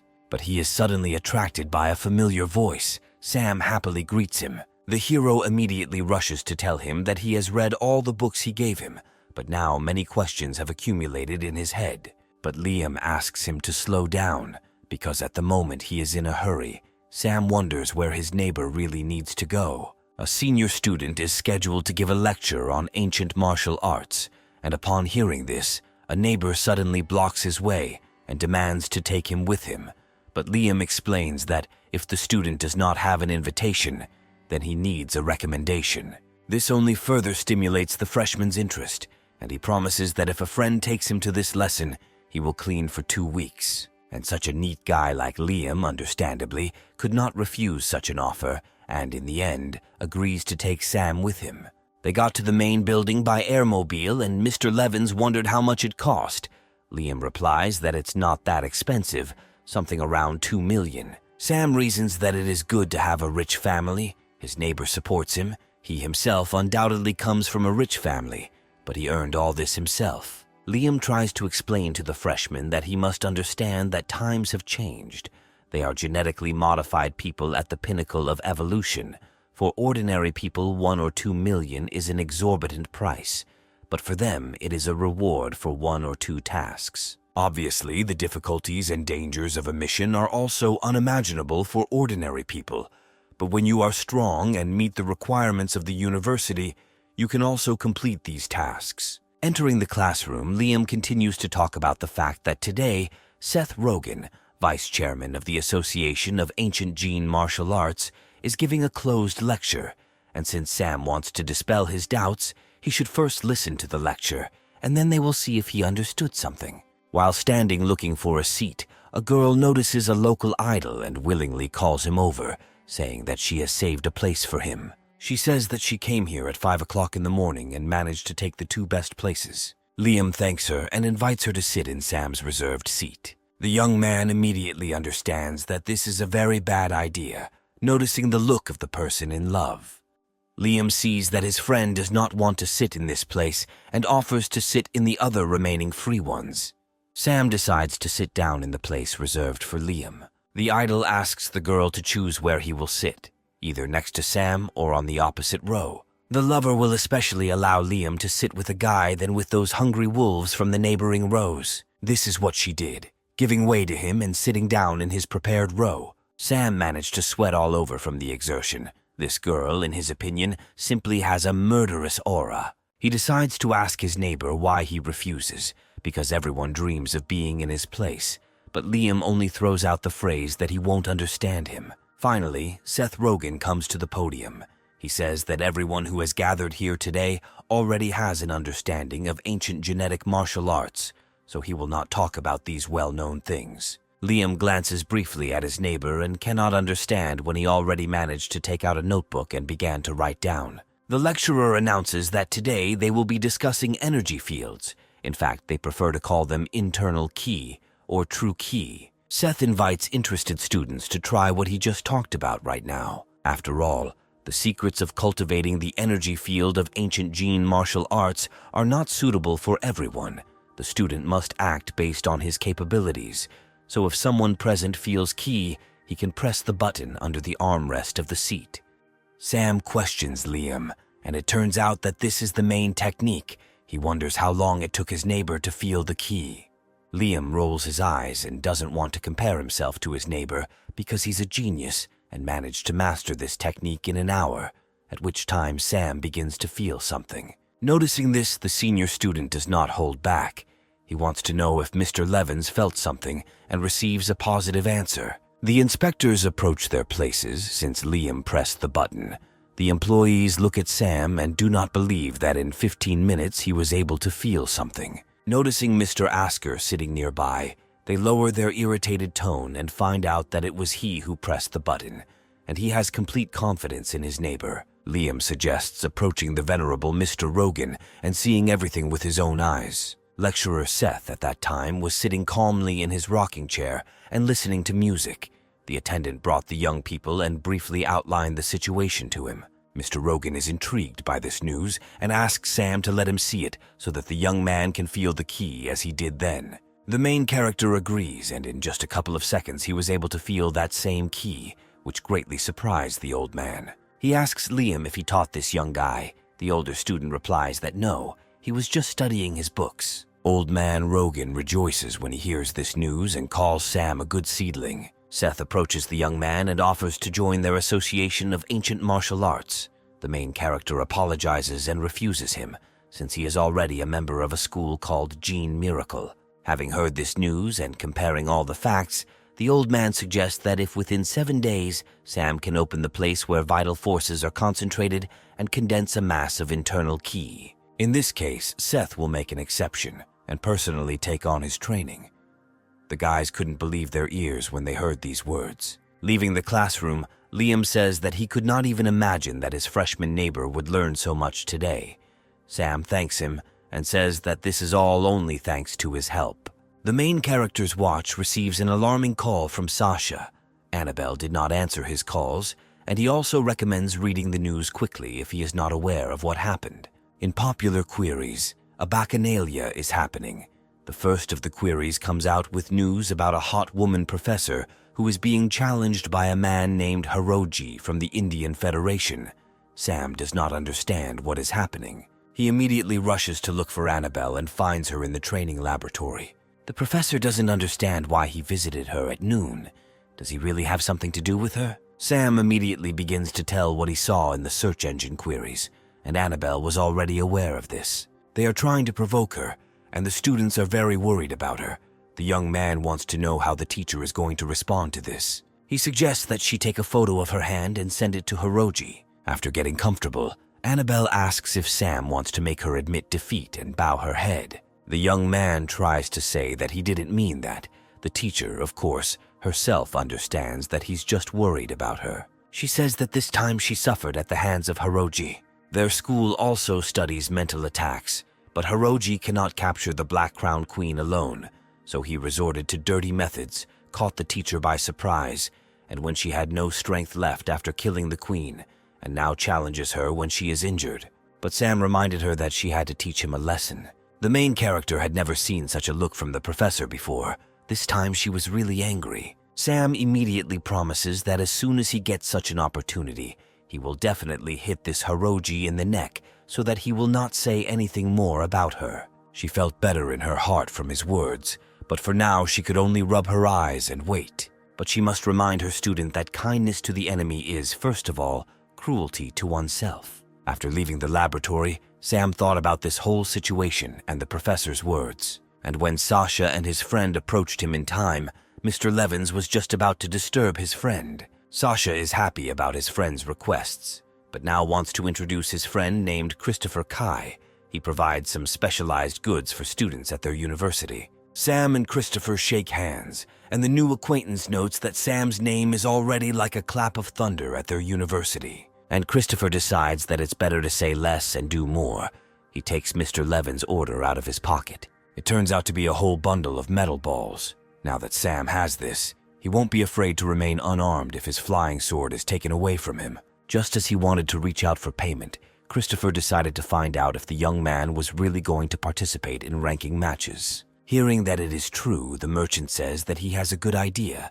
Sam will quickly and easily solve his problem, but it will require a small expense. The whole trio sent the dragon and tigers into the battle arena of the rating matches. At this time, fierce battles are already taking place there. 2 young men are fighting in the ring.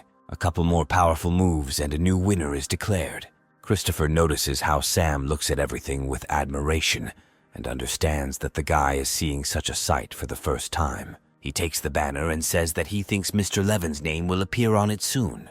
Taking the sign, Christopher begins to climb up the stairs. People see him come to the top of one of the arenas and recognize him as one of the local merchants. A photo of Sam appears on a small screen, and next to it there is information that he is challenging the second-year students of the Dragons and Tigers ranking. The crowd is clearly not happy with this trick. They are annoyed by the self-confident first year. As expected from a professional businessman, getting attention by using viewers' hatred is quite clever. Sam tells Sasha that he will go then, and his friend supports him and says that he has already prepared. The young man enters the arena where Christopher stands with a sign and calls on the sophomores to fight him.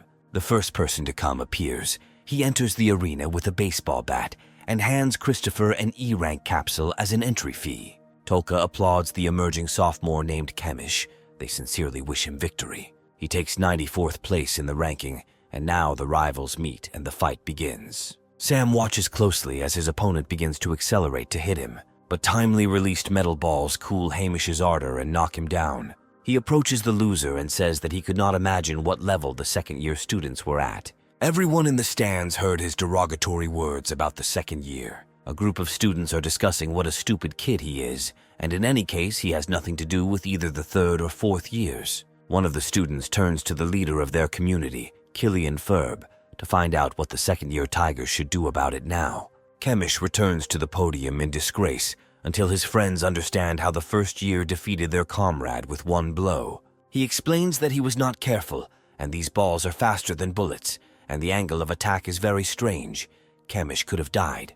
The young man admits that he is not sure that he can beat him again and warns everyone to be careful. People start talking about whether someone else will come out.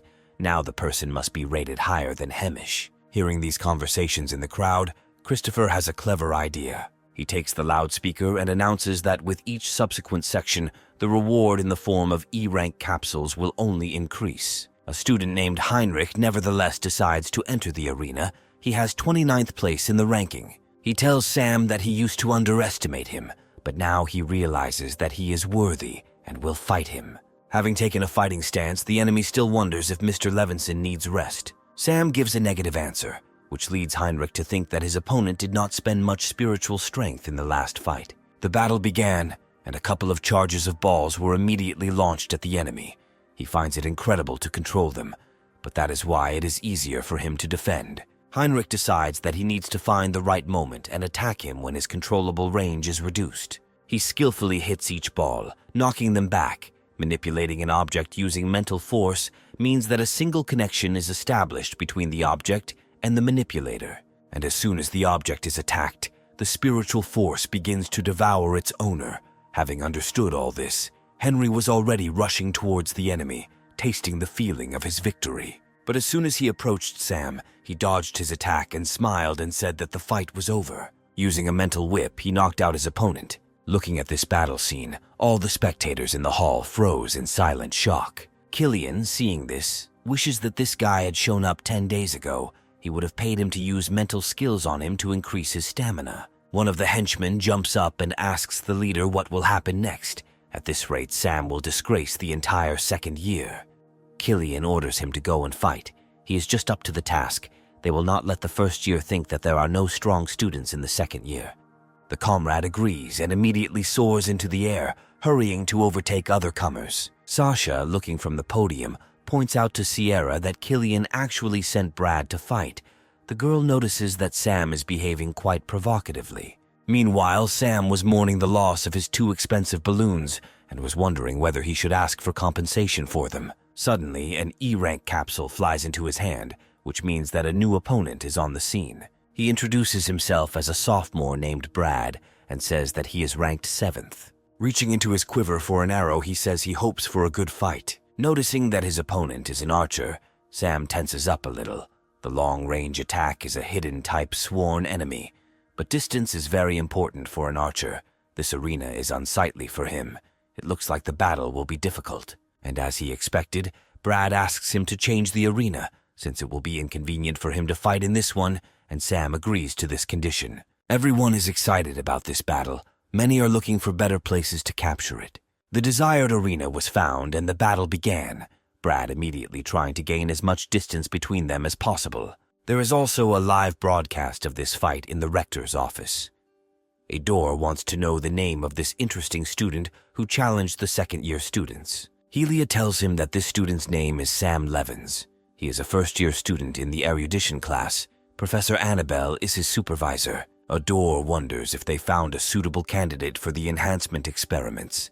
Helia replies that if they had not, he would not have mastered the mental whip in such a short period of time. The rector thinks that the mental whip is a sign that the old businessmen have decided to raise new geniuses for themselves.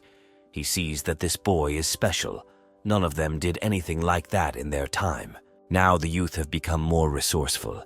Even quite capable students have appeared in the erudition class.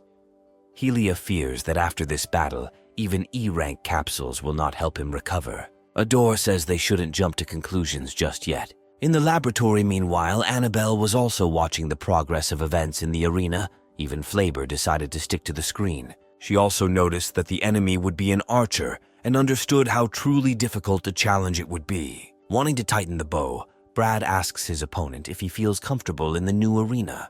He notes that this arena really suits his opponent more than himself. Killian decides to tell both of them not to overdo it and orders Brad to take the blunt arrows. He says that he is not interested in how strong Sam is. The main thing for him is that he does not harm Brad.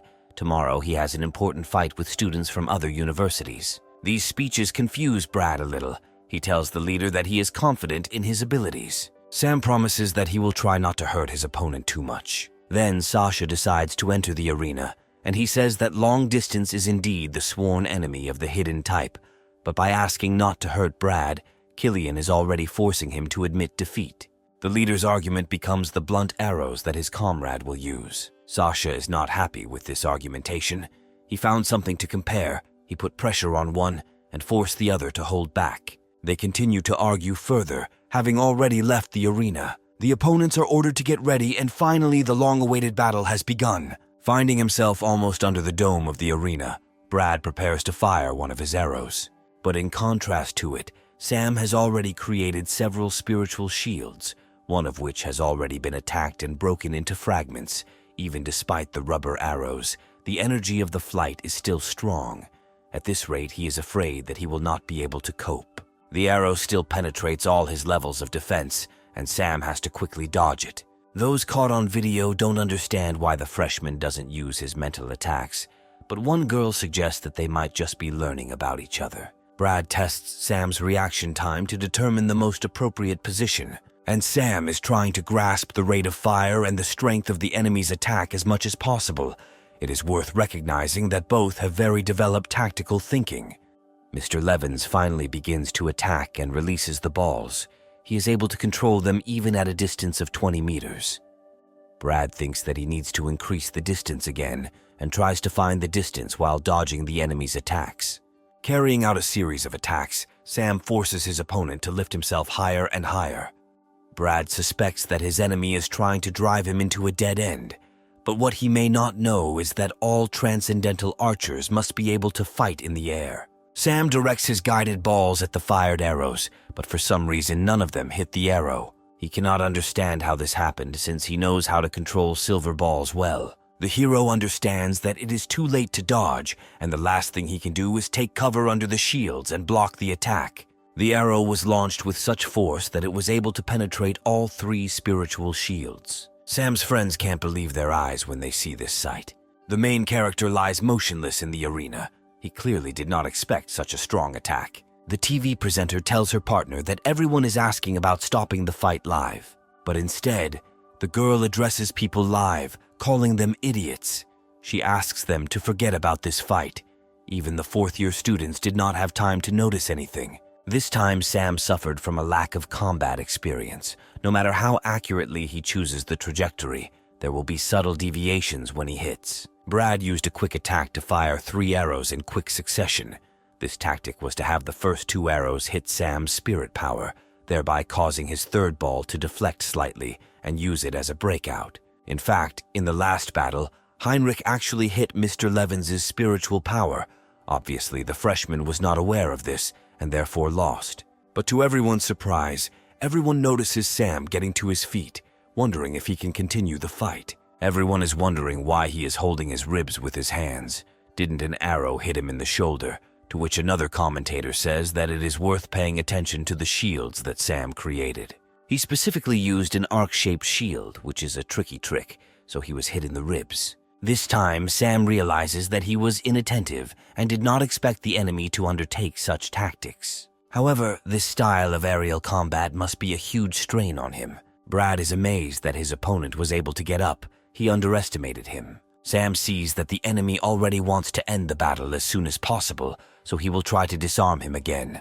But his opponent is also not asleep and has already fired several of his arrows one after another. Everyone again glued their eyes to their monitor screens to find out who the winner would be in the end. No one knows what trump cards both sides have in store, but now the fight is already heating up, and if Brad is still thinking about saving his energy for tomorrow's exchange match, then it can be said that he is a complete idiot. Now victory belongs to the one who can be the first to break the deadlock and use his trump card. Otherwise, this battle will come down to a war of attrition, and then Brad will most likely be defeated due to the number of arrows. The enemy himself understands all this, but in front of him now is truly a real monster. This freshman has a huge amount of spiritual power and maintains offensive and defensive postures at the same time. He doesn't even know where to start looking for a gap.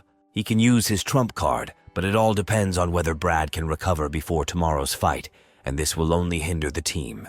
To his surprise, the balls are already reaching him, and this is a distance of at least 30 meters from the arena. Sam at this time realizes that he has almost got him. Now all the enemy's attention is focused on the distance of his attack, and the next step will be to deal a fatal blow to the enemy. He starts shouting to Brad that distance shouldn't bother him. These words distract the opponent, and he does not notice how a ball flew from the side and injured his hand, in which he was holding a bow. Brad loses his balance and begins to fall from a bird's eye view. Sam has already rushed to catch his enemy, but fortunately Killian manages to catch him. The leader turns to the enemy and menacingly says that he asked not to hurt Brad. Help from Sam arrives at the arena, and Sasha immediately tries to intervene, saying that their comrade-in-arms was aiming at the bowstring, and Brad was simply unlucky. The whole gang of sophomores has arrived and is helping their friend up. The commentators themselves did not really have time to understand anything, just like the audience. Brad tells Killian that the tendon on the back of his arm is completely torn. One of his comrades begins to scold Sam, saying that he has no sense of collective honor and that their comrade was needed for tomorrow's fight with students from the Indian Federation. Sasha replies that their own weakness is to blame for this. He believes that Sam acted more than humanely. Brad admits that he was confused by the balls, and at the same time he wanted to increase the attack distance. The young man did not expect an attack at that moment. Sasha again enters into controversy, saying that even their comrade in arms admitted that he did everything he could, and again they begin to blurt out the same fact that Brad was wounded. Sam stops his friend, defiantly turning his head until his friend understands what's going on. And just when the sophomore thought that his words had finally reached these fools, a flying sword appeared near his neck. Mr. Levins, tired of these accusations, took serious measures. Finally, Killian commands his friends that they've had enough of this. He orders Dave to take Brad to the medical center instead of this altercation, so that he can undergo ultra-precise surgery to stitch the tendons together. Now the leader decided to ask Sam about his injuries. It turns out that the young man's ribs were broken. Killian realizes that he can't be impulsive and blame him now, since it was an even fight. The leader admits to the freshman that he underestimated him and that he himself wants to fight him, but not today. Sam reciprocates and says that he is waiting for him in the arena. Killian is amazed by his bravery and also looks forward to their battle. The leader also understands that even with surgery on Brad's tendons, it will take more than 10 days of recovery. And the exchange battles are tomorrow, and based on this situation, he decides to invite Sam to their team to replace their crippled comrade. And if the freshman agrees, then Killian, as team captain, will be able to solve some of his problems. Sam immediately agrees because it only benefits him. He came today to challenge the elders, only to qualify for tomorrow's competition. And tomorrow he will participate on behalf of his professor, Annabelle Prince. Killian, hearing about all this, falls into a stupor. He heard about Professor Annabelle and that Hiroji challenged her. Sam explains that his teacher was injured and is having a hard time fighting, so he wants to enter the competition on her behalf.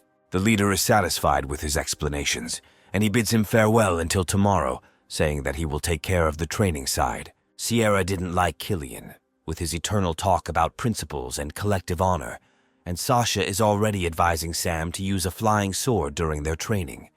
Mr. Levins abruptly remembers that his balloons were broken, and he rushes to Christopher to see if they can be repaired. He says that they cannot be restored and can only be recycled as material, but this will still cost money. As a good businessman, he charges a considerable amount for repairs, and Sam can only agree with it. Christopher also decides to show him a video of their fight, where again the commentators call him Soy Superman and the Ball. His friends immediately begin to tease him, calling him a silver sword along the way and telling him that it's time to refresh himself. Suddenly, Sam himself begins to shout out that he is a silver ball, and everyone around them is a silver ball. After watching the fight, Rector Ador says that he will allow the boy to participate as a temporary replacement. But nevertheless, he orders Helia to still remind the boy about one important aspect. Despite his kindness, if he had acted more decisively, the match would have ended faster, and he would have suffered much fewer losses. If he was so careful in tomorrow's match, he would certainly suffer. Ador thinks that nowadays people are not able to stand firmly on the ground, so they must be reborn as soon as possible. Only then will they be able to resist. And in the University Hotel of the University of Care, a meeting of students of the Indian Federation is taking place. The teacher tells the students that he has finally received a list of whom they will compete against tomorrow. 2 of them have been replaced. One of them is a girl named Sierra Khans, a second-year transcendental type. According to information this afternoon, she has reached the 18th level in the second-year dragon and tiger ranking. She is good in close combat. Her style is characterized by active and brutal attacks, and she has experience fighting hidden type masters. However, she is a replacement and doesn't represent anything major, the most significant change being Sam Levins. He is a freshman, an erudition class, a hidden type. The teacher interrupts the student with a mixture of exposing the freshman as a threat to them. The professor loses his temper and shouts that he's the only stupid one here, and invites them to watch a video from today's match. He turns to a student named Azari, so that she, as the owner of the hidden type, says something. The young man noticed that he deftly uses a flying sword, and his range of action is very large. As for his mental attack, he doesn't think that his strength as a whole is great. It can be said that this is a formidable opponent, and he will need to prepare carefully. The teacher believes that by overestimating the enemy's strength, they will be able to prolong their lives and become a nightmare for their rivals. And from now on, within half an hour, the professor needs everyone to come up with at least 3 different battle plans for this Sam Levins. He also needs options for who is best suited to fight him. In the end, he will personally choose who will have to fight Sam. Sam comes to Annabelle and tries to make excuses for today's fight, and why everything turned out this way. The teacher gets up and begins to scold the student. She said that by doing good to the enemy, he only harms himself. If this was a real battle, then most likely Sam would have died. The young man tries to explain that he and Brad study at the same university. He couldn't just go and kill him with a flying sword. Isn't that too much? Annabelle also wants to know why Brad didn't admit defeat even when Sam hit his bow twice. His opponent knew that he would be kind to him. Besides, his opponent is a sophomore in 7th place in the ranking and has more experience. The girl wants to know what her ward was thinking about. She also wants to open Sam's eyes. Because of Brad, in these 1.5 years, 2 students became crippled. In addition, several dozen students were seriously injured. Mr. Levin should know that no one would definitely feel sorry for him. After listening to all this, the hero comes to the conclusion that he really needs to become harsher and more attentive. He thanks Professor Annabelle and promises her that he will definitely change. As soon as Sam walked out the door, Flaber decided to ask if she was too strict with the student, but it turns out that Rector Adore asked her to convey this, and she herself agrees with his words. Annabelle learns from Flaber that the last 4 clones remain. The girl orders to begin preparing for Plan 37, since she has little time left. The girls are in the educational building. Marie is worried about Sam's health, and Lily tries to calm her down, saying that his injuries are minor and modern medicine is very developed.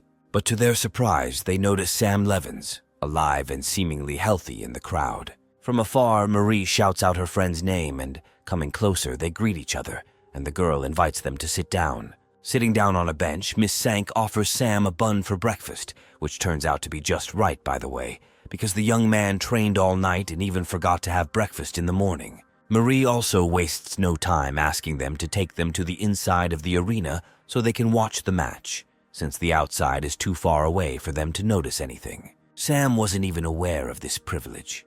Miss Sank says that, theoretically, a participant in exchange battles can take one person with him. But the hero has a question.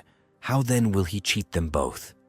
Marie begins to feel embarrassed and thinks that the university should show leniency. Out of nowhere, Killian comes to them and says that this will not be a problem.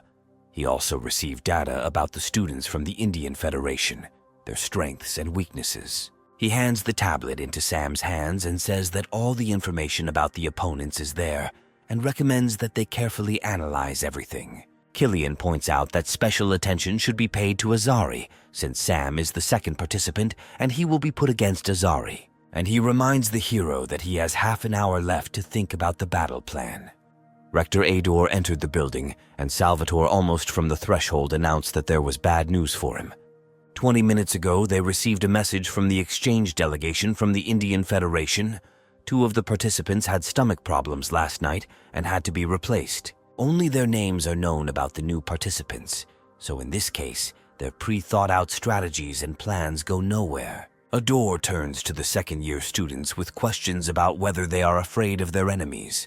Maybe they are not strong enough, if such news puts them into a stupor. Sam is the first to raise his hand and loudly says that they are not afraid of anything, and the crowd immediately begins to chant behind him. This news makes the old man happy, and he wants to talk about the essence of today's competition. Adore believes that you need to live and kill.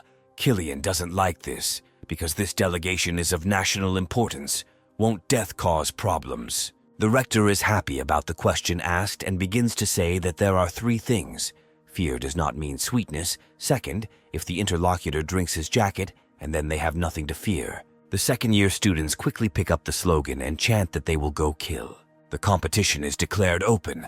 All spectators want to take the best places for viewing. The presenter invites the heroine of the Gene University, Care, to the stage. People in the stands are not particularly happy about this presenter, but they reassure themselves that today everything will be different and his chatter will not take much time. He hereby announces the start of the competition.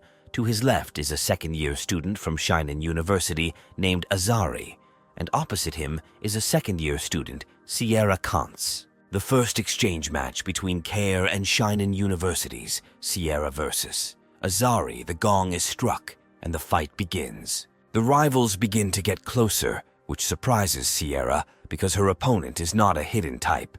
She assumes that the range of the opponent's mental attack is not great. Azari decides to warn his opponent that he can be rude to girls. Sierra manages to land the first blow, but Azari successfully blocks it. Smiling at his enemy, Azari reveals that his opponent has pure explosive power, but right now her power is useless against him. Sierra can't believe her ears. The hidden type is not able to withstand a direct blow from the transcendental type. Seeing the misunderstanding in the girl's eyes, Azari decides to help her, and she understands that there will be a counterattack. In this case, she decides to move away and slowly test the enemy's range. She jumps away from him at a fairly large distance. Having already seen the capabilities of his opponent's power, Azari wants to demonstrate what he is capable of. His beams are aimed directly at her. She tries to move further away because she has already counted a distance of about 7 meters, but she feels that his attack is not as strong as Sam's mental whip. Azari is surprised by her durability. He did not think that she would be so strong. Sierra says that his attacks are not strong enough to break her. Since the girl decided to attack again, she finds herself grabbed by Azari's hand. She did not expect the hidden guy to fight her with such determination. Wanting to carry out another attack, Sierra didn't even really have time to understand how the young man was able to cut her hand so quickly and decisively. One of his weapons turns out to be a genetic skeleton. His left hand remained without any harm. She decides to use her brass knuckles and successfully delivers a couple of blows to the smug enemy. This stunt makes Azari very angry, and he begins to launch a series of attacks and eventually knocks his opponent to the floor. The young man does not hesitate and sticks the tip of his gene skeleton into her chest. A shield is activated around the girl while her opponent sits on her and hits her with all his might. Pausing for a second, Azari realizes that his blows are no longer landing. Turning back, he sees how one of the teachers cast this shield to keep Sierra alive. The doctors had already arrived at the arena and placed her on a stretcher. Sasha wanted to run to her, climbing into the arena, but Sam stopped him, saying that now she should be entrusted to the doctors. But he still runs up to his chosen one, and she is even able to whisper something to him. Having said goodbye and going up to his friends, Sasha says that Azari's mental attack has a thread-like form, more than 12 times per second, a maximum distance of 7 meters, and the power of the most recent one is explosive, half. This was conveyed to him by Sierra. The guys begin to puzzle over what this half means. Sam assumes that she meant half of his attack power. Sasha decides to follow his wife and leaves the arena. Killian understands that Azari is unpredictable. Before he only used very powerful mental attacks of a hidden type. What is unexpected is that he used gene weapons. The time for the next fight is approaching, and now it's Sam Levin's turn. The leader wants to know if he needs any help. Sam actually has a request. In the middle of the competition, there should be 2 interviews with journalists. And how about giving him the floor? The professor approaches Azari, who is quenching his thirst, and says that now everyone knows about his genetic skeleton. And now they will have to toughen up plan number 3 a little. He orders them to put on the device and beware of Sam's flying sword. Having put on the device, the student wonders whether it is true that his mental attack will be ineffective against such an enemy. The teacher explains that his mental skills are not strong. Moreover, Sam Levins's mental strength may be on the same level as him. A live report from the arena begins, conducted by a journalist named Kaylee, who says that 2 participants have just shown them a wonderful fight, and now they will interview the next participants. She approaches Sam and wants to know if he is nervous before the fight. This is his first competition, but the young man replies that he is looking forward to the fight. Kaylee wants to know the reason. The hero tells the story of Professor Annabelle, who was seriously injured during one of the tasks, and he, as her student, feels an obligation to respond to Professor Hiroji's provocation. After hearing a snippet of this interview, Hiroji is furious to learn that Sam is Annabelle's student. The arena is prepared for the next fight, and Sam rises to the top in advance. Hiroji orders his apprentice Azari to kill Mr. Levins. Sam begins to attack first, releasing the already well-known balls, but Azari successfully upholsters them with the new device that the teacher gave him. Flying objects do not stop circling around him for a second, not even allowing him to really change the distance. Journalists believe that this fight will be more fierce, and for now the participants are just testing each other. Everyone sees that Sam has not yet taken out his flying sword, but for now he is only fighting back with balls. Kaylee says that Azari's entire attention is focused on Sam's flying sword. In defense, he only tests the strength of attacks and the speed of his opponent. The second commentator wonders why Sam doesn't use his sword.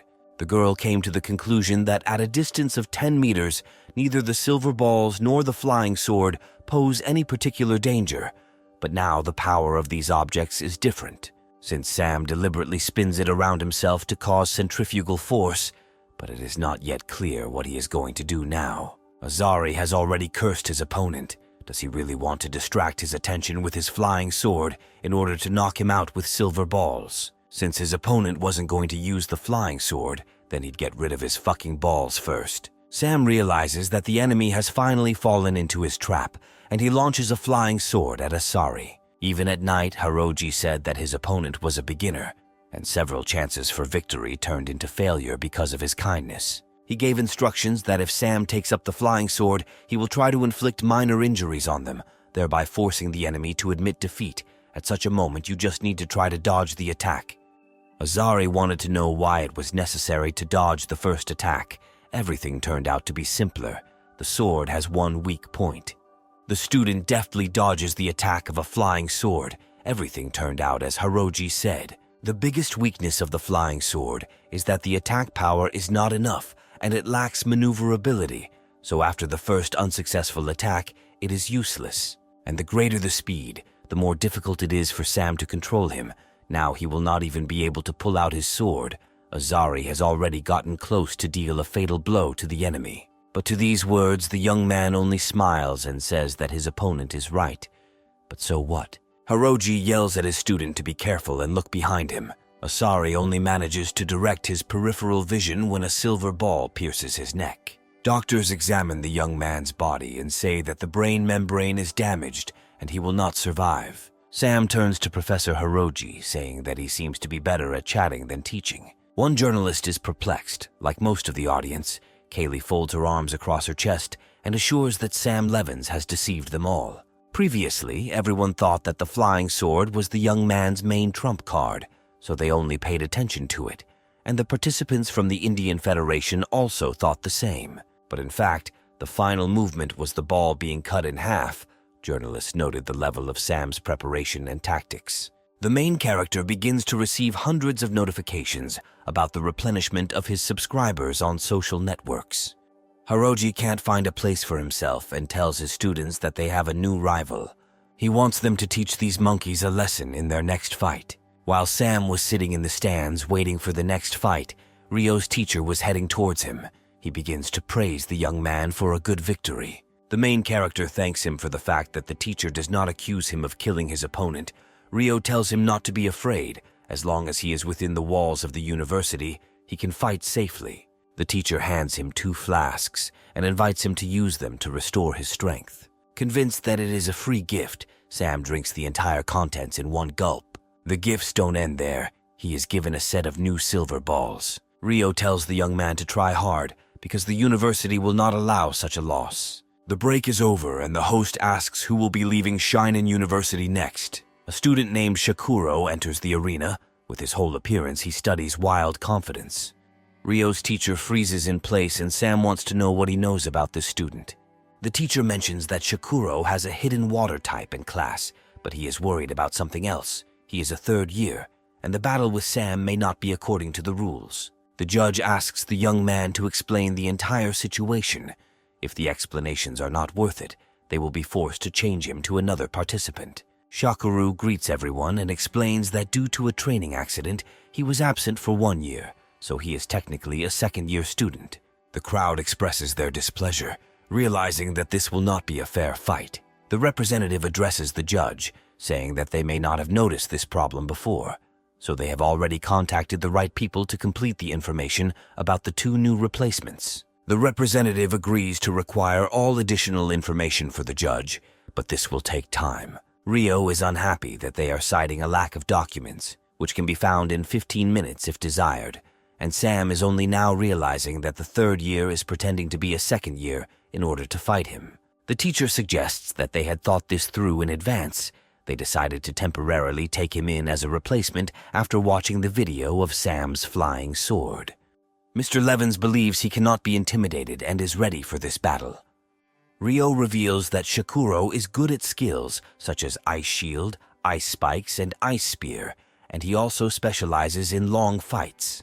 The main character understands why he needs these bottles of water that he brought, a really inconvenient ability. The judge says there are no problems with the paperwork, but if someone insists on appealing, both participants will leave the arenas and others will take their place. Sam shouts that they all agree to participate in further fights. After all, the students of Care University do not need all the mouse fuss. The young man said this especially loudly so that Hiroji would definitely hear these words. The teacher looks at him with a brutal look and thinks that now he is definitely not a tenant. The fight begins and Shakuro wastes no time, immediately emptying the contents of the previously prepared bottles. Sam, of course, has already sent his silver balls around the arena, which are trying to crash into the enemy's ice blocks. Journalists will join in the discussion. The third match began with the familiar fast attack. As everyone could see, Sam and Shakuro control their forces with incredible precision. Kaylee notes that compared to the transcendental type, which relies on physical attributes, the hidden type is more volatile and unpredictable. To minimize predictability, Sam must attack as quickly as possible so Shakuro doesn't have any extra energy. The enemy begins to use ice spikes. He is good at attacking and defending at the same time. This is to be expected from a third year. Sam doesn't understand how he managed to make so many spikes from one bottle of water. Is he really not saving energy at all? But the young man notices one peculiarity. The enemy uses mineral water to absorb moisture from the surrounding air. Seeing Shakuro frozen in place, Sam realizes that after this series of attacks, he is preparing for the next step. He was not mistaken in his guesses. When he steps on puddles of water, he begins to kick them into the air so that the drops scatter. And then in the air, it immediately crystallizes these droplets, turning them into sort of small, sharp needles. Sam tries to keep his distance and at the same time dodge the needles flying at him. The main character decides to use the balls to break a couple of these annoying needles. But to everyone's surprise, the balls turn out to be encased in ice blocks. They fall to the ground and Sam feels the mental connection is broken. He needs to quickly start acting, estimating the distance. He understands that about 8 meters will be enough for him. Sam takes out another metal ball from his pocket and throws it towards the enemy. Shakuro thinks that his opponent, still quite green, first apparently wants to break through his ice shield and then attack with a sword. Just as he wanted to send a couple more of his blocks back, a certain substance exploded above him. The drops and smoke that fall on his skin from this explosion begin to burn terribly. The young man tries to somehow escape from this deadly cloud. Finally, one of the teachers helps erect a shield over the poor young man. As soon as the smoke screen parted, the ball rushed toward Shakuro, who really couldn't even orient himself yet. And this turned out to be a fatal mistake for him. Like the first opponent, his head is also pierced through by a ball. The young man falls to the ground dead. The battle is over. Kaylee immediately explains that Sam crushed his balloons to catch the enemy off guard, making everyone and him think that the balloon fragments caused damage to Shakuro. But in reality, it was different. Sam tried to ensure that in the conditions of sudden house, a gap appeared in the enemy's defense. It was these tenths of a second that gave the hero the opportunity to disrupt the enemy's rhythm with a mental whip. And he also blatantly hung a flying sword in the air to attract the attention of the deputy judge of the Indian Federation, so that in the end, he could kill Shakuro. Comparing all these facts, it is safe to say that Sam was determined to kill his rival. While Shakuro's lifeless body was being carried away on a stretcher, the stranger sitting next to Ador mentioned that he would like the student who won this round to be his student.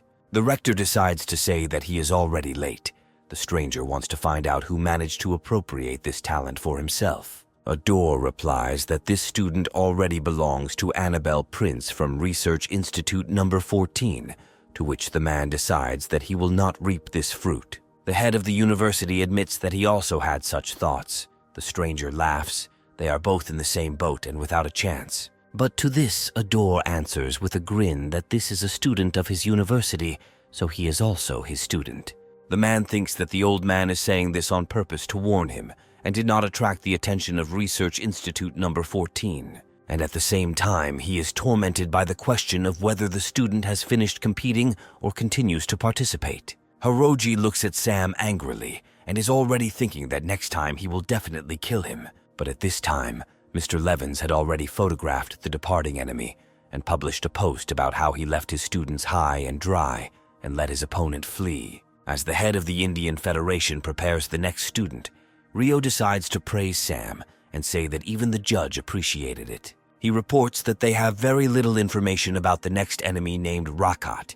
He was originally an awakened C-rank mutant who killed an F-rank gene mutant. Sam interrupts him and says that he did not promise to fight further. Rio is a little embarrassed and feels bad that he was overly impressed with his fights. The mentor decides to find out if everything is okay with the student, and if he needs a medical team, Sam replies that his spiritual system is a little tense. It would not hurt for him to rest a little. Killian supports him, saying that it's their turn to show themselves, and Rio notes that he actually wanted to take him out of the arena to anger Hiroji. Sam notes that he is delighted to see how Hiroji wants to send his strongest student to fight him, but he will not even give him a chance. The judge interrupts them and wants to know if the student will continue. The main character reports to the judge that due to the consumption of spiritual energy, he chooses to rest until the next match. Hiroji, hearing this, becomes furious and swears right in front of his students, calling Sam a bastard. Marie, sitting next to her friend, shows him how the enemy is beside himself with anger. This sight cannot but please the student. Lily offers Sam various capsules, painkillers, and hemostatic serums. The young man thanks her for her help and asks for E-rank capsules. After drinking the medicine, he wants to take a nap and asks Marie to wake him up if something happens. She replies that he can relax. The judge announces the fourth round between Racht from Shinen University and Met from Care University. Meth is under stress. 2 people died before his eyes today, and 1 participant was injured, a premonition that this fight will not end well, but Sierra managed to warn him, and he should not disgrace himself. He begins to attack and shoots ground spikes across the arena floor. But it seems that this does not affect the opponent at all. He, like lightning, dissolves and moves out of the path of the oncoming attack. This seriously scared Meta. He immediately began to form a stone shield on his body, and he did it just in time, because Rakat appeared to his right and was already trying to pierce him with a sword. But the enemy's strength was enough to split the stone hand into several pieces. At this moment, thoughts flash through Matt's head that this could be the end of his life, but he overcomes himself, thinking that now he has no right to lose. A blade was about to pierce his neck, but the blade rested against some kind of shield. To avoid another casualty in today's tournament, Jean-Paul placed a shield between the students, and he declared the winner of the 4th round, Rahata from Shinen University. Despite the victory of the student, Hiroji is angry because his student did not kill the enemy. Killian tells Rio that he will go into the next round, since Rahat's tactics still mainly consist of melee attacks. People in the stands begin to whisper. They notice the tension in the air. They see how things have become tense between Sam Levins and Hiroji. But suddenly, all the conversations turned and began to sound only on the topic of Annabelle coming, whether she would answer the challenge that was thrown at her.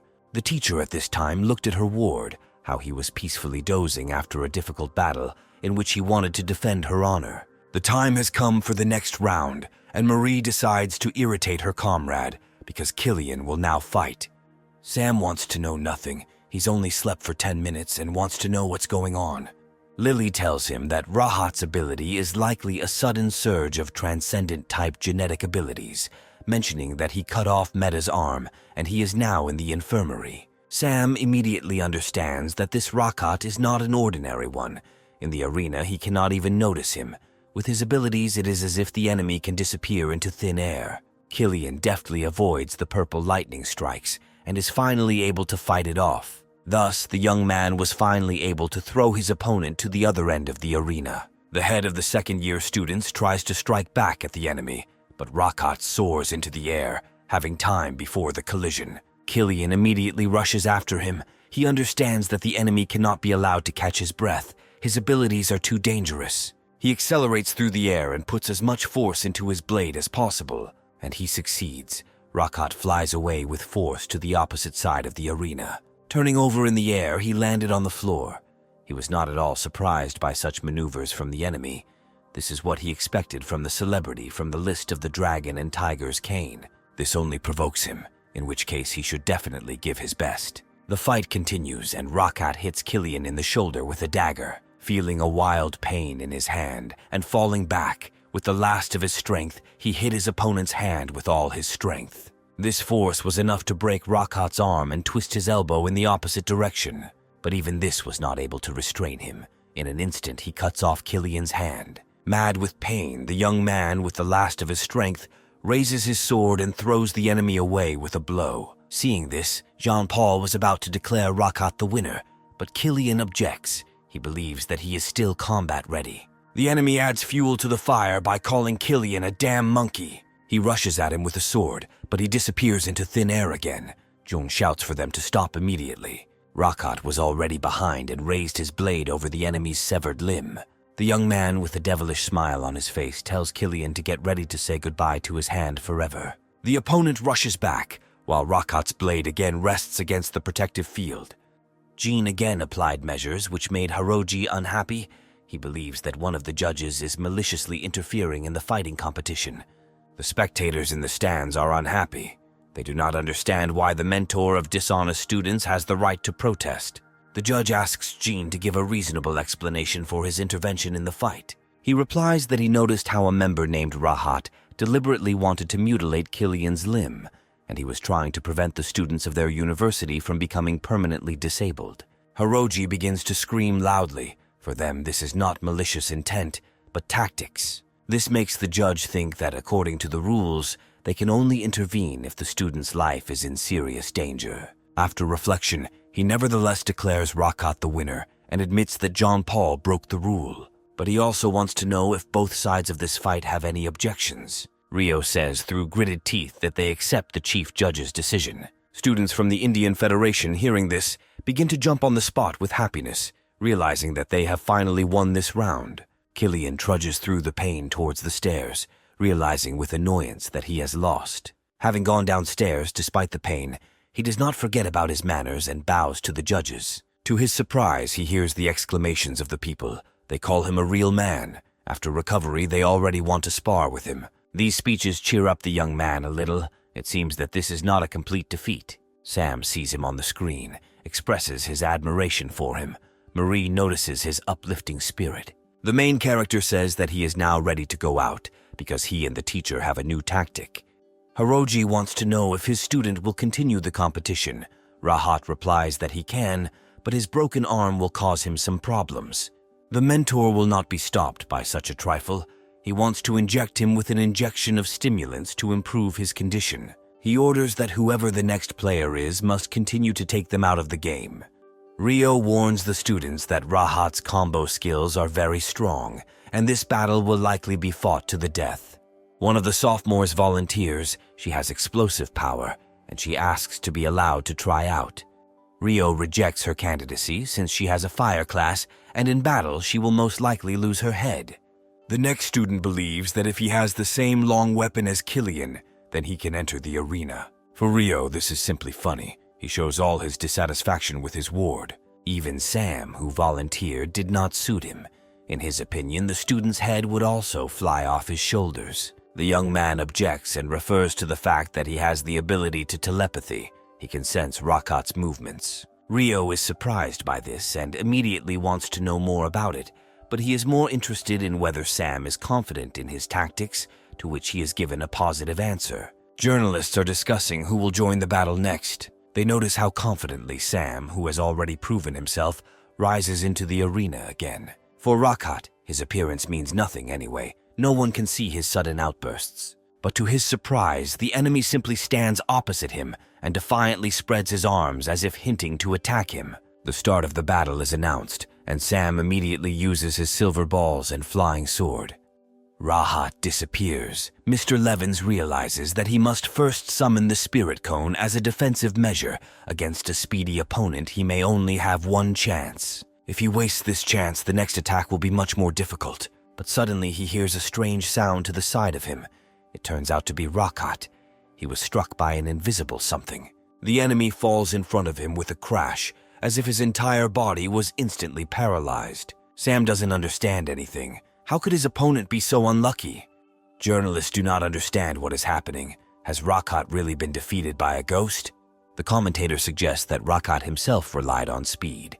And besides, Sam materialized a spiritual cone from the very beginning of the round. Rockot did not have time to feel this, and when he wanted to repeat the old trick, It was as if a bird collided with a plane in the air. The judge also recovers from the shock and declares Sam Levinson the winner of the round.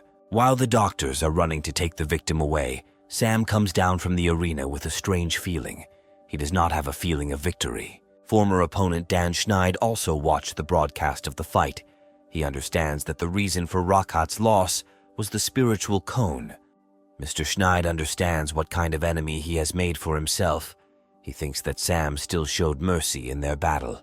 In the park, the young man also watched the broadcast and immediately dialed Gilbert's number after the fight. The man, without even really having time to say hello, Gilbert starts shouting from the phone to find out if he saw the broadcast. Mr. Mulligan says that now they need to pretend that they never had a conflict with Mr. Levins, since his grandfather Gilberta said that it is better to be friends with people like Sam. He also believes that there is no future from friendship with disorderly people. The young man, having heard this, understands that he is considered that very disorderly friend.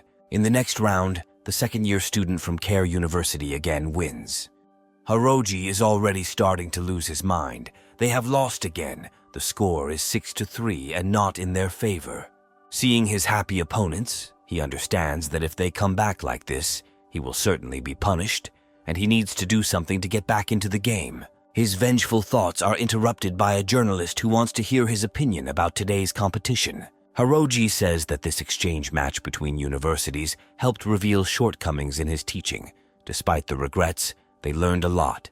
He explains that his regrets stem from the last time he challenged Annabelle Prince, but she refused and avoided him.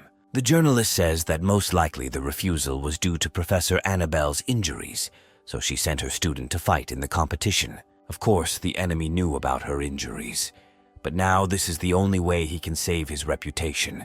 He hopes that after his return, the authorities will not punish him too much. But to everyone's surprise, he hears Annabelle's voice, who asks if he challenged her. Looking at him with her imperious gaze from above the stands, she announces that she has come to fight. The professor's unusualness does not end there.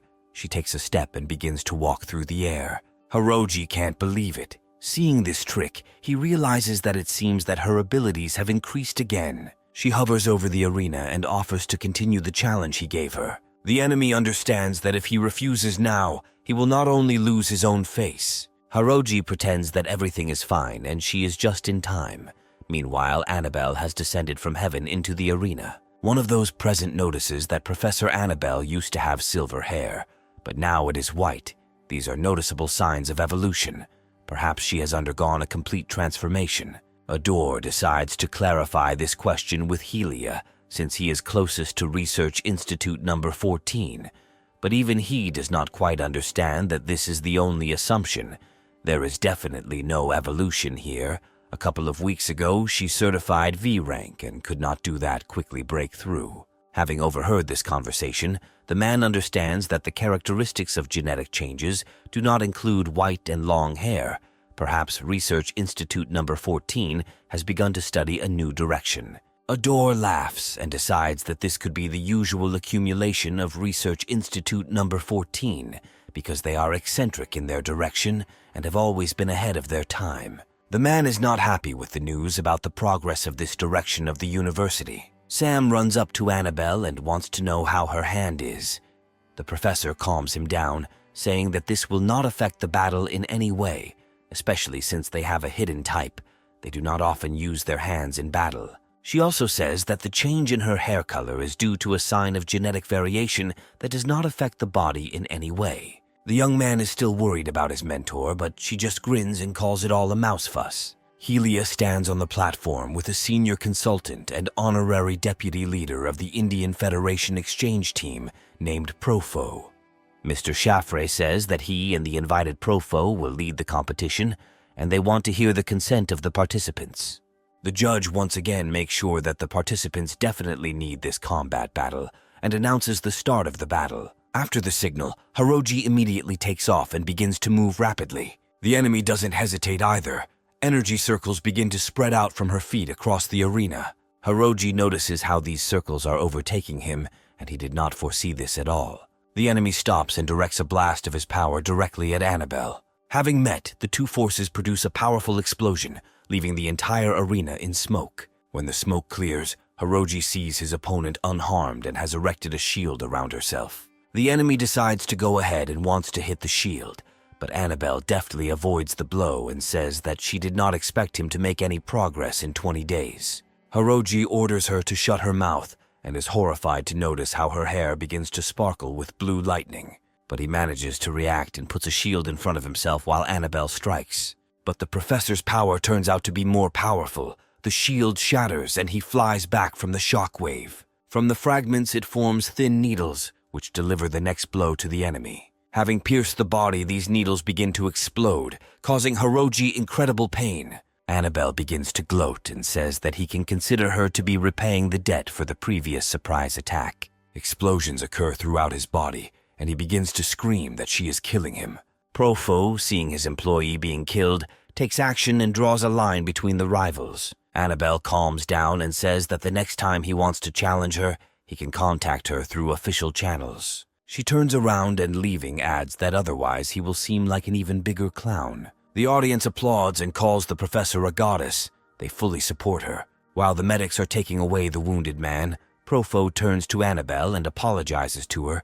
He should not have stopped the fight, but Hiroji's life was at stake, and as an apology for his employee who offended the professor, he will provide 5 mutated creatures unique to the region of the Indian Federation. After hearing this, Annabelle moves away from them, simply agreeing to his gift. Sitting at lunch, Sam begins to receive notifications about the receipt of funds that the university sent him. He remembers how Annabelle praised him, but at the same time forced him to write a big report about it. Sam clearly didn't think that after a tense battle, he would also get homework. Christopher enters the room and greets the young man. The main character invites the guest to go to the table. The guest was not at a loss and immediately received permission to pour himself a glass of wine.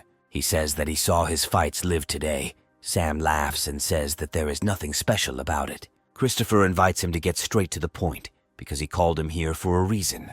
Mr. Levins admits that he has earned a lot of points and needs help exchanging them for money. His friend, as a businessman, is very happy about this deal, but Sam still advises him not to sell the points. He says that he has information that on foreign battlefields, merit points are hard currency. He also wants Sam to start by telling him how much money he needs for the month. The main character shows 5 fingers with a smile, and he needs 500,000 or even more. Christopher, hearing such amounts, was horrified. He offers him 3 plans: short-term, completing individual tasks, and participating in underground tournaments; medium-term, missions to clean up the enemy; and long-term, these are personal operations. Having already 1 million subscribers, he can earn money from advertising. Even one advertising project can earn him a ton of money, so he thought it would be a good idea to start his own company and prepare for the long haul. But Sam was attracted by the medium-term idea. His friend mentioned underground tournaments. In the underground arena, you can earn tens of millions in one night, but the risk is relatively higher. Where the death of a person is something common, Christopher asks to inform him if he accepts this plan. Sam thinks this is a good opportunity for a strong man to earn some easy money. Now he needs to focus on his training without worrying about other things. After meditating, he found that he was able to open another basic dandian with surprising ease. Seeing the sunrise outside the window, he decides that he needs to go to the Venerable Seth and tell him about it. Sam arrives at the main building of the Martial Arts Association. Seeing a young employee, he remembers him as a flying swordsman who was calm in yesterday's battles, and he asks to show how a sword flies. The hero doesn't really like this idea, and he asks if the flying swordsman is not allowed entry. The employee laughs and wants to know why he came to the association.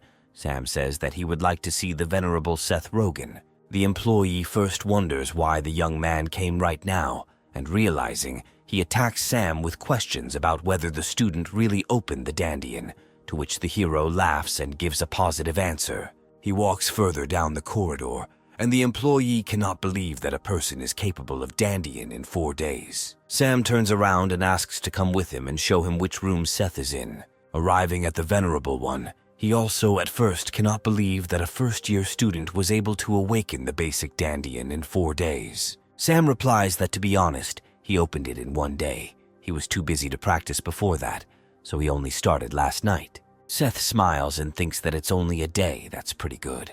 The servant is shocked by his words. Why is his master not surprised that the young man awakened Dandian in one day? The hero also does not understand why the master does not show surprise, while the old man is thinking that Sam is still too young and it is too early for him to talk about it. But the wisest man decides to ask whether the young man wants to become his student. Sam wants to know if he can learn something useful with regular students. Seth was clearly surprised by this question.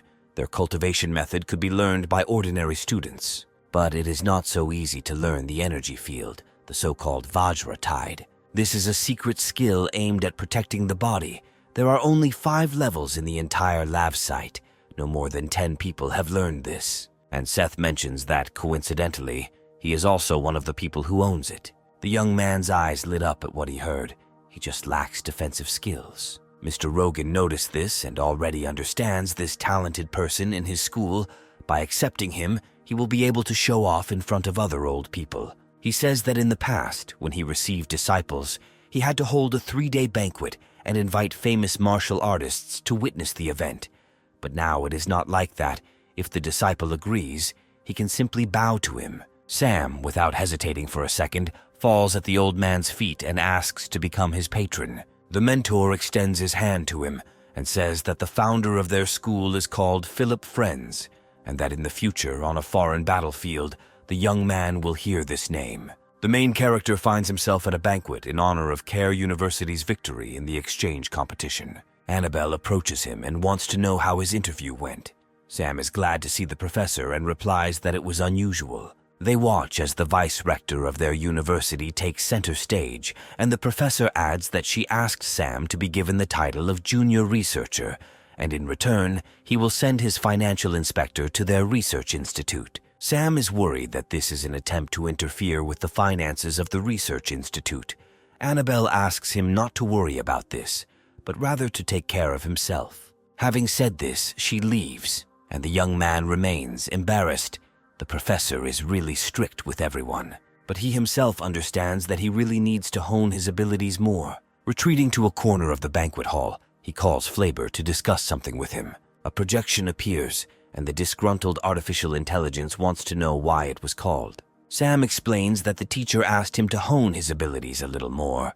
Flaber immediately understands what he is talking about and assumes that the young man is talking about underground tournaments. Surprised by the system's awareness, the hero asks to collect information about the participants in underground tournaments. Flaber agrees but sets 2 conditions: to buy him 100 superconducting class ZA thermostats for the reaction field, having learned about the cost of hundreds of millions. Sam is horrified by such a request. The intellect assures that this task is for him from 3 to 5 years old and voices the second condition. The young man must take it with him by wearing a wireless earphone to the tournament. Sam begins to wonder whether the amount that is required of him, even in installments over several years, may not cause any difficulties. As a result, he agrees to his terms and suddenly hears someone addressing him. A deputy director named Jin approached him and noted that the young man in reality was much more energetic than on the other side of the screen. Sam greets him, and Jin wonders if he really is Professor Annabelle Prince's student. He also heard that now this student is also a junior researcher at Research Institute number 14.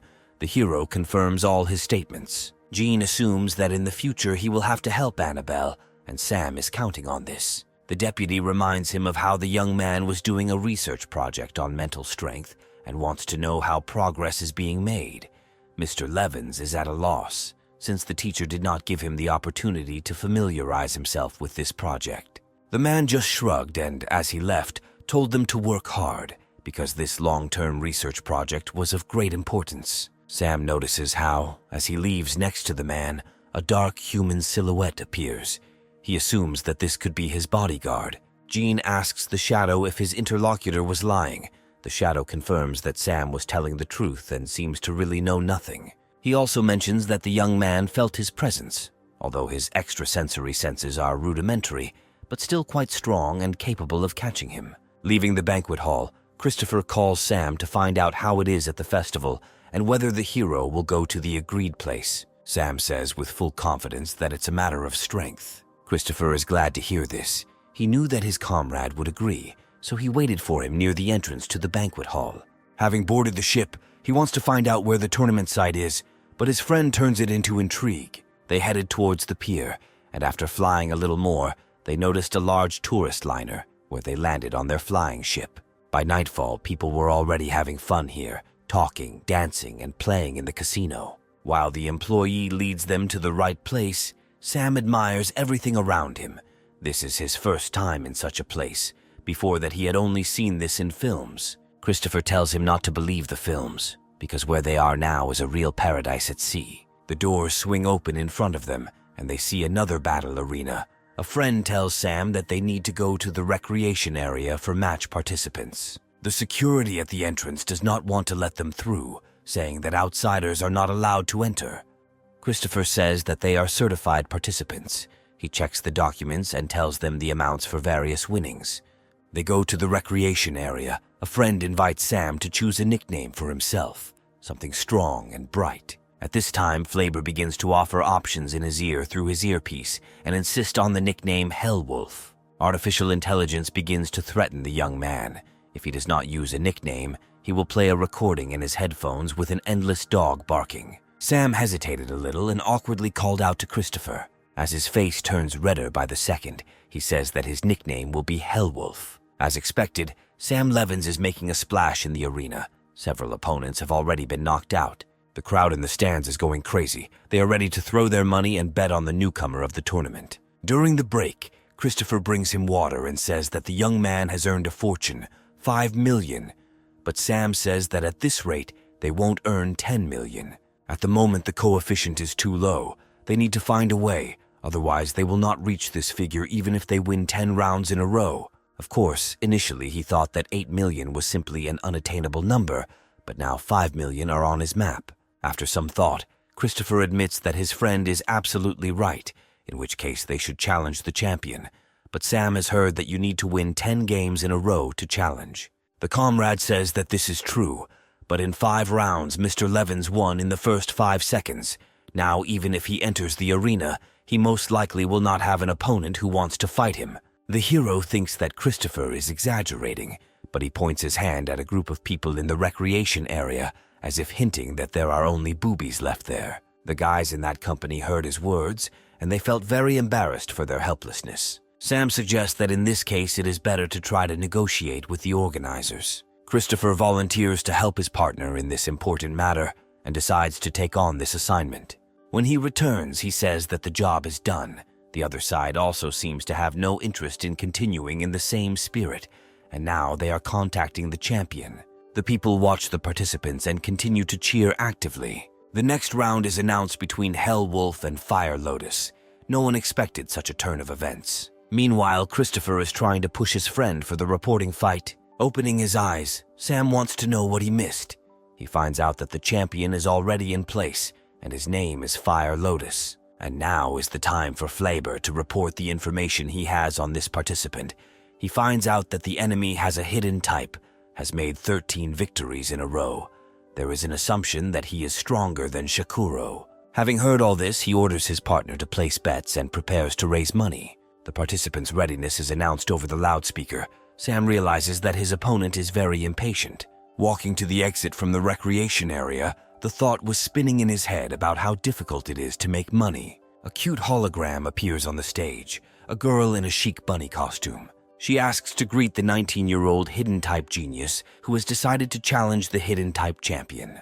And then she announces the champion who maintained a winning streak of 30 fights. She asks everyone to call the Fire Lotus to the stage as loudly as possible. Out of nowhere, a young man jumps onto the stage, leaving behind fiery tongues of flame. Sam thinks Flaber mentioned that his opponent is secretive. He happened to have a short-barreled weapon with him.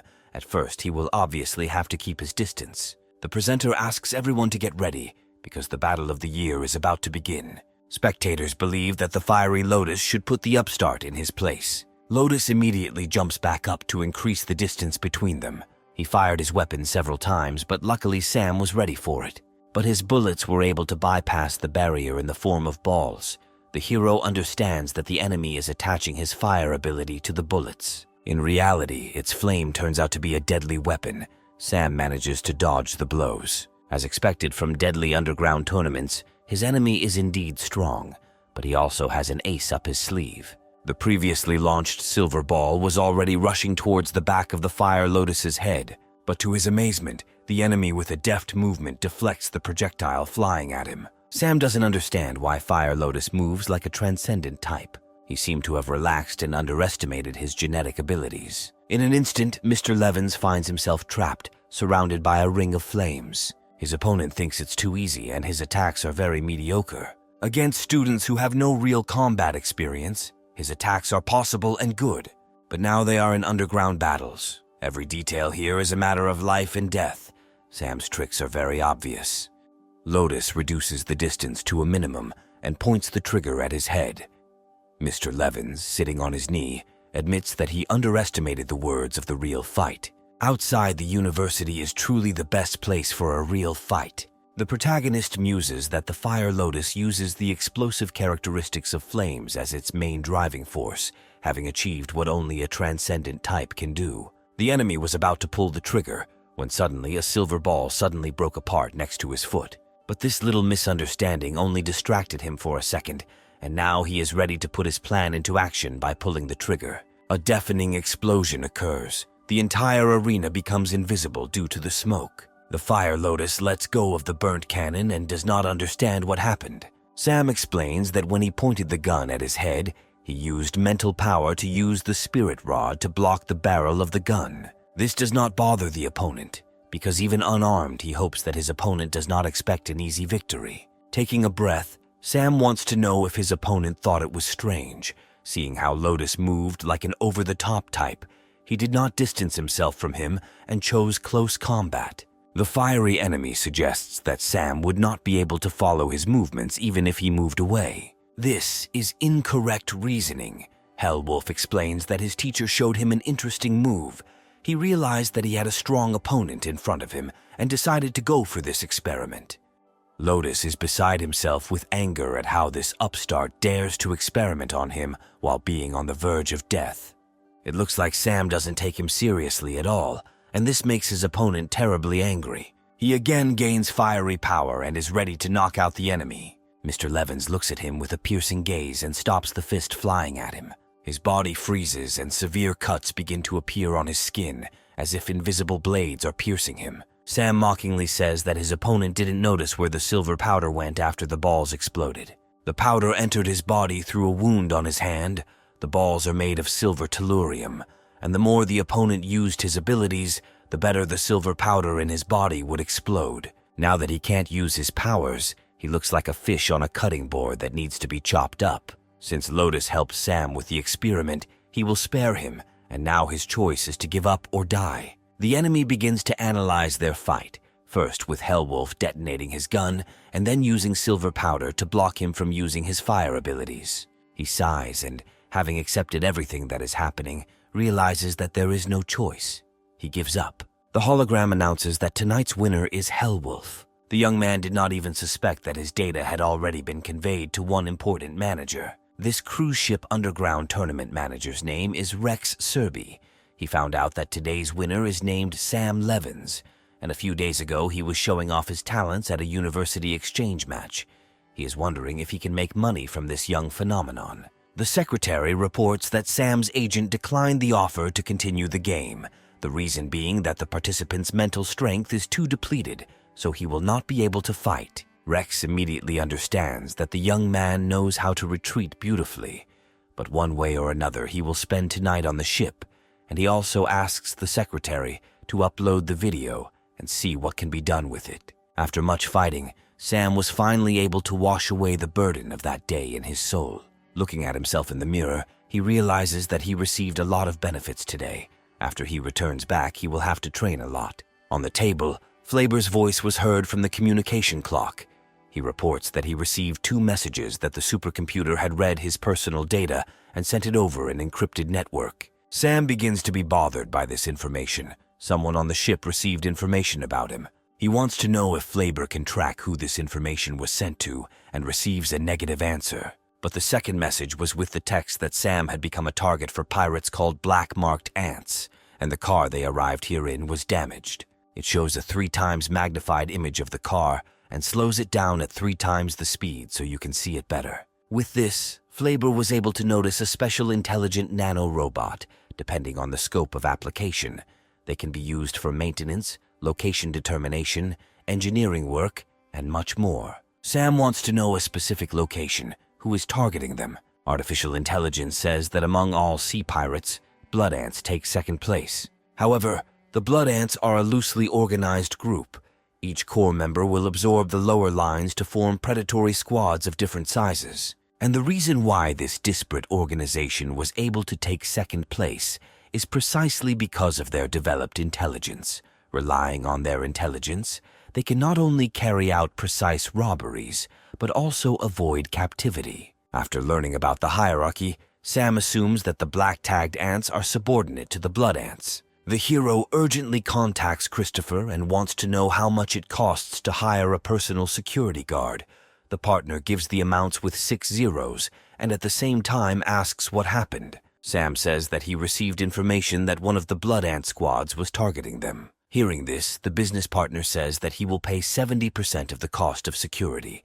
They need a strong person capable of protecting them. After these words, Mr. Levins decides that if they need a really strong person, he can call someone. The next morning, ships set out for our heroes. The boss of the Black Ants commands everyone to be invisible. A colleague reports that the pursued vehicle has slowed down. It seems that the hero is trying to stop the car. They report that a man on a flying skateboard got out of the car. It looks like he was going to inspect it. The attackers assume that the car has broken down. The boss commands that they begin to surround the target. You need to prepare to attack. He gets out of the ship and asks Christopher if he needs help with the car. The young man asks if his interlocutor understands repairs. He cheerfully replies that of course he can help with this, but in his head he is already rejoicing. Everything turned out to be simpler than a steamed turnip. At his signal, all his associates begin to approach the car. One of the gang leans out of the window and starts firing a cannon, shouting that these idiots will be buried at sea. But the terrorists' joy was short-lived. Their heads were pierced by rays of energy. Energy beams emanate from the car in all directions, and they are aimed straight at enemy ships. The gang leader is trying to escape from these attacks. They clearly miscalculated. The beam still takes the invader by surprise, and he finds himself in a hopeless situation. It was Annabelle's doing, only she could create such a frightening attack. The boss understands that if everything is left to chance, he will be finished. He urgently needs to find a way to escape. He is amazed by the high speed of this woman's attack. He will not have time to escape even if he flies into the sea. He sees Sam and realizes that he must kidnap him.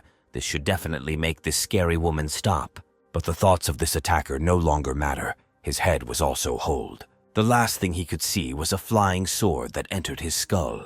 His lifeless body fell into the sea. The guys look and realize how easily the enemies were attacked when they were distracted. Christopher thinks the actual battle looks much cooler than the live action. After Sam learned about the impending storm, he immediately contacted Professor Annabelle to tell her what she knew about blood ants. The teacher immediately understands that something is wrong. She wants to know what is happening.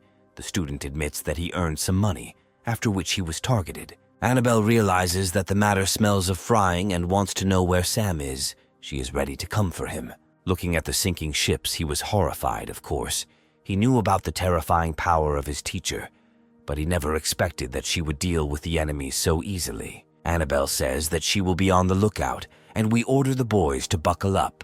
She wants them to take supplies, equipment, and anything else that they can pick up and take away. The girl turns around and asks why Sam is standing like a pillar. It turns out he doesn't have a flying skateboard. He decides to use his mental power and makes a rectangular platform in the air. Standing on this makeshift skateboard, he struggles to maintain his balance. Finally, he succeeds. He breathes out a sigh of relief and admits that it might be quite simple. He continues to lay out these slabs in the air and heads straight for Annabelle. He decides to ask the teacher if he can stand on a flying sword in the same way and fly. The professor asks not to distract her. Annabelle flies to the place where the corpse of the Black Ant boss fell, and with the help of force, she pulls the dead man out of the water. And to the surprise of all the guys, she throws him aside with all her might. He lands on their car with a crash. The teacher tells the students to pack him up as this man has the biggest reward. Christopher, hearing this, perked up and began to push the criminal inside. If there was a reward for him, then the villain definitely shouldn't be released. Annabelle announces that she is returning and climbs inside the enemy ship. The girl tells her charges that she has things to do, and as soon as they can sort things out here, she wants them to return. As her ship sailed further and further, the guys began to panic. Arriving in the city, Christopher wants to find out what Sam wants to do next. His friend plans to take food to Professor Annabelle in the laboratory. The partner complains he also hasn't eaten anything since the morning. Sam asks him not to complain, because he still needs to deal with the corpse in their trunk. And this is not the easiest task. There are so many corpses of dead pirates and, in addition, 3 flying cars. At this time, Sam asks the stall for a small portion of shrimp dumplings, a portion of fried sweet potatoes with Dutch beans. Flaber helps his order, saying that although Annabelle has a light taste, she sometimes eats spicy food. He adds another serving of chili beef stir-fry to the request. Sam also wants to know what secret Annabelle knows about Flaber, and the artificial intelligence reveals that she always wears jeans, but in fact, she likes to wear skirts. As proof, Flaber sends him a photo of his professor. Sam immediately begins to lose his head from such beauty. The main character says that if Annabelle finds out about how the artificial intelligence is taking pictures of her on the sly, she will kill him. Flaber promises to drag Sam with her if their teacher finds out about everything. Mr. Levins ends the call and decides to check his mail. A flood of various notifications have arrived in his mailbox. Now he has D-rank powers. There are about 8 million in his personal account, and as soon as Christopher surrenders the pirates, there will be more than 10 million in his account. Arriving at the laboratory, he went to look for Annabelle to give her lunch. But when he enters the office, he finds the professor in the company of another girl. A stranger notices him and asks if this young man is the genius of their research institute number 14. Annabelle, seeing a silent question in Sam's eyes, decides to introduce the girl. This is Amelia Paulman, a financial control officer assigned to their institute in the future when receiving supplies and declaration of property. First, the professor signs, and then Amelia handles the transfer. The girl does her best to put on a cute face and extends her hand to greet Sam, but the young man simply ignores her and continues to look only at Professor Annabelle. He puts a bag on the table and says that he brought lunch for his teacher. Amelia wants to know if they have a lunch break, and Annabelle wants to invite her to share the meal with them. But Sam didn't count on one more person, so he took only 1 pair of sticks. A few days later, Sam notices that Amelia doesn't seem like she's going to interfere too much with their work. But her behavior begins to greatly bother the main character. Every day she comes to the institute in sexy clothes and beautiful makeup. It doesn't look like she's working at all, like she has other intentions. The girl even invited him to go for a walk several times. Sam understands that he needs to find a way to cope with her, otherwise it will be difficult. Emilia runs up on him from behind and asks if he is free on Saturday, and also asks him to help her carry her luggage to the university. Even though he feels awkward, he agrees and asks her for the address and promises to be there on time. Emilia breaks into a smile. Finally, Sam takes the bait. A 19-year-old boy at the dawn of his strength will definitely not be able to resist her charm. Her boss was the rector, and he asked her to take possession of the research materials of Research Institute number 14. In the current situation, she would be able to complete the task even ahead of schedule. Mentally, she apologizes to the boy. She will have to take advantage of him to get a quick promotion and increase in salary. It's like a new guy, but none of the previous ones helped her with a promotion. And besides, Sam Levins is 19 years old, about 5 feet tall, and he is very handsome. On Saturday, he finds himself in Annabelle's cabin. The professor is surprised because she knows that the young man was supposed to help Amelia move today. At the same time, the girl is preparing with all her might to meet the young student. Hearing a knock on the door, she approaches and is surprised to see that several strong men are standing outside her threshold. She tries to put a smile on her face and understand what is happening now. The guys introduce themselves as workers from a shipping company who are supposed to help her move. Emilia has already called Sam a bastard because these 6 strong men are clearly his work, but her gloating takes over since he refuses to obey her, then she can force him. Several days pass and the heroes decide to meet at the combat training center. Sam met with friends, and to all their questions about what he did after the competition, he gives a simple answer that he was researching his abilities. Sasha suspects that their comrade wants to test his new abilities on them. The hero calms him down, saying that he just wants to practice. Sierra wants to know if the young man wants to try out a new ability, which of them will he fight first, and Sam again chooses Miss Kantz. In the end, her abilities are a little more suitable for experiments. The girl agrees with this situation. She also wants to know the fruits of her training. She wants to know with what force she will need to be attacked. The opponent tells her to attack with all her might. After making sure that everyone agrees, the girl begins the fight and is already heading towards Sam. Watching the opponent, the young man realizes that she has become much faster, and it is not as open as before. It appears that Sierra's training during this period was also quite fruitful. But he didn't waste any time. He was able to stop her first blow with the help of a force field. Sam begins to scream heart-rendingly, and the shield, as if with an ultrasound, repels the opponent. She feels severe pain in the hand with which she hit the shield. Her chosen one is already rushing to her aid with a first aid kit. Mr. Levins did not expect the energy field to be so effective twice, but it is very tedious and requires more research. Sierra admits that she did not expect that he had already learned the force field, because even among the second-year students, there are not more than 10 people capable of this. Sasha believes that since their friend is injured, they need to stop there. Later, there will be enough time for experiments. Sierra agrees and invites everyone to go eat together. But to Sam's horror, he remembers that this evening was planned in a different format. Annabelle warned that Christopher had invited them to dinner, and since this place was far away, she offered to pick him up by car at 18:30. The main character checks his watch and realizes with horror that it is already 6:30. Running away, he shouts to his comrades that he already has an appointment for today, and he will definitely treat them next time. Sasha wanted to stop him, but notices that a slightly embarrassed and wounded Sierra remained next to him. He immediately thinks that it was his friend who created such a good opportunity for him to be alone. Sam ran out into the street and with a bit of hope wanted to think that they were still waiting for him, and they were not in vain. Behind him, Annabelle's car was already preparing to land. Landing nearby, she orders him in a stern tone to get into the car. Other students passing by also see this. They immediately recognize the stars of the previous competition and begin to shout out their enthusiastic exclamations. Hitting the road, Annabelle says that she feels like her ward's spiritual strength has almost dried up and wants to know why. Sam admits that he trained and accidentally overdid it. The teacher advises not to go out in this state in the future. It is dangerous, in her opinion. He must set personal boundaries for himself. For example, if his spiritual strength is less than 30%, then he does not go out. Seeing that the professor is speaking quite seriously, Sam replies that he understands and will be more attentive. Having arrived and settled down in the restaurant, Christopher invites Annabelle to drink wine. She refuses and says that she will not drink alcohol, just like him. She wants to skip the politeness and get straight to the point. Christopher agrees and volunteers to start. He reports that he sold 3 cars and took a reward for the pirates, shows the map, and says that there is now a total of 7 million on it, including taxes paid. He also adds that they will have to receive 133 merit points for destroying the pirates.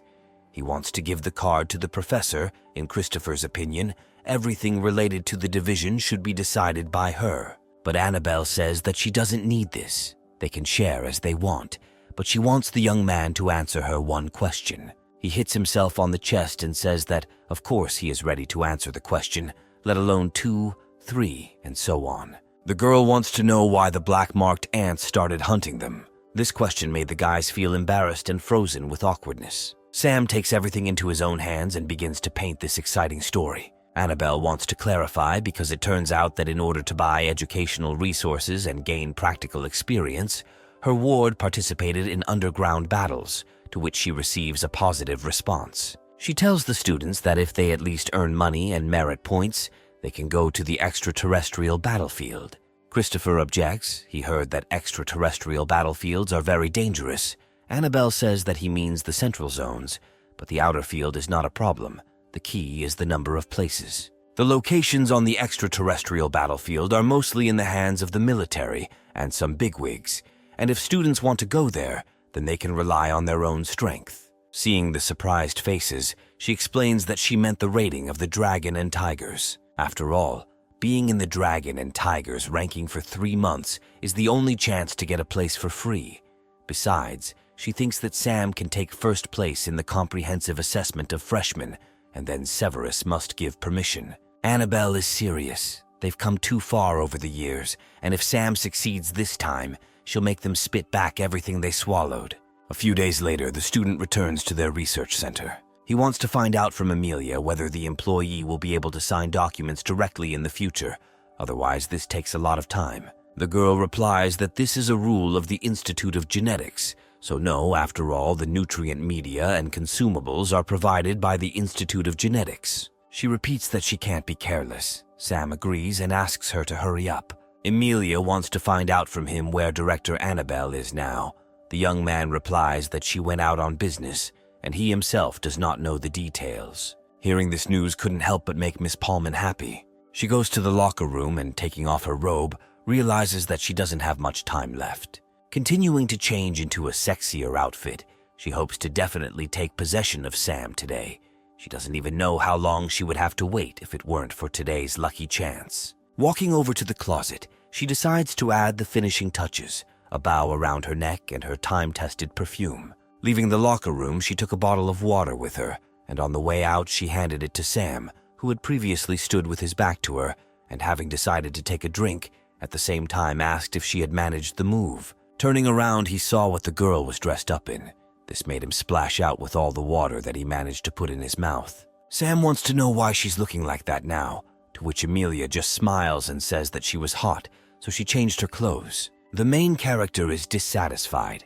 He understands that this girl never gave up trying to seduce him, but to his surprise, he suddenly feels ill, clutching his chest, leans against the back wall with a roar, and drops the bottle from his hands. He does not understand what is happening to him. His head begins to buzz and his heartbeat quickens. Sam begins to blurrily see individual pictures before his eyes, either plump lips with shine or an appetizing neckline. Finally, he manages to see the whole picture. The charming Amelia stands in front of him and hands him candy. Looking at her, he cannot understand whether she has always been so beautiful. After pinning him to the wall, she tells him that his blood sugar is quite low, so he needs to eat candy to replenish his energy. Emilia was about to shove the candy into his mouth, but Sam gathered his strength and threw her hand away so that the candy fell out of it. The young man can't come to his senses. He wants to find out what she did to him.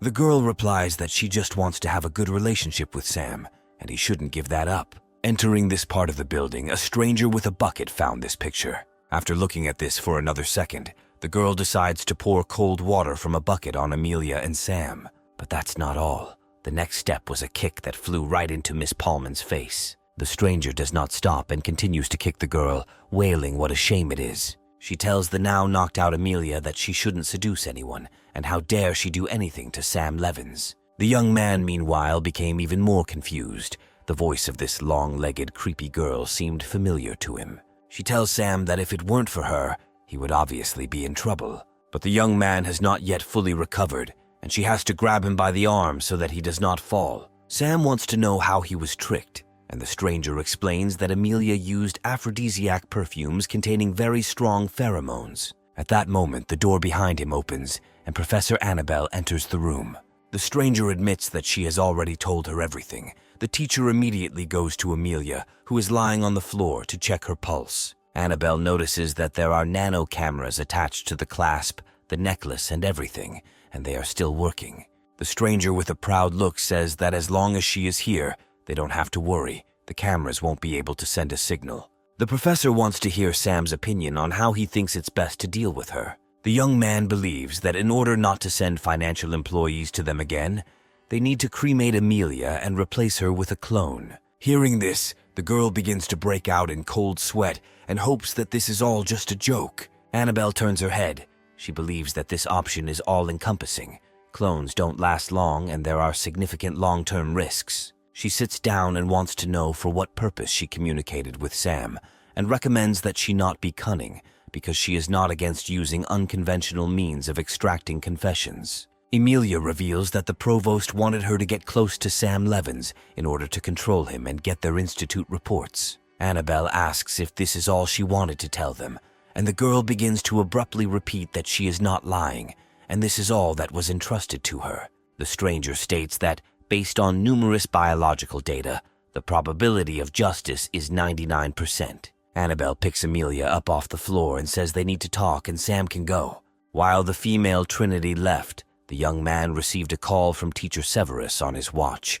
He wants the hero to come to his office because he wants to announce something to him. Arriving at the teacher's office, he wants to know why he was called. Severus hands him a notice that he is a first-year covert student who has missed 52 classes over a 3-month period, and the University of Genetics stipulates that if a student misses more than 30 classes during the defense period, he will receive a warning. Sam decides that this is some kind of mistake because he wrote an application for leave. Severus praises him for writing the application, since without him it would have been more than a warning.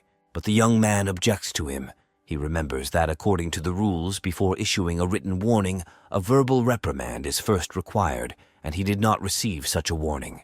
The teacher sees that it seems that the student is well acquainted with the rules. He invites Sam to take a closer look at his communicator. He sent him 2 SMS messages on the 5th of August and the 2nd of September. The hero actually sees messages in which the teacher calls him to class. Even though these messages were intended for reminding, they did not provide for punishment. It looks like Severus is digging a hole for him. But he cannot figure out why his teacher needs this. But remembering his conversation with Annabelle, he finally understands. This is all to keep him from participating in the Dragon and Tigers ranking. He wants to know if Severus thinks it's fun. But the teacher claims that the warning is only to force Sam to improve his attitude towards studying.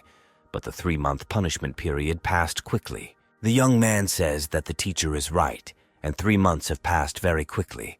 But he wants to add something else to him. Slamming his palm on the table, he explains to Severus that he is very stingy, especially when someone picks his pocket and steals things under his nose.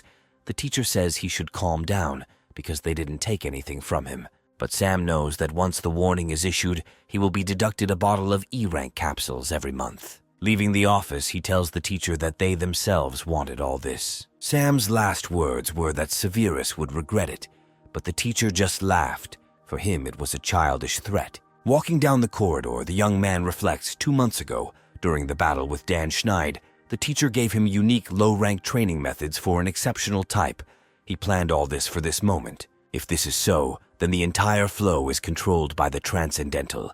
This is an internal competition between erudition and the transcendental. He stops at the large window to watch people training outside, and it gives him an idea. In that case, then everything should be fine as long as it uses some external matching methods. Coming out into the street, the students immediately notice Sam and begin to whisper about the already famous flying swordsman. Someone shouts out and immediately wants to invite him, burst out, some just to ask for advice, and others just to look at the flying sword. Sam says that there are a lot of them and they will absorb all his spiritual power.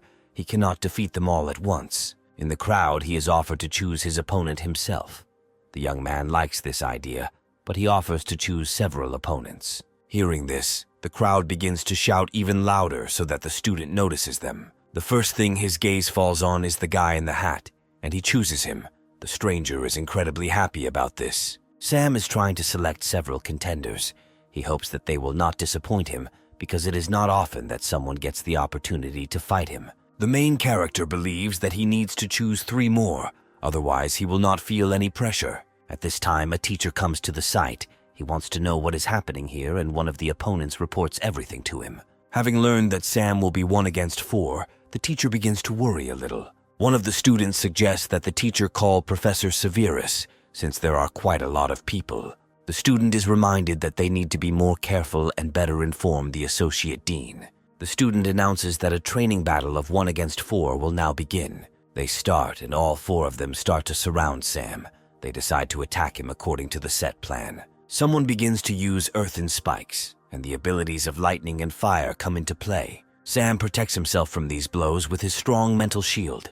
Having repelled enemy attacks, he responds to them with his silver balls. But his rivals were ready for such tricks and set up shields in advance. The first student chosen shouts mockingly that the fire and earth attacks were just a way to distract him. Their final move is to make it so that he cannot stand still. When a person loses concentration, even the strongest psychological qualities can momentarily falter. But even this one moment will be enough for them.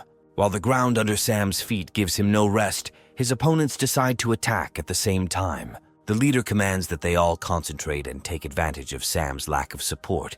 They must not let him gather. When all the attacking forces met, a large explosion occurred and clouds of smoke rose into the air. The students think that it's all over. They consider the attempt to go 1-against-4 arrogant. He was in vain looking down on the prohibitive type. But then the leader hears a familiar voice above him. Looking up, he sees an unharmed Sam standing above him. The student cannot understand where the freshman got such a high-ranking skill. During the exchange competition, he was not capable of this. Mr. Levins launches an attack, throwing a hail of balls down.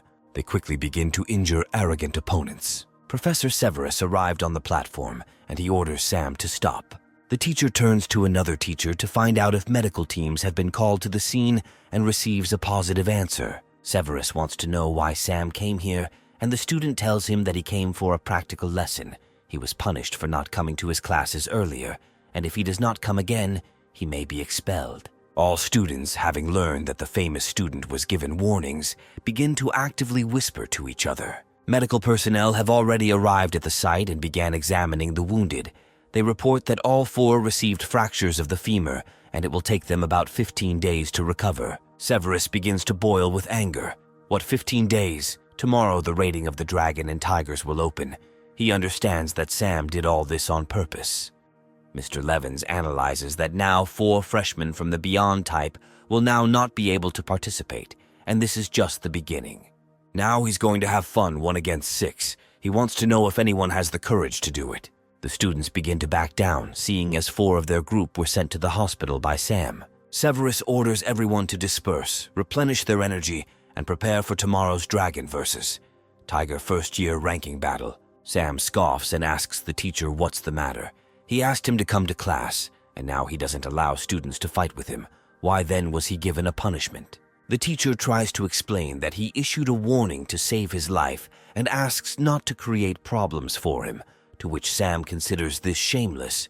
Why only Severus can create problems for him, but he cannot in return. The young man comes as close to him as possible and reminds him that if anyone takes his things, they will have to spit everything out, and promises that they will continue after tomorrow's dragon and tigers ratings. Severus decides to go to Mike Mitchell, another deputy dean, and tell the story that happened to Sam in the first years. Mike is interested in how many students will be in the top 100 of the Dragons and Tigers rankings. The teacher suggests that 20 people will be in the top 100, and only 1 student named Ian Richter will be in the top 10. The deputy wants to know if this is enough to take first place in the evaluation, to which Severus replies that it will be enough. And the only thing the teacher is worried about is the extraterrestrial quota. Mike believes that the extraterrestrial quota is not a cause for concern. After all, in the 4 years since he led the exceptional type, this type has always been number 1. If they win this year too, it will already be 5 wins in a row. After listening to the speech, Severus bows to him and promises that they will definitely take first place in the evaluation points this year. At lunch, Annabelle wants to know if the rumors are true that the teacher gave him a warning and then he beat up 4 of his students, to which Sam gives a positive answer. It would also not hurt her to know if he still wants to take revenge on Severus North. The young man also agrees, because the teacher constantly bothered him, so now he will bother him in return. Annabelle doesn't mind Sam standing up for himself, but reminds him that everything must be within the rules. Mr. Levins wants to know if the professor will do something to him if he goes beyond the rules. Her gaze immediately became harsher, and she advises that if he crosses these lines, he should immediately contact her. Fireworks and fanfare can be heard as the chief judge declares the 168th first-year Dragon and Tiger ranking tournament officially open. Now the participants had to take an oath. They swear to be honest and fair in this tournament. Christopher points out that many people in the stands are looking at Sam, but the young man is not bothered at all. The business partner invites his friend, in connection with such confidence, to also register. If within 3 days no one challenges him, then the place of the dragon will automatically go to him. But Sam thinks that there is no need to rush, and he reminds that it seems that Christopher wanted to leave the exchange in order to open an order and make a profit. The young man laughs and replies that the university will not allow him to do this. Their conversation is interrupted by a fight suddenly breaking out in the arena between the first participants. Looking at this, the main character understands that the freshmen's battles are taking place without much enthusiasm. In addition, opening battles take place simultaneously in 10 arenas. With 2 minutes per battle, the arena can host about 30 battles in an hour. Having considered all this, Sam finally decides to register for the Dragon and Tigers rating for freshmen. The student shows this information to Professor Severus. They learn that he has challenged Clyde Salzburg, the 84th rank of the exceptional house. Mr. North frantically tries to understand why Sam needs this and what he is up to. Only a couple of minutes passed and the battle was over. Severus jumps from the podium to get to his wounded student as quickly as possible. Doctors conclude that the student has a penetrating wound to his leg without damage to the artery, and his femur is also broken. The student will have to undergo surgery. Seeing one of his bright students being taken away on a gurney, the teacher realizes that Clyde will not be able to participate in the next fight. He looks angrily at Jean-Paul and a puzzle forms in his head. Sam wants to incapacitate students of an exceptional type. Before Severus even had time to look back, the young man won another victory in another arena. Seeing this, the professor rushes towards Sam, yelling at him to stay still. The young man wonders why the teacher is calling him. Does he really want to personally go into the arena and teach him a lesson? In this case, he can call Professor Annabelle to greet him. Severus asks him not to go too far, but Sam believes that everything is in order because he is officially participating in the opening battles of the rating. The teacher begins to lose his nerves, and the young man does not stop mocking him, saying that maybe he will write him another warning. Severus asks him to stop because this is not good for everyone, and he offers to apologize for his warning. But Sam doesn't need his apology because it's worth absolutely nothing. The teacher tries to restrain himself and repeats that there is no need to worsen the situation. Sam approaches the teacher and, taking him by the shoulders, says that it is very easy to stop him. First, Severus needs to cancel the first warning, and then they will talk about the next step. Yesterday, in addition, the young man received a notice of reduction in bonuses from the university. And if the teacher cancels his warning, then his bonuses will be restored. Looking after his student, Seaver becomes amused. Sam thinks too highly of him if he thinks that he is able to cancel the warning. The University of Genetic Evolution rests on these rules. This is not something that he or the young man can influence. But then the thought appears in his head that all this time Sam is just making fun of him, and he urgently decides to clarify a couple of questions with Deputy Mike. Christopher approaches his friend and reports that Severus North still has 13 participants left. The friend means that, most likely, this side will not allow them to fight further, or they will send a powerful character. Sam is not afraid of this, because his goal has already been achieved. As for a powerful character, it's like training for him. Severus, meanwhile, reports everything that happened in the arena to Deputy Mike. He can't believe that among all the freshmen there is no one who can defeat him. The teacher replies that, at least in this stream, there are definitely no such people. Mike wants to know if another person has returned to them, hinting to Severus about one student. The teacher says that they talked to him before they boarded the plane, and enough time has passed that they can call him now. Everyone begins to head back to the stands after lunch break. Christopher wants to know if Sam will participate after lunch.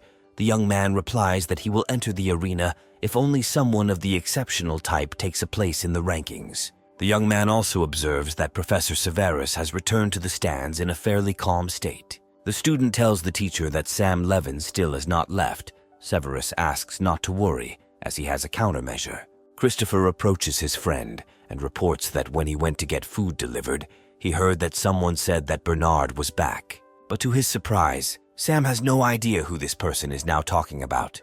The comrade says that Bernard is a second-year dragon and a special student of Severus North. And besides, this student is currently ranked 91st in the main ranking of the Dragon and Tigers. Sam does not feel any better about this information. Christopher continues. Not only was this ranking made when he was transferred into his second year, after which he went abroad for training and did not participate in the ranking tournament. For the young man, everything becomes obvious. If he returned in time for the tournament, then he was targeting Sam. The second-year students also decided not to miss today's spectacle.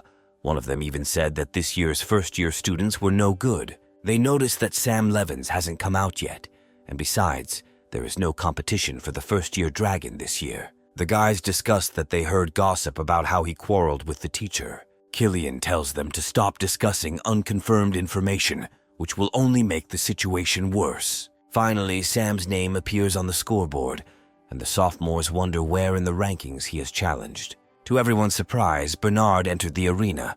They realize that it seems that Teacher Severus spent a lot of money to invite him here. The whole company has an alarming question whether a freshman will really challenge him. Their questions fall away when Bernard and Sam find themselves face to face in the arena. But all the viewers are already in anticipation. People will clearly be able to see an interesting show. Everyone watching the live broadcast of the ratings also glued their eyes to the screens when they saw Bernard. Having learned that the flying swordsman has challenged him, everyone wants to see it live and rushes to the arena. The judges, having learned that there are no complaints on both sides, ask the participants to take their positions and prepare for the fight, which will take place in 3 minutes. Sam notes that there are suddenly a lot of new viewers. Bernard turns to his opponent and says that he does not care for what reasons he is challenging the overall ranking of the dragon and tigers. He has one last piece of advice for the young man. As soon as the battle begins, he asks him not to think about life and death. Sam understands that this warning is not a provocation at all. It seems the guy is also a demon of war. The young man pretends to be calm and stretching, thanks him and says that he is confident in himself. Bernard believes that, judging by his words, his return trip will not be in vain. Sam wants to say a few more words to the enemy, but he interrupts him and tells him that it is useless to influence him with chatter. But to the enemy's surprise, the words were not intended for him at all. Mr. Levins turns and addresses Teacher Severus, saying that he has a few words for him before the fight begins. He says loud and clear that he's going to take first place in the first-year rankings, and then Severus has to kneel before Professor Annabelle in the erudition department. While the crowd shares Sam's opinion and begins to wish him luck, Severus's students' nerves are already starting to give in. He can no longer watch it and wants to leave. But the teacher stops him and says that no one will take a single step until Bernard defeats the upstart. The student still wants to leave, and then Mr. North slaps him in the face, saying that now he should not think about personal success or failure. Now the interests of the entire exceptional type are important. Sam watches the whole scene from the arena while he awaits the fight. He turns to Bernard, saying that the stands are also noisy and asking if he's going to use Severus North's petty tricks. The enemy replies that petty tricks are useless on extraterrestrial battlefields. The judge orders him to get ready, but for some reason he is stopped by Jean-Paul. Jean, he says that the first of them is a second-year dragon, and the second wants to be a first-year dragon, and no matter which of them is irreversibly injured, it will be a loss for their university. Therefore, the rector decided in this battle, Severus and Annabelle, instructors of both sides, acted as judges for targeted assistance. After this information was announced, student representatives immediately arrived at the arena. They quickly stand behind their students in full combat readiness. In this fight, it is important that both sides adhere to the rules, and the fight finally announces the start of the fight. Immediately, a silver ball was already flying at Bernard, which he managed to dodge. The opponent notes that Sam started their fight quite quickly, but he is not lagging behind and wants to reduce the distance. Mr. Levins watches his movements carefully and begins to jump away from him as far as possible. Sam tries to dissuade the enemy, saying that he clearly looks down on him if he is not going to use his skills. Bernard decides to show him some of his abilities, and right before his eyes, his katana turns red and lightning begins to spark around him. Sam feels both tense and elated, having never fought against a thunder type. The audience also begins to see gigantic rumbles of red thunder and rocks flying in all directions. Both opponents have been fighting for half an hour. This is truly an incredible match. Everyone is wondering who will defeat them. At this moment, the situation is not going well for Sam Levins. Lightning strives to overtake the freshman, who himself caused this anger of Bernard. This is already starting to irritate him, and he decides to put a shield between them. But the second-year dragon's lightning cannot be contained by the first-year's shield. The defense shatters into pieces, and the shockwave throws Sam away. He manages to slow down and stay in the arena. The hero understands that the enemy has both strength and speed. His flying sword and silver balls do not have an advantage here. Old man Severus really made a good fuss by inviting such a rival. Bernard sees that his opponent is just sitting in the arena.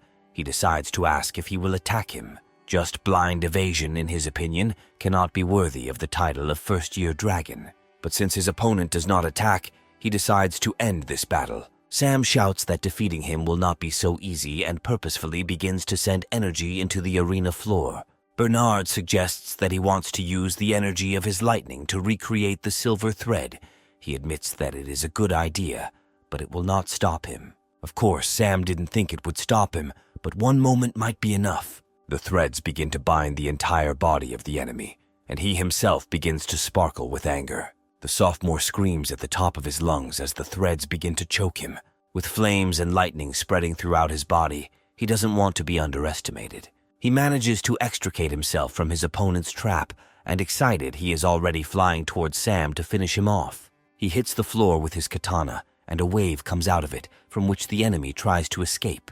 But Bernard quickly throws an electrified cobblestone after him, which hits Sam.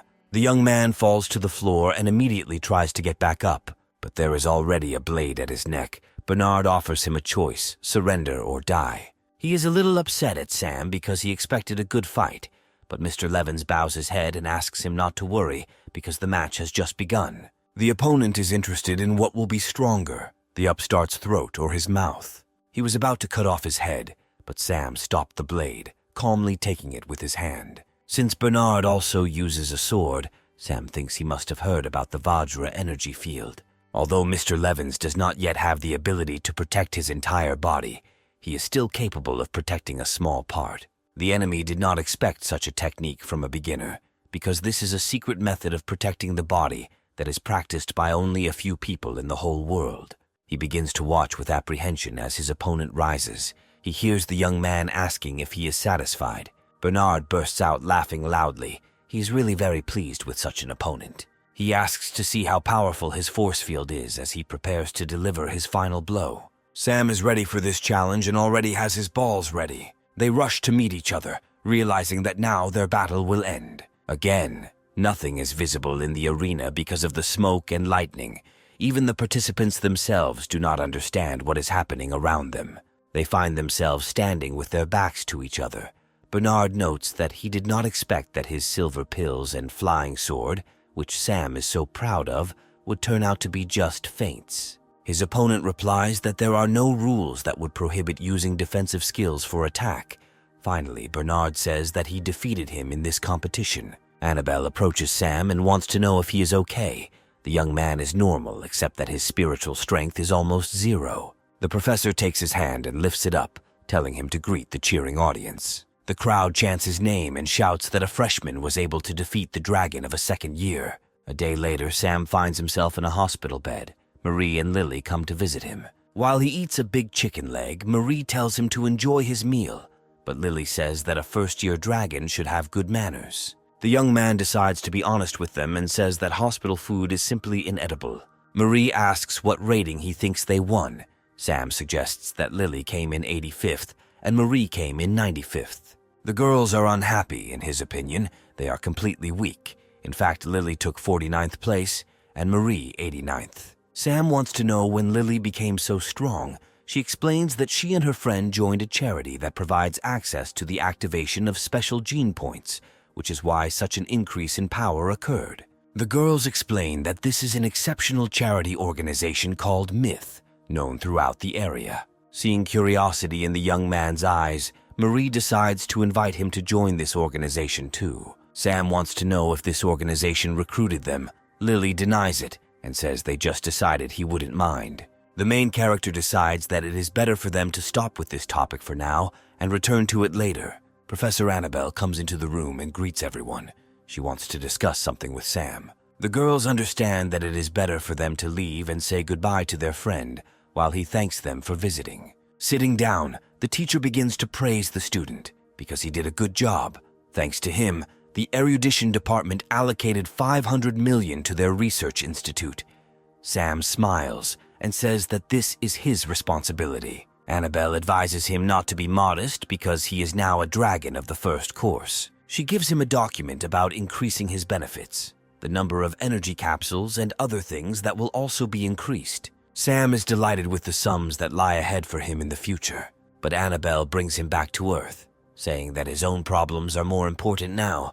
The hero does not understand what problems he is talking about. She wants to know what he thinks about his fight with sophomore dragon Bernard. The young man understands that if he had not used silver balls and a sword as bait, and also an energy field, he would definitely have lost. Annabelle confirms that physical strength is the biggest problem now, and if he wants to return from the extraterrestrial battle alive, he needs to improve his physical and genetic healing chain. Sam decides to ask Annabelle about the Myth organization. The teacher is interested in Sazu and wants to know if they invite him to join. The hero replies that not at all. His girlfriend mentioned that they quickly help increase strength, and he refused their question about joining. Annabelle is glad that her ward refused, because the myth and the redemption of the dawn appeared almost simultaneously, but seemingly took different paths in their development. She heard that the Myth organization has gained de facto control over the EU zone and the non-union zone. In the last few years, there have been tendencies to compete with large areas, and their intentions are very ambitious. But now Annabelle advises Sam to focus on training, and as for people, it's better not to mess with them now. That's all for her. She wishes the young man a speedy recovery and reports that perhaps in a few days he will be discharged from the hospital. Analyzing all the battles completed over these months, the hero understands that he does not have the strength to wait, and it is really time for him to gain experience. The next morning, Annabelle came to the ward again to visit the student, but his things were not there, and a note was left on the table. It says that he left to gain experience and will return home only in a month. 100,000 mountains, 1,000,000 mutated creatures await him ahead, and Sam is sincerely confident that this will be a good experience for him.